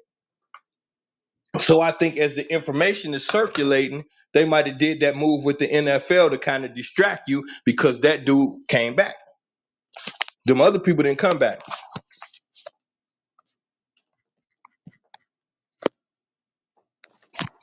I'll say this: if you see the Buffalo Bills in the Super Bowl, we were watching a script. And I'm gonna leave it there. They ain't got to make it Thank to the you, Super Kareem. Bowl. The AFC Championship would be fine too.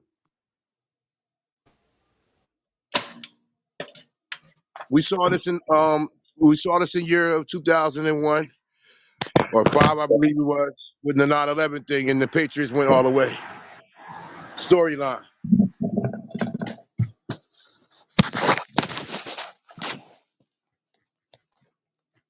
So now with that being said, if we're gonna agree on that, then I got a question for everybody.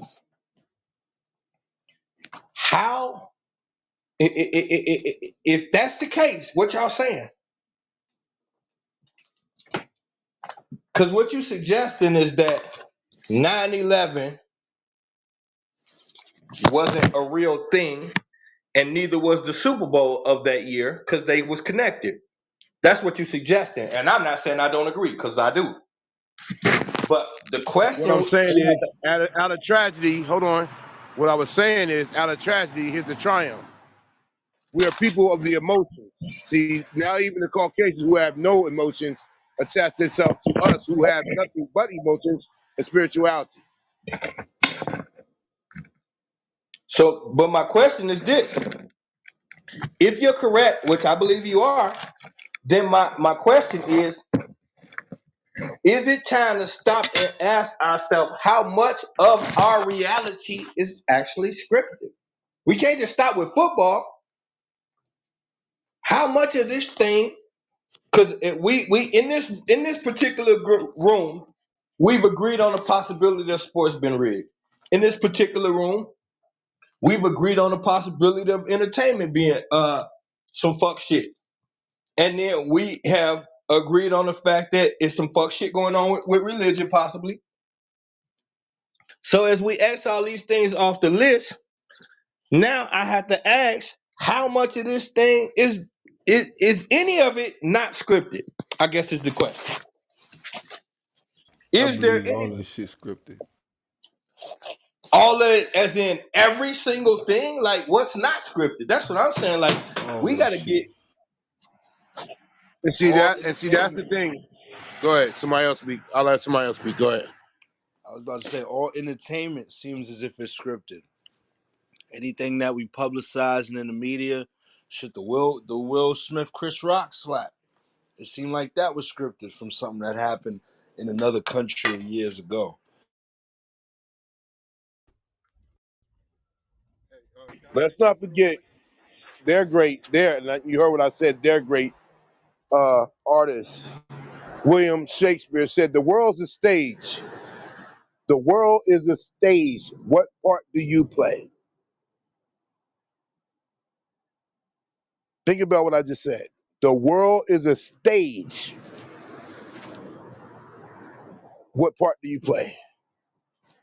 Now, there's some things that are organic because that's the human mind, in my opinion. So you can't script everything, but you can manipulate everything.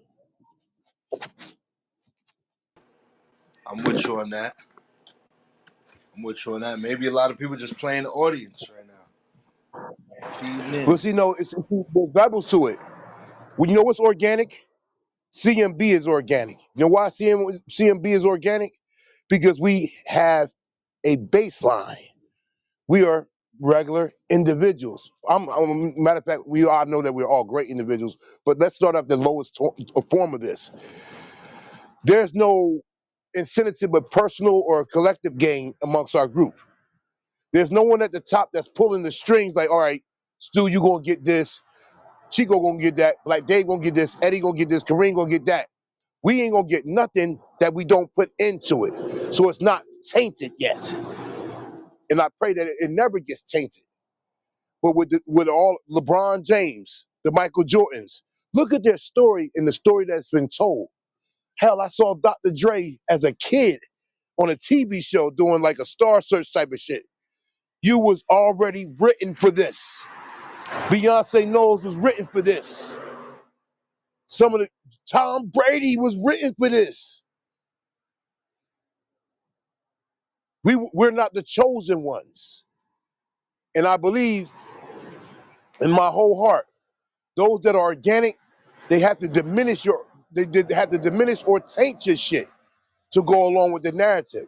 That's why when you say the music industry, the sports industry, the entertainment industry is all demonic, because at some point to ascend to the next level of greatness, you have to give, as the preacher do say, I give myself away so you can use me. And some of us can't be used, and that's why you only reach a certain plateau in this game. You say someone like Barry Sanders, just off the head, don't know the man or nothing. At some point, Barry saw the game that was being ran on him. I'm running, running, running, running, running. I quit. I'm out. I'll take my pension. I'm good. I'll go find some other endeavor to get into. They couldn't put him on a string. And then you see others like Terrell Owens, Charles Barkley, Shaquille O'Neal, the puppets on the string, and somebody's behind the curtain playing the Wizard of Oz. Yep. I'm Hey, just wondering, how far does the game go? How deep is this rabbit hole? Like, can we pinpoint a safe space? Like, is it everything compromised? Can anything at this point be trusted? Is everything compromised? How far does this shit go? In my opinion, as long as you have the human mind, all of us can't be bought. All of us won't sell out. But that's why That's they what say, I'm you know saying, what? man. You won't do it naturally. I'll give you the metaverse where you have to do it. And that's where we're headed. We're gonna take not you. This ain't the straw man thing. We ain't gonna do the straw man thing on the stage because that's Slow either for some and down. Hey, I want to piggyback on Kareem when you said sellout.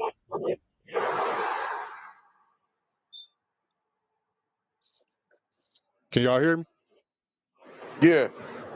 Okay. Did anybody see where Bill Gates said, okay, I'm going to use the word sellout. Since a lot of us didn't sell out and take that C-19, did anybody see where Bill Gates said, since enough of us didn't take it, they're going to put it in the food? Chico, I sent that to you in your Mm. Facebook, in your inbox in your Facebook, where it came out of his mouth. Did anybody see that? Wow. Now, with that being said, I'm gonna just delve into something else.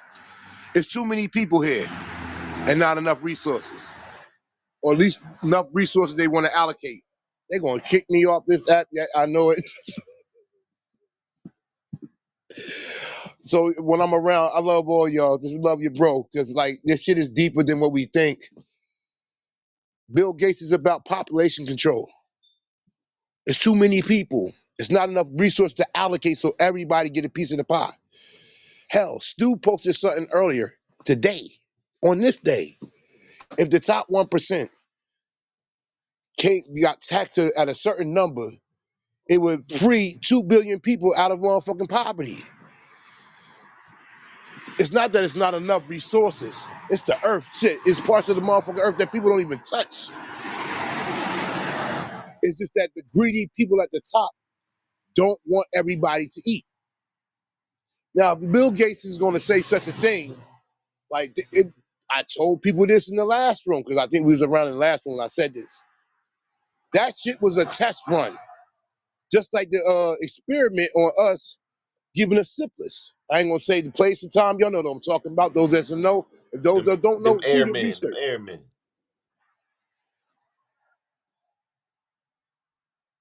See, here's the thing I always believe. Because we're one thing about us that leaves us at fault, we're spiritual, we're emotional by nature. It's in our DNA. That's why we got the rhythm and the blues and the rap and the poetry. We can flow with shit. Hell, we create dances when we bomb, diggy dang, whatever. And I'm using that on the baseline to say this. When it comes to the others, they have to steal that. They have to, hell, they gotta sleep with us and get that DNA in them. I promise you this, I'm 44 years old, and I never seen so many white people have so much rhythm like I do now. I grew up in a place, yeah, and they tried, but they couldn't catch the beat. He say, yeah. They couldn't catch the beat because it's not in them. We're spiritual. That's why they can do the shit that they do. That's not us. But when we incorporate ourselves with them, that's where the segregation and integration comes in. Once you mix the DNA, you get all kind of shit in the cosmos. I'm not no doctor or nothing. But what I'm saying at the end of the day is this: financially, economically, spiritually, and everything else. They're dying out, and there's going to be a new black, and our new black is going to be the mulatto, the mixed breed. They're gonna have some of us, we're gonna have some of them, and we're gonna be all combined. It's almost like Brick said with that new religion that's coming out, um, Christianity, Islam, or something like that, something to that effect. They're gonna combine the Islam. forces. The old ways are going out, and then they got the thing that's coming out now. It's already in effect. I was at the store with my girl earlier, before we went home. We were going to go look at some appliances. I put the Oculus on, and that shit scared me. I'm in the game. I say that when we watch the football games and doing my little commentary, I was actually in the game. Fuck me up. I had to do that shit down. Like, yo, it's scary like a nightmare. Imagine when everybody put the glasses on. We are moving away from Kareem, humanity into a are they whole other already place. on, my brother? That's the scary part. I promise you, Stu, I ain't never seen. It's like I'm talking to you and I'm outside right now and looking around my circumference. When I put them glasses on, it felt like I was there. Right there. Like I left the fucking, we in the fucking Best Buy. No lie. If I'm lying, may God strike me down if there's anyone to do it. I put them glasses on, bitch. I'm reaching out with my hand and touching shit, and it felt so fucking real. It felt mad real. I took them out. My girl, like, what's wrong with you? Like, I'm like, nah, babe, you ain't putting them on. You don't, nah, I want to see what you want to see. What you saw. I'm like, nah, I don't think you want to.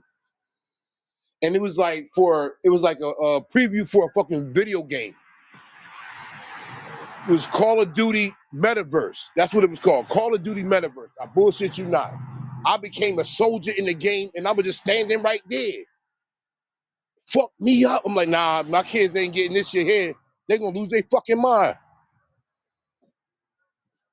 They're gonna take these things off and think they still in that shit. But that's where we going. An alternative reality.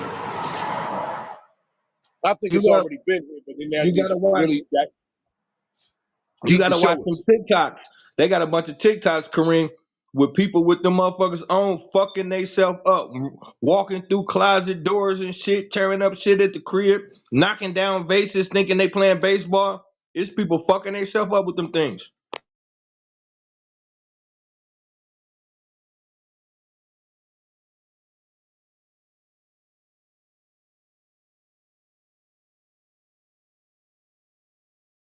And that's why I'll say it like this, and I'm gonna keep it basic.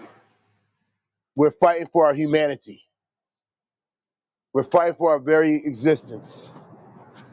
The TV shows that you watch is just not for entertainment. I call them lessons to see where they're sending us to. Hell, they started this shit back in the 80s with V.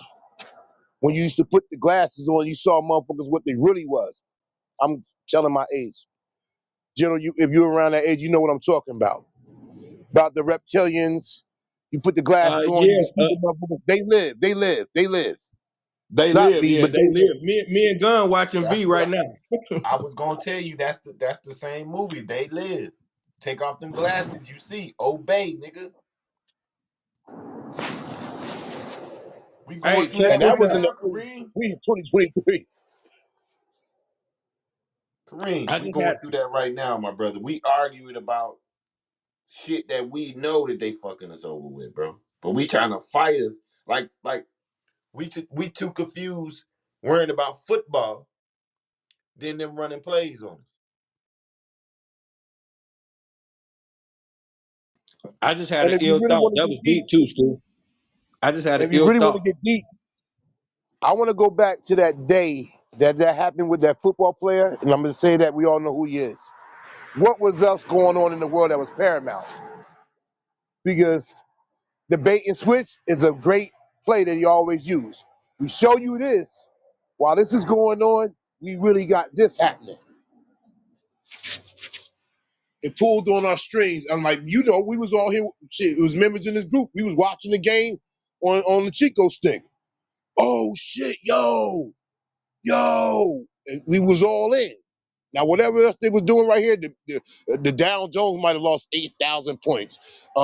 They signed the bill in the house that we know nothing about because we was all thinking about him and it was all respectful.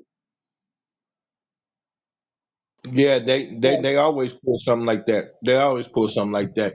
Here's what I was thinking though. Oh, I want to segue for 1 second back to the virtual reality thing, just real quick. If y'all remember, for the ones who are a little bit older, remember that movie Denzel Washington had came out with where the virtual reality dude came alive and was a bad guy, and Denzel had to take him down. Virtuosity. Virtuosity. Now let's think about the metaphor in that 20 years later, 30 years later, the metaphor saying that virtual reality was attempting to take over humanity. And now fast forward, what we got? We got virtual reality attempting to take over humanity. I feel like that's how they move. 20, 30 years ahead, they got an ideal and they keep pushing the envelope until it come to reality. General, do you remember the Lawnmower Man with Pierce Bronson? Yup, same shit.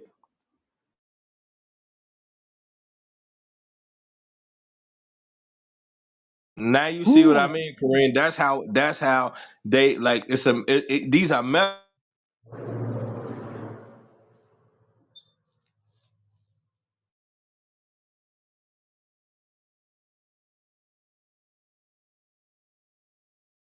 What happened, General? Disclaimer. The views that are expressed on this platform do only represent the individual, myself, and others. This is not representative of CMB, Critical Minds Building as a group on Clubhouse or as a trademark entity. This is for education and entertainment purposes only. what he said. Yes, sir. They've been telling us that artificial intelligence is bad. Like iRobot, even Wally, the kids movie.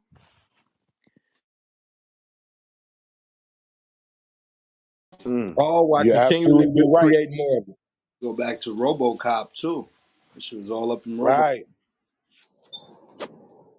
But that's hold on for a second, Black Day. We can't skim past that because you right, but that's a little bit deeper though.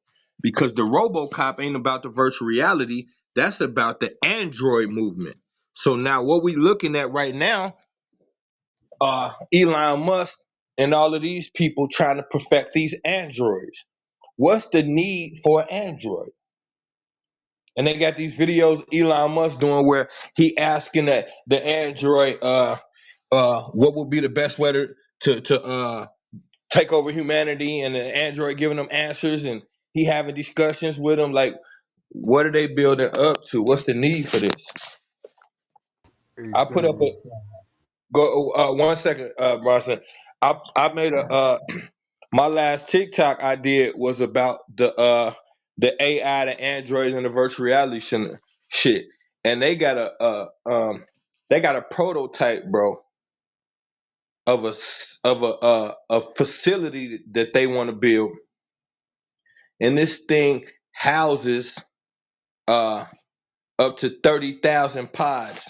Now, when you look at the pods in the Matrix, they got those for babies, and what they suggesting is with this new process that's cheap and effective, they can cut a strand of your DNA, implement another strand, and create your baby. You can basically say, I want the baby hair color to be this, the eyes to be that, I want the baby to be this race.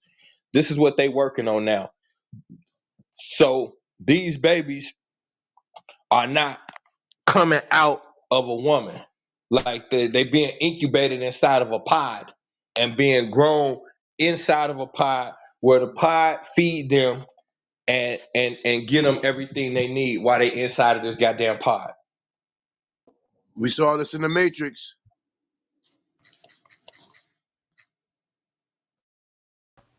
Remember when Neo woke up? He was in a land filled with pods. Yeah, but they want to start it with your babies now though. They want to start the babies there. They want to build Yeah. facilities. So you can I had make babies. reacted to that video. I had that on my page. Yeah, it was like a whole test video. That shit was crazy. Yeah, I used that for my last TikTok, Black. That whole ideology, and then they want to make the little pods to where you can buy them. So you could buy the pod, take the baby home, and then from there on out, anytime you want to, you can just nuke you a baby. You ain't got to go through the 9 months and the sexual intercourse. We ain't got to go through all that no more. It's disgusting and wrong. I don't Because watch you're that shit. removing the most significant aspect of the child, which is the connection between the child and the mother. Once you remove that, you're not even dealing with a human. This is a soulless creature. And they want to be able to house 30,000 at a time. So you can rip out 30,000 soulless babies at a time. Bro, it takes 5 years to cover, goddamn it, the planet. These are We're in the creatures. age These of the ain't fucking children. transhuman. All right, check that video up top. That's the video General's talking about.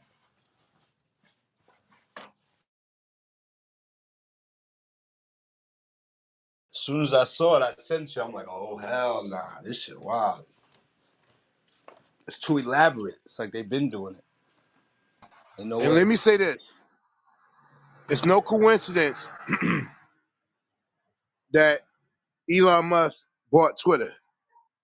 Because unlike Facebook and Instagram, which are very much sources that they can drive information from, Twitter is a whole different animal in its own right. And he deals with that neurology thing, brain waves and all that other stuff. And I'm going to be mindful what I say because we're on the platform, but General, you know where we're going with this.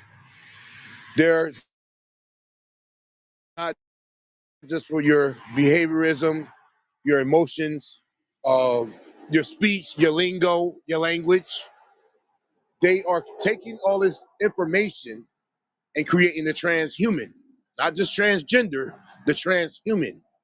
That's going to one day usurp the actual human that is, where you will get cancer and they can put you in a pod and remove the cancer out of your body.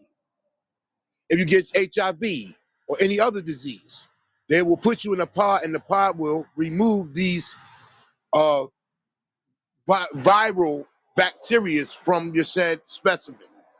Now I'm going to leave it there.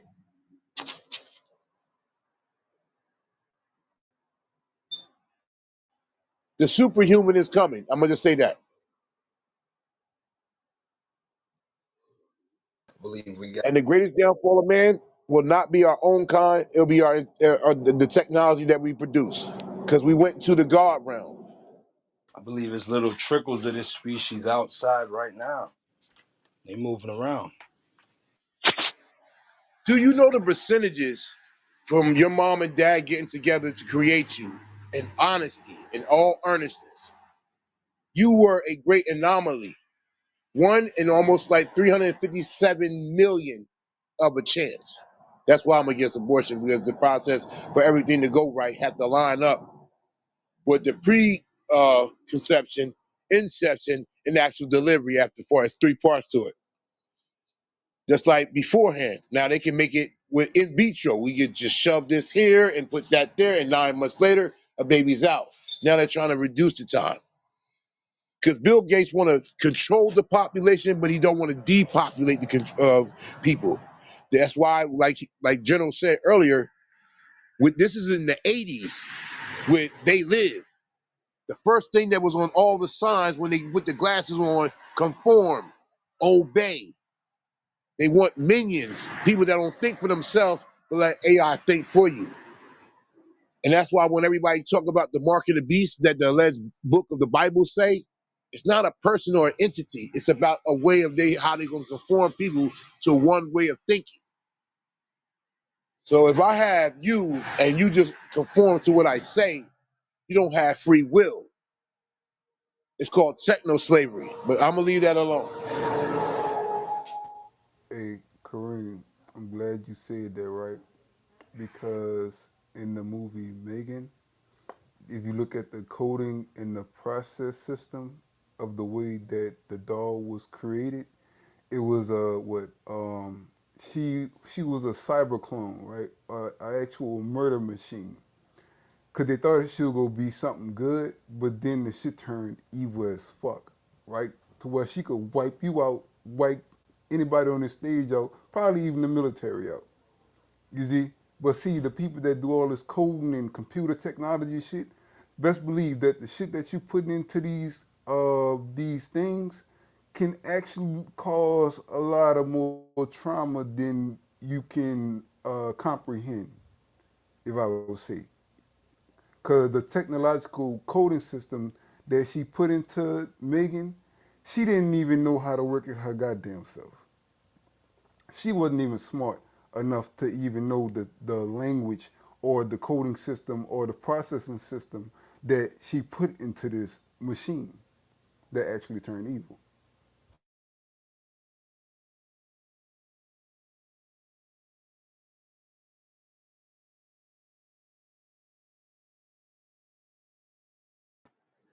And to get more understanding, just watch the movie I, Robot. Oh, I seen it. That's shit where it hit a greater scale level. Fuck Or watch the iRobot. Minority Report. No, fuck iRobot. Go watch what's that shit with Will Smith and we had the dog. What that shit called? I'm a Legend. I Am Legend. Yeah, go watch that shit. That shit really will scare the fuck out you. Fuck I wrote that shit ain't touching on shit. Nigga, go watch I'm a Legend, nigga. That's when shit get dark and graphic around this bitch. Where the fucking world will end. Come to your fucking knees around this motherfucker. For all that's listening, when you watch your movies, they're not fact or fiction. They are lessons of reality that they're showing you in a entertainment sense, but they already know it. Just like the internet. Before we got it, they already had it 30 years before. So Hell, why they keep I'm gonna showing say us the something purge, man? Why they keep showing us the purge? They made 5 versions of that shit. because we're headed to anarchy, dog eat dog type mentality. It's gonna come a point, and I don't know whether I'm gonna be around to see it, but you heard it from me. So if it happens, you at least know a brother had the idea. Humanity will fall, or they want the pursuit of humanity to fall. Because as long as you have humanity, you got free thinkers, CMB and others. They said God gave us free will. On this day, take the red pill or the blue pill, but you have a choice. We can't deal with that because you might not choose what we want you to choose or conform to. That's why they do the music with the 808 string, because the 808 string fucks with your brain waves, and they fuck with your brain waves. And you can say, like for instance, I'm on YouTube a lot, right? Now, I'm a very proponent of using Instacart. I'm just saying for myself.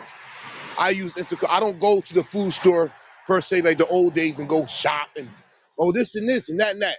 I punch it in on my computer screen what I want to be delivered to me, and guess what I see as a advertisement?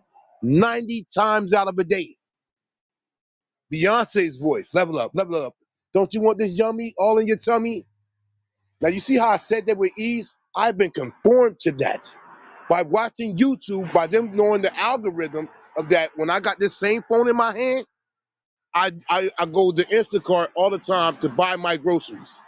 You see how they connect with me? And then there's the biometric part of it all. My phone and me have became one. Watch out, I'm talking too much. Let me shut my mouth. That's so true right there, Kareem. You and your phone become one. You be thinking about something, then look at your phone. That should be right on there. No bullshit.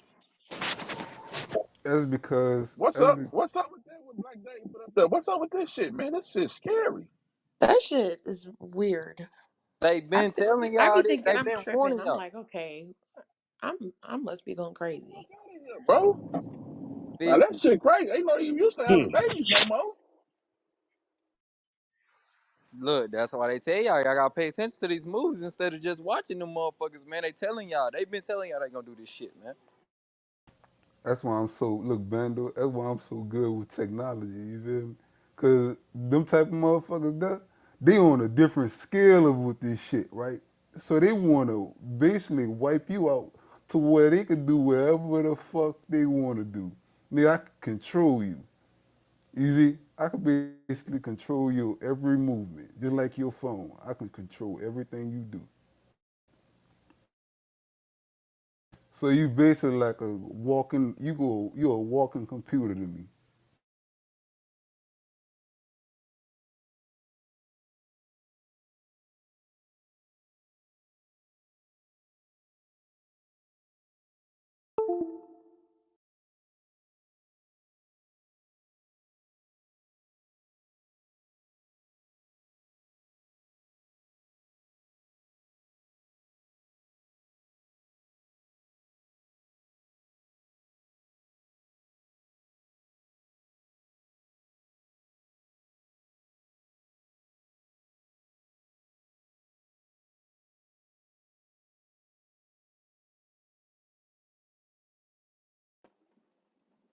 What time the night show is?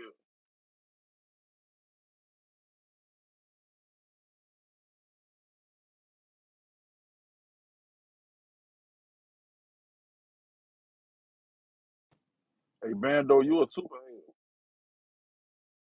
You said what, bro? You a super hater.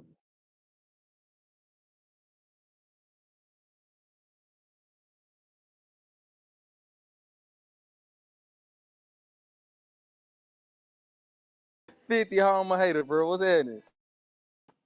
Got fuck Dallas and you stay full with Dallas. Hell yeah, man. You crazy. Hey, I ain't gonna say nothing, bro. I fuck with y'all. I fuck with B more.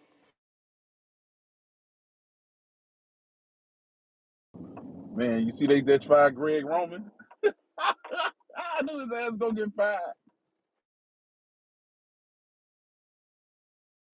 Yo, what's up, CMB?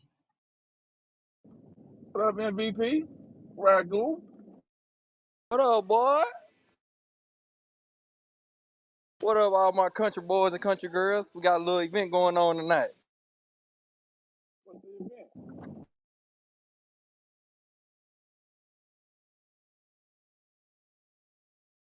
Let me go give me a lumberjack with a cowboy hat, all black. You gonna get you a lumberjack with a cowboy hat, huh? Excuse me. Surprise Springfield ain't jumped up in here yet. You must be at Oh home. yeah, y'all got some on Suicide Watch tonight. Y'all look out for them. You know what I'm saying? All them Tom Brady fans finna see Tom Brady go down the drain. Probably play his last motherfucking game. Man said he gonna go to San Fran after this season.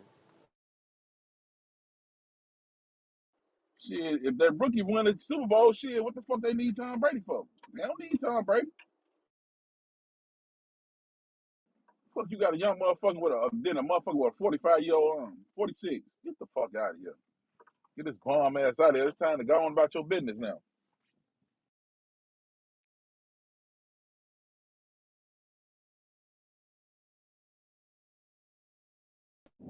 Man, I'm on my way to work, man. I had me a nice little old time off. I don't even want to go back to this motherfucker. Man, I just got off work, man. Shit, talking my language. Shit, I gotta go work 13 hours. Boy, you need to go to the buffet for lunch, boy. No, I just had a blueberry muffin. We got a hoagie, some chips, water. Already. Yeah.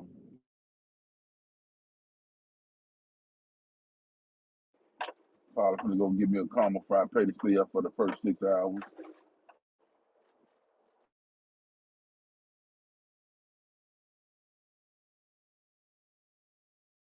I know this man that say the caramel frappe. Yes, sir. Large. Fuck Oh you talking shit. about? I need a big one. That shit how you wired up for the first 4 hours. After that, it's over with. Yeah, yeah.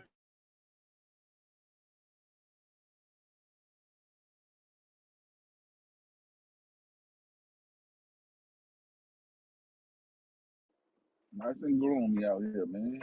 I like it. Shit, it's time to go get some of this delivery work done. We good for the night.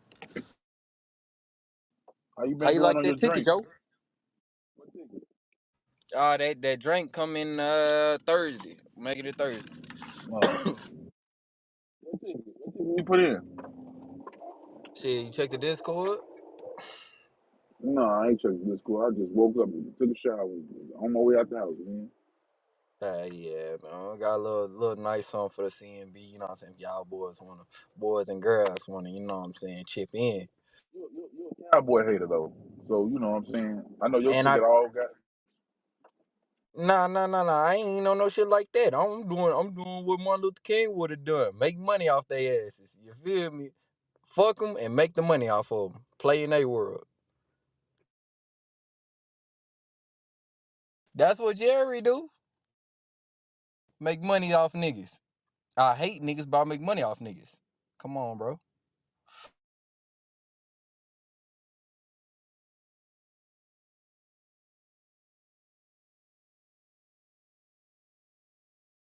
Am I lying, 50?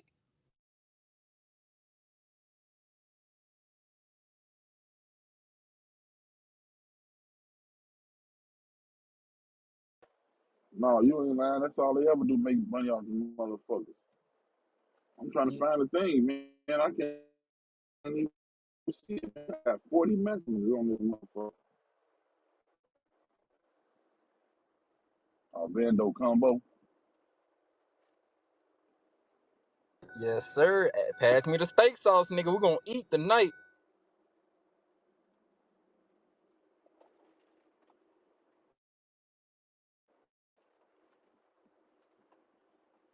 Oh hell no, man! You already fucked up with the top of your shit.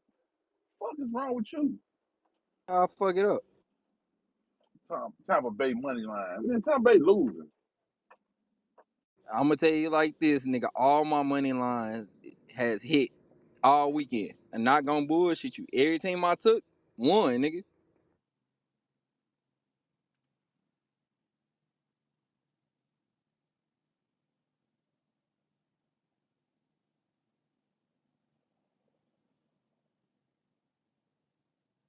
That's a tough ticket.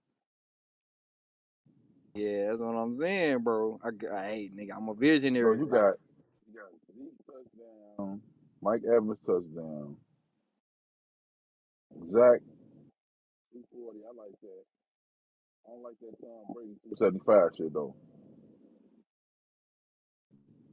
250, 225 is good. Zeke 50 yards. Yeah, damn near. That's 100 yards. So that means they gonna get a CD Lamb 75.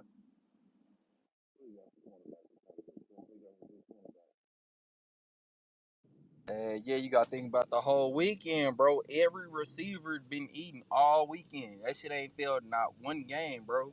And damn near every game, one QB has passed over 275, while the other one is either 200 to 225. No bullshit all weekend. I take Dallas, take Zeke. I take Zeke for a touchdown. Yeah, Tony Pollard. Somebody. Then I put that for a Yeah, touchdown. ain't got put in yet. That's just a little something for everybody to think about if we want to Fuck just that slap some. touchdown shit. I leave touchdowns out of it. I take Zach for 240. I take John Brady for 250. I take Zeke for 50. Put Tony Pollard for 50. That's nice. CD Lamb for 75. That's shaky. Yeah. It's a nice ticket bando though. Oh, nah, them ain't. Ten dollars. We got two more already in, Ten but you know what dollars. I'm saying? Them bitches hard. Pause. $10 get you what? Shit, What hold y'all on. Let got me see. in?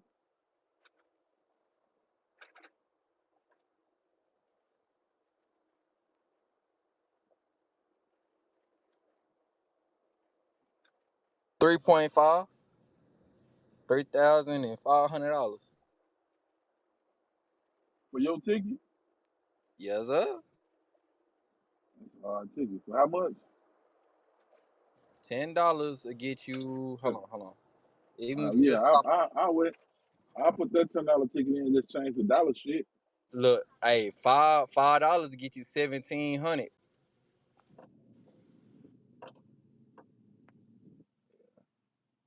That's FanDuel too, ain't it?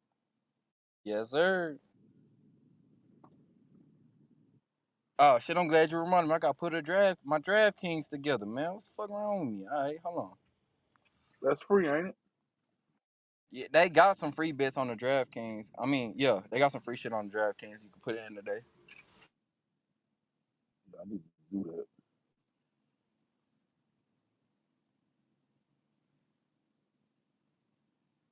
And shout out to last night, man. Nigga won 5. You know what I'm saying? Could have been more, but nigga won 5. Nigga ain't tripping.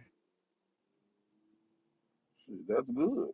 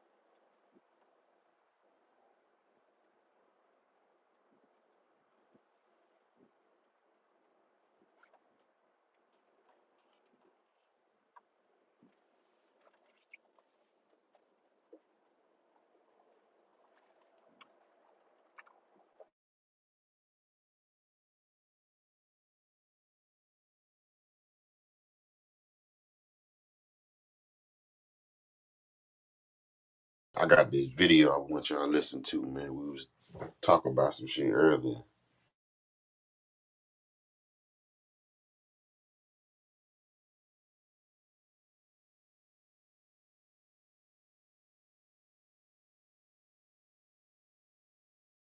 It is today either. Oh, of course not. All the media in this country, radio, television, and print, is all owned by 5 corporations. All of these corporations that own the media are owned and controlled, and members of the Council on Foreign Relations sit on the board of directors.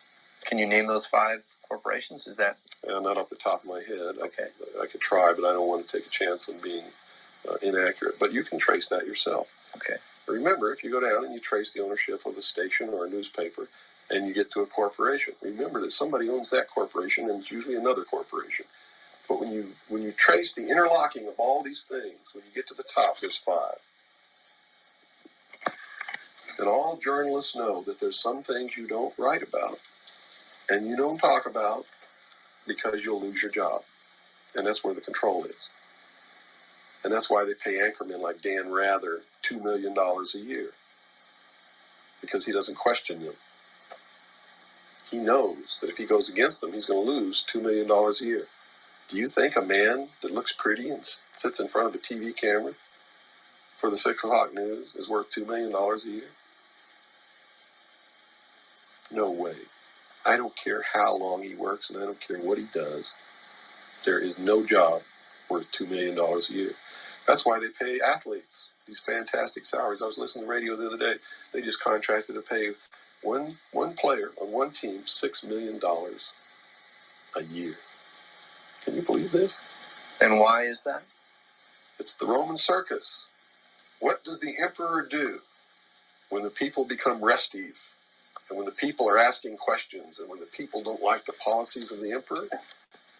He sends them to the circus. He creates a circus. He builds a giant coliseum.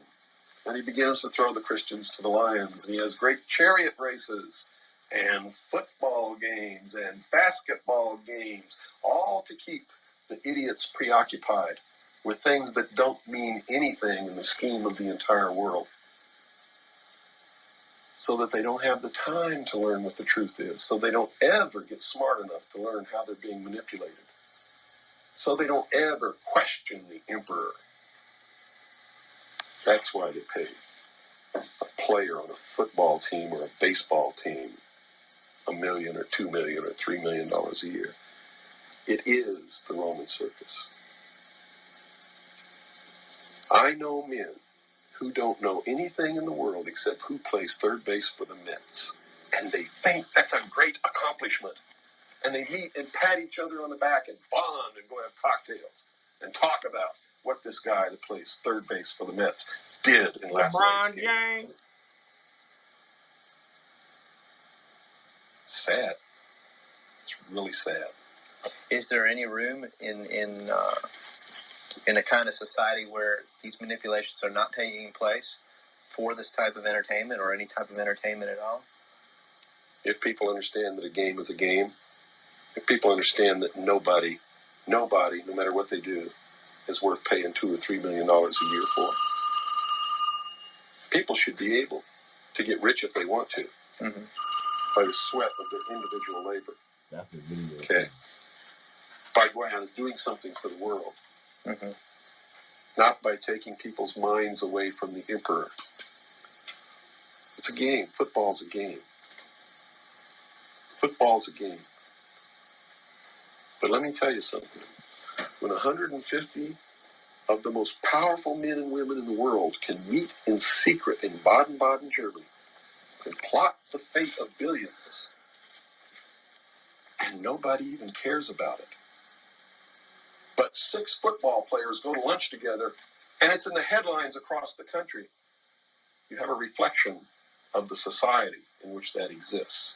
And it is a sick, sick society that is doomed to self-destruction. So based on that scenario, there's some truth into what these men are looking at. Absolutely, and that's what makes me so sick, is that I'm trying to wake up a people who on a daily basis are proving the ones that I'm warning them about to be right. Mm-hmm.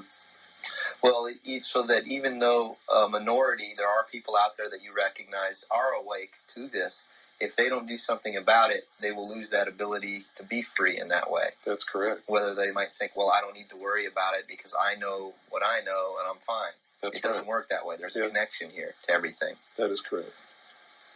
That is absolutely correct.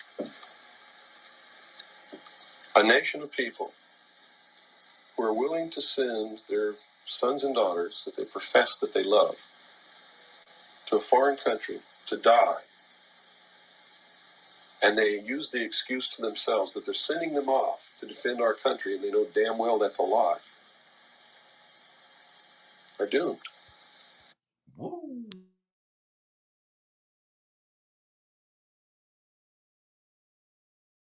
That's That straight video was made fucking in fire. 1970 something. Yeah, everything he said no was real as fuck. Hey, that was Jordan Maxwell, wasn't it? William Cooper. William Cooper. Oh, that's Behind the Pale Horse dude. That's the Yeah. alien dude. Yep. Yeah, that's the alien dude. That's the dude who cracked the code to all the alien shit. Didn't they kill that nigga?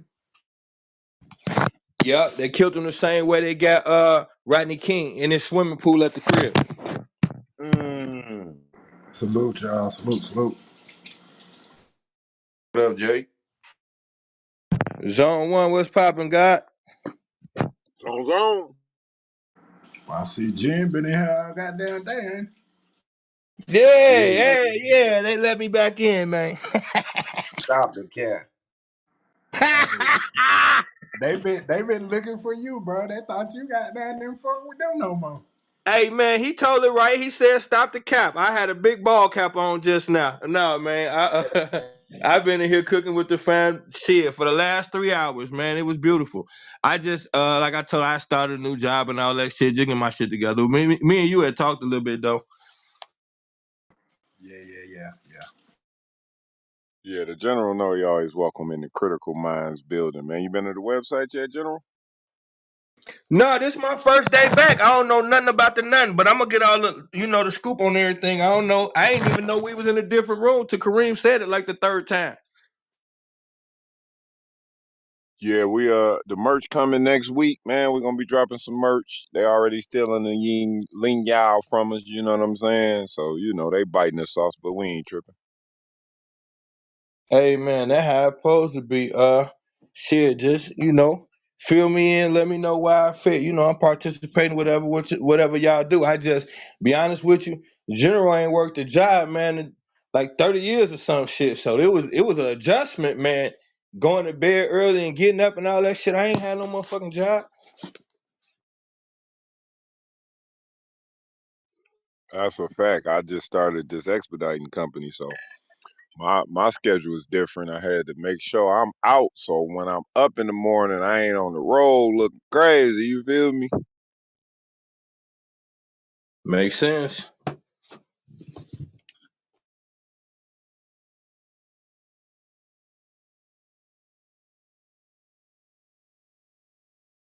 Hey, yeah, but that what William Cooper guy, that's the one that was uh highest level clearance with the United States Navy, and they let him down there and they let him see them aliens and shit, and he couldn't hold the water no more. And so he started telling. But he told for like shit, probably like 20 years before they finally caught him. Yeah, that's who put me on that Roman circus shit. That's why I ain't never look at sports the same since then. If you go back and you look at the Coliseums, when they filled everybody in the goddamn Coliseum and brought the Tigers out and shit like that. He said, meanwhile, the fucking Kings and them was running plays on the whole population while they was out there goddamn cheering and shit. I think General put us up on that. While the games was going on, that's when they did the politics. Hey, Oh, Chico, my it's man. I over. was I was just finna say that. We had talked about that before. Yeah, the whole reason why they came up with the Coliseum joint was to distract the people. So when it first started, it was 2 weeks of games. 14 days of fun and games, and everybody participated. And during that 14 days, that's when they wrote all the laws and passed all the laws and shit. So what's happening during the Olympics when all the countries kind of gather? Well, I'm gonna mute up. Same shit, different toilet. But now it's deeper than that though because they put these stadiums and domes around certain parts of the country where they know shit at, and they feel like when you scream, that's energy. So they fuck with that energy now, dog. They ain't stupid. They know how. Just like um you know how they tell you turn the volume up, scream, turn it up louder. What's that shit called? I forgot. When you scream, what's the shit called? That's a, Oh, sound waves. You know how Seattle and them be breaking the records and shit. They be having the loudest stadiums and shit like that. You think they got a machine to harness that energy and use it? Man, bro, it's it's That's what it's energy, bro. energy harvesting. That's what when they did that Travis Scott concert. That's what I kept hearing, kept hearing, kept hearing. Oh, this was an energy harvesting ritual. This was an energy harvesting. That's what every rap concert is. Why do you think they're putting all that? You got to think about it. It's in an enclosed building, and most we know what the focal point of the rap lyrics is: murder, kill, do drugs, have sex. And after every one of them shows, what happened? Somebody get killed, somebody get fucked, and somebody do a whole lot of drugs, OD, all that shit. It's in all of these are energy rituals, but this one was a little bit different because they did a ceremony. This was different. They did like a seance. That's why the smoke was so thick and people was dying and shit. They literally called on one of these entities and had that motherfucker outside with them. That's what they did. Right. That's what it seemed like too. But also, you go back to the old Michael Jackson concerts when he was coming out on stage, and you see them pulling girls out the crowd on the stretcher. They was just literally like soulless. They was drained. Hey, Hey, you ever that's a seen the cold artwork piece. for that show you was talking about? Anybody seen the artwork for that thing down in Texas? Yes, the Astro World. Yeah, I seen the past Spooky, one that they used up all the way spooky, into that. Yo, and then that spooky. the year before was Pop Smoke, Migos, Young Dolph, a couple other people that's Tory Lanez, a couple other people that's wrapped up right now, done or gone. I will say this: signs and symbols are for the conscious minds.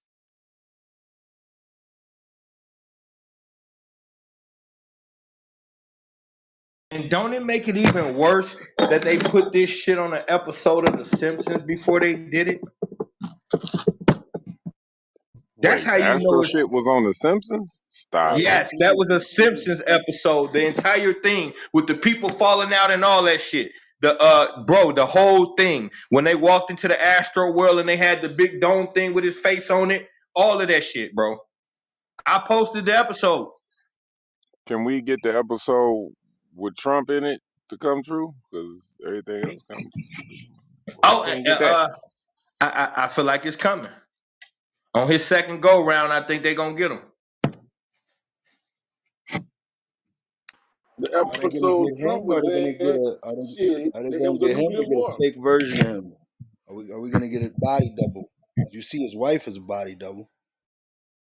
And yeah, I mean, at the end of the day, yeah, that's definitely a thing. And then shit, they already did that. The episode with him getting elected. They already had that one too. The gold He had on the escalator. exact same shit. Even there's a kid that's holding up a sign that says "We love you, Trump," and dropped the sign. That Yeah, even that was in the cartoon. that same gold escalator. Yep, the escalator scene. Yep. That shit is just wicked, bro. And They look though, showing you that we writing this shit, bro. That's crazy. and Chico, this what make it worse though. This what make it worse though. When you look it up, you know what it's gonna say. Simpsons make another prediction. We that naive to think that a cartoon is making fucking predictions, bro. That shit is beyond weird.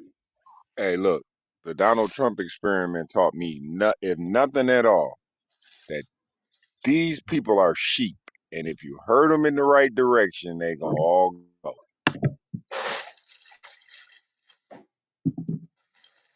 If you look up the Simpson, those people are elitists too. They come from the Hollywood elitists. Like, they wasn't just the people that got together and started drawing cartoons. They come from the makings of Hollywood. This was just something they wanted to do as a project. So they could have been putting the tools and the answers in there, yo. For real. Right, that's their project to reveal the secrets in a cartoon form nobody pay attention to, huh? Damn. Yeah, because like we always say, they gotta tell you what they doing. So when they put it in a cartoon, they're telling on themselves. It's the way that they getting around the universe. It's like a cheat code. And it's that much Mm. less intimidating when you see it in a cartoon form. You ha ha he he. You ain't even aware that that shit about to really happen.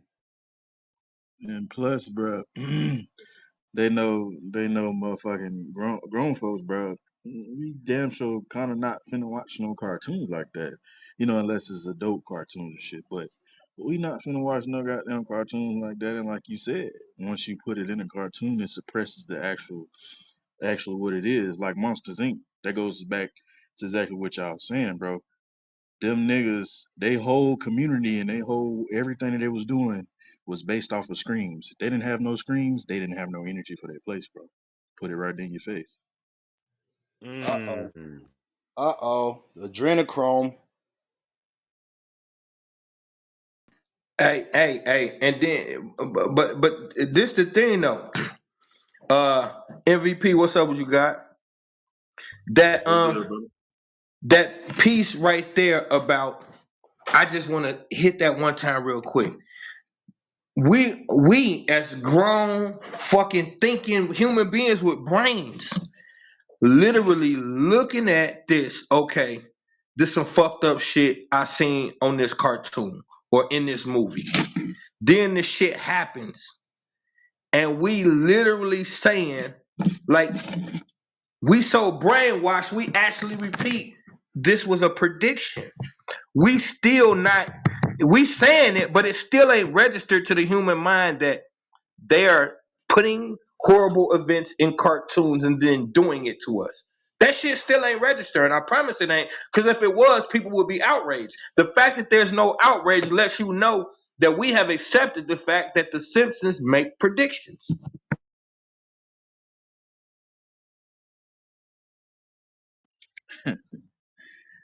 And the reality is, bro, them niggas not even making predictions.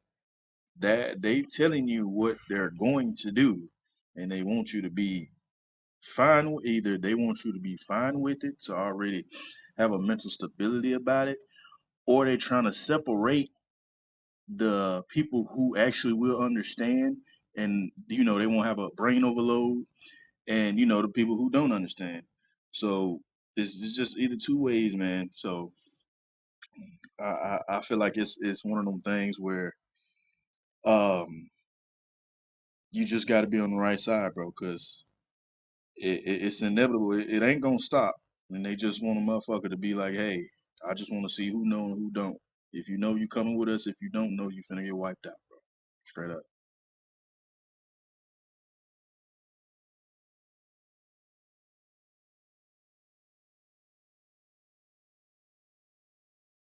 Hey, speaking of what you just said, something that we had talked about in here before, and I know y'all kind of familiar with the dude Whack 100.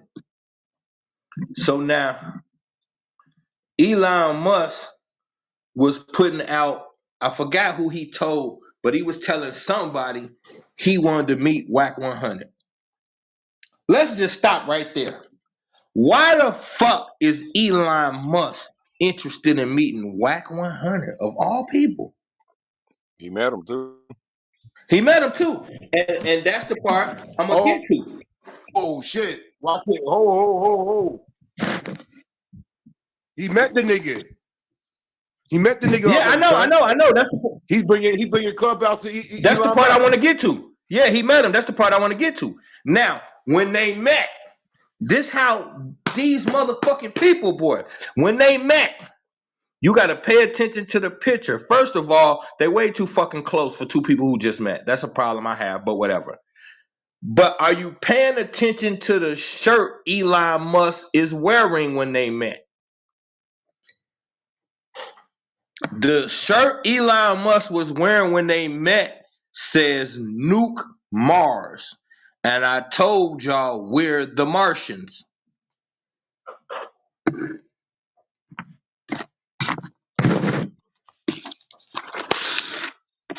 When you trace us back on the galactic level, a lot of our scholastic roots is going to trace back to Mars.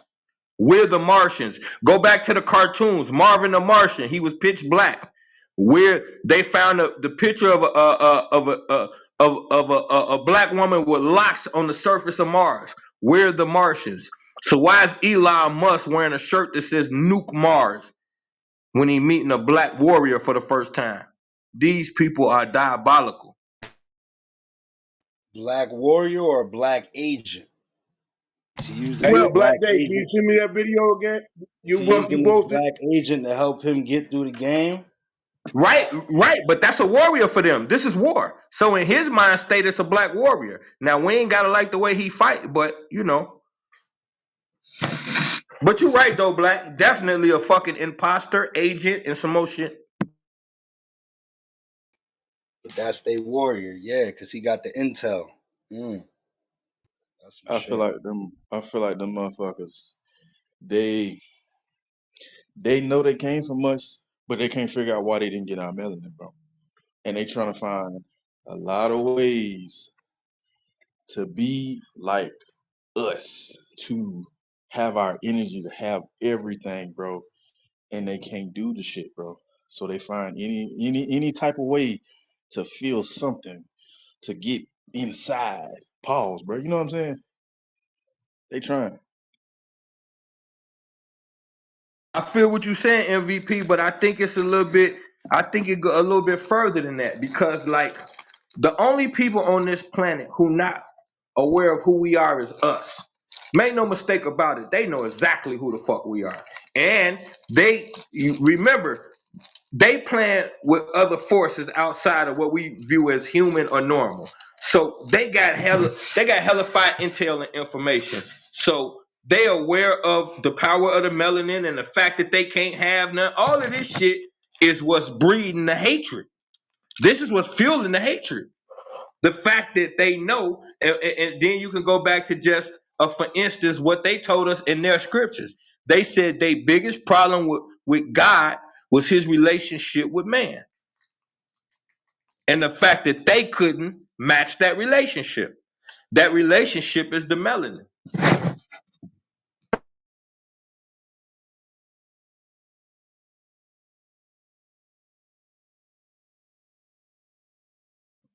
You know, I'm gonna say this, man. You be dropping some science, man.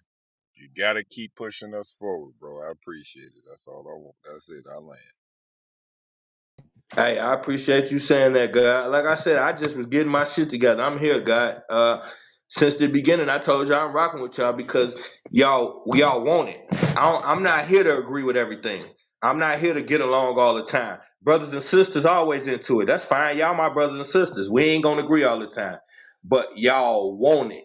Y'all want to be better black men and women. Y'all want to help each other. Y'all want to figure this shit out. That's all I ever needed. I'm good, bro. Yeah, and we gonna challenge shit, you know, and salute to you for being challenged and standing up to the challenge.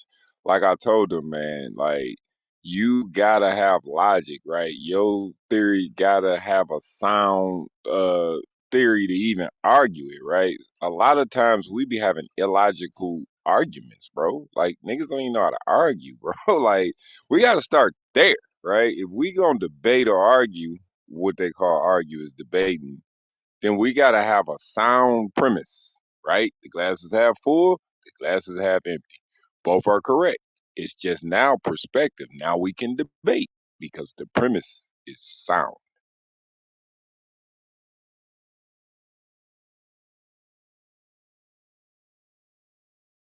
Without a sound premise, we just arguing.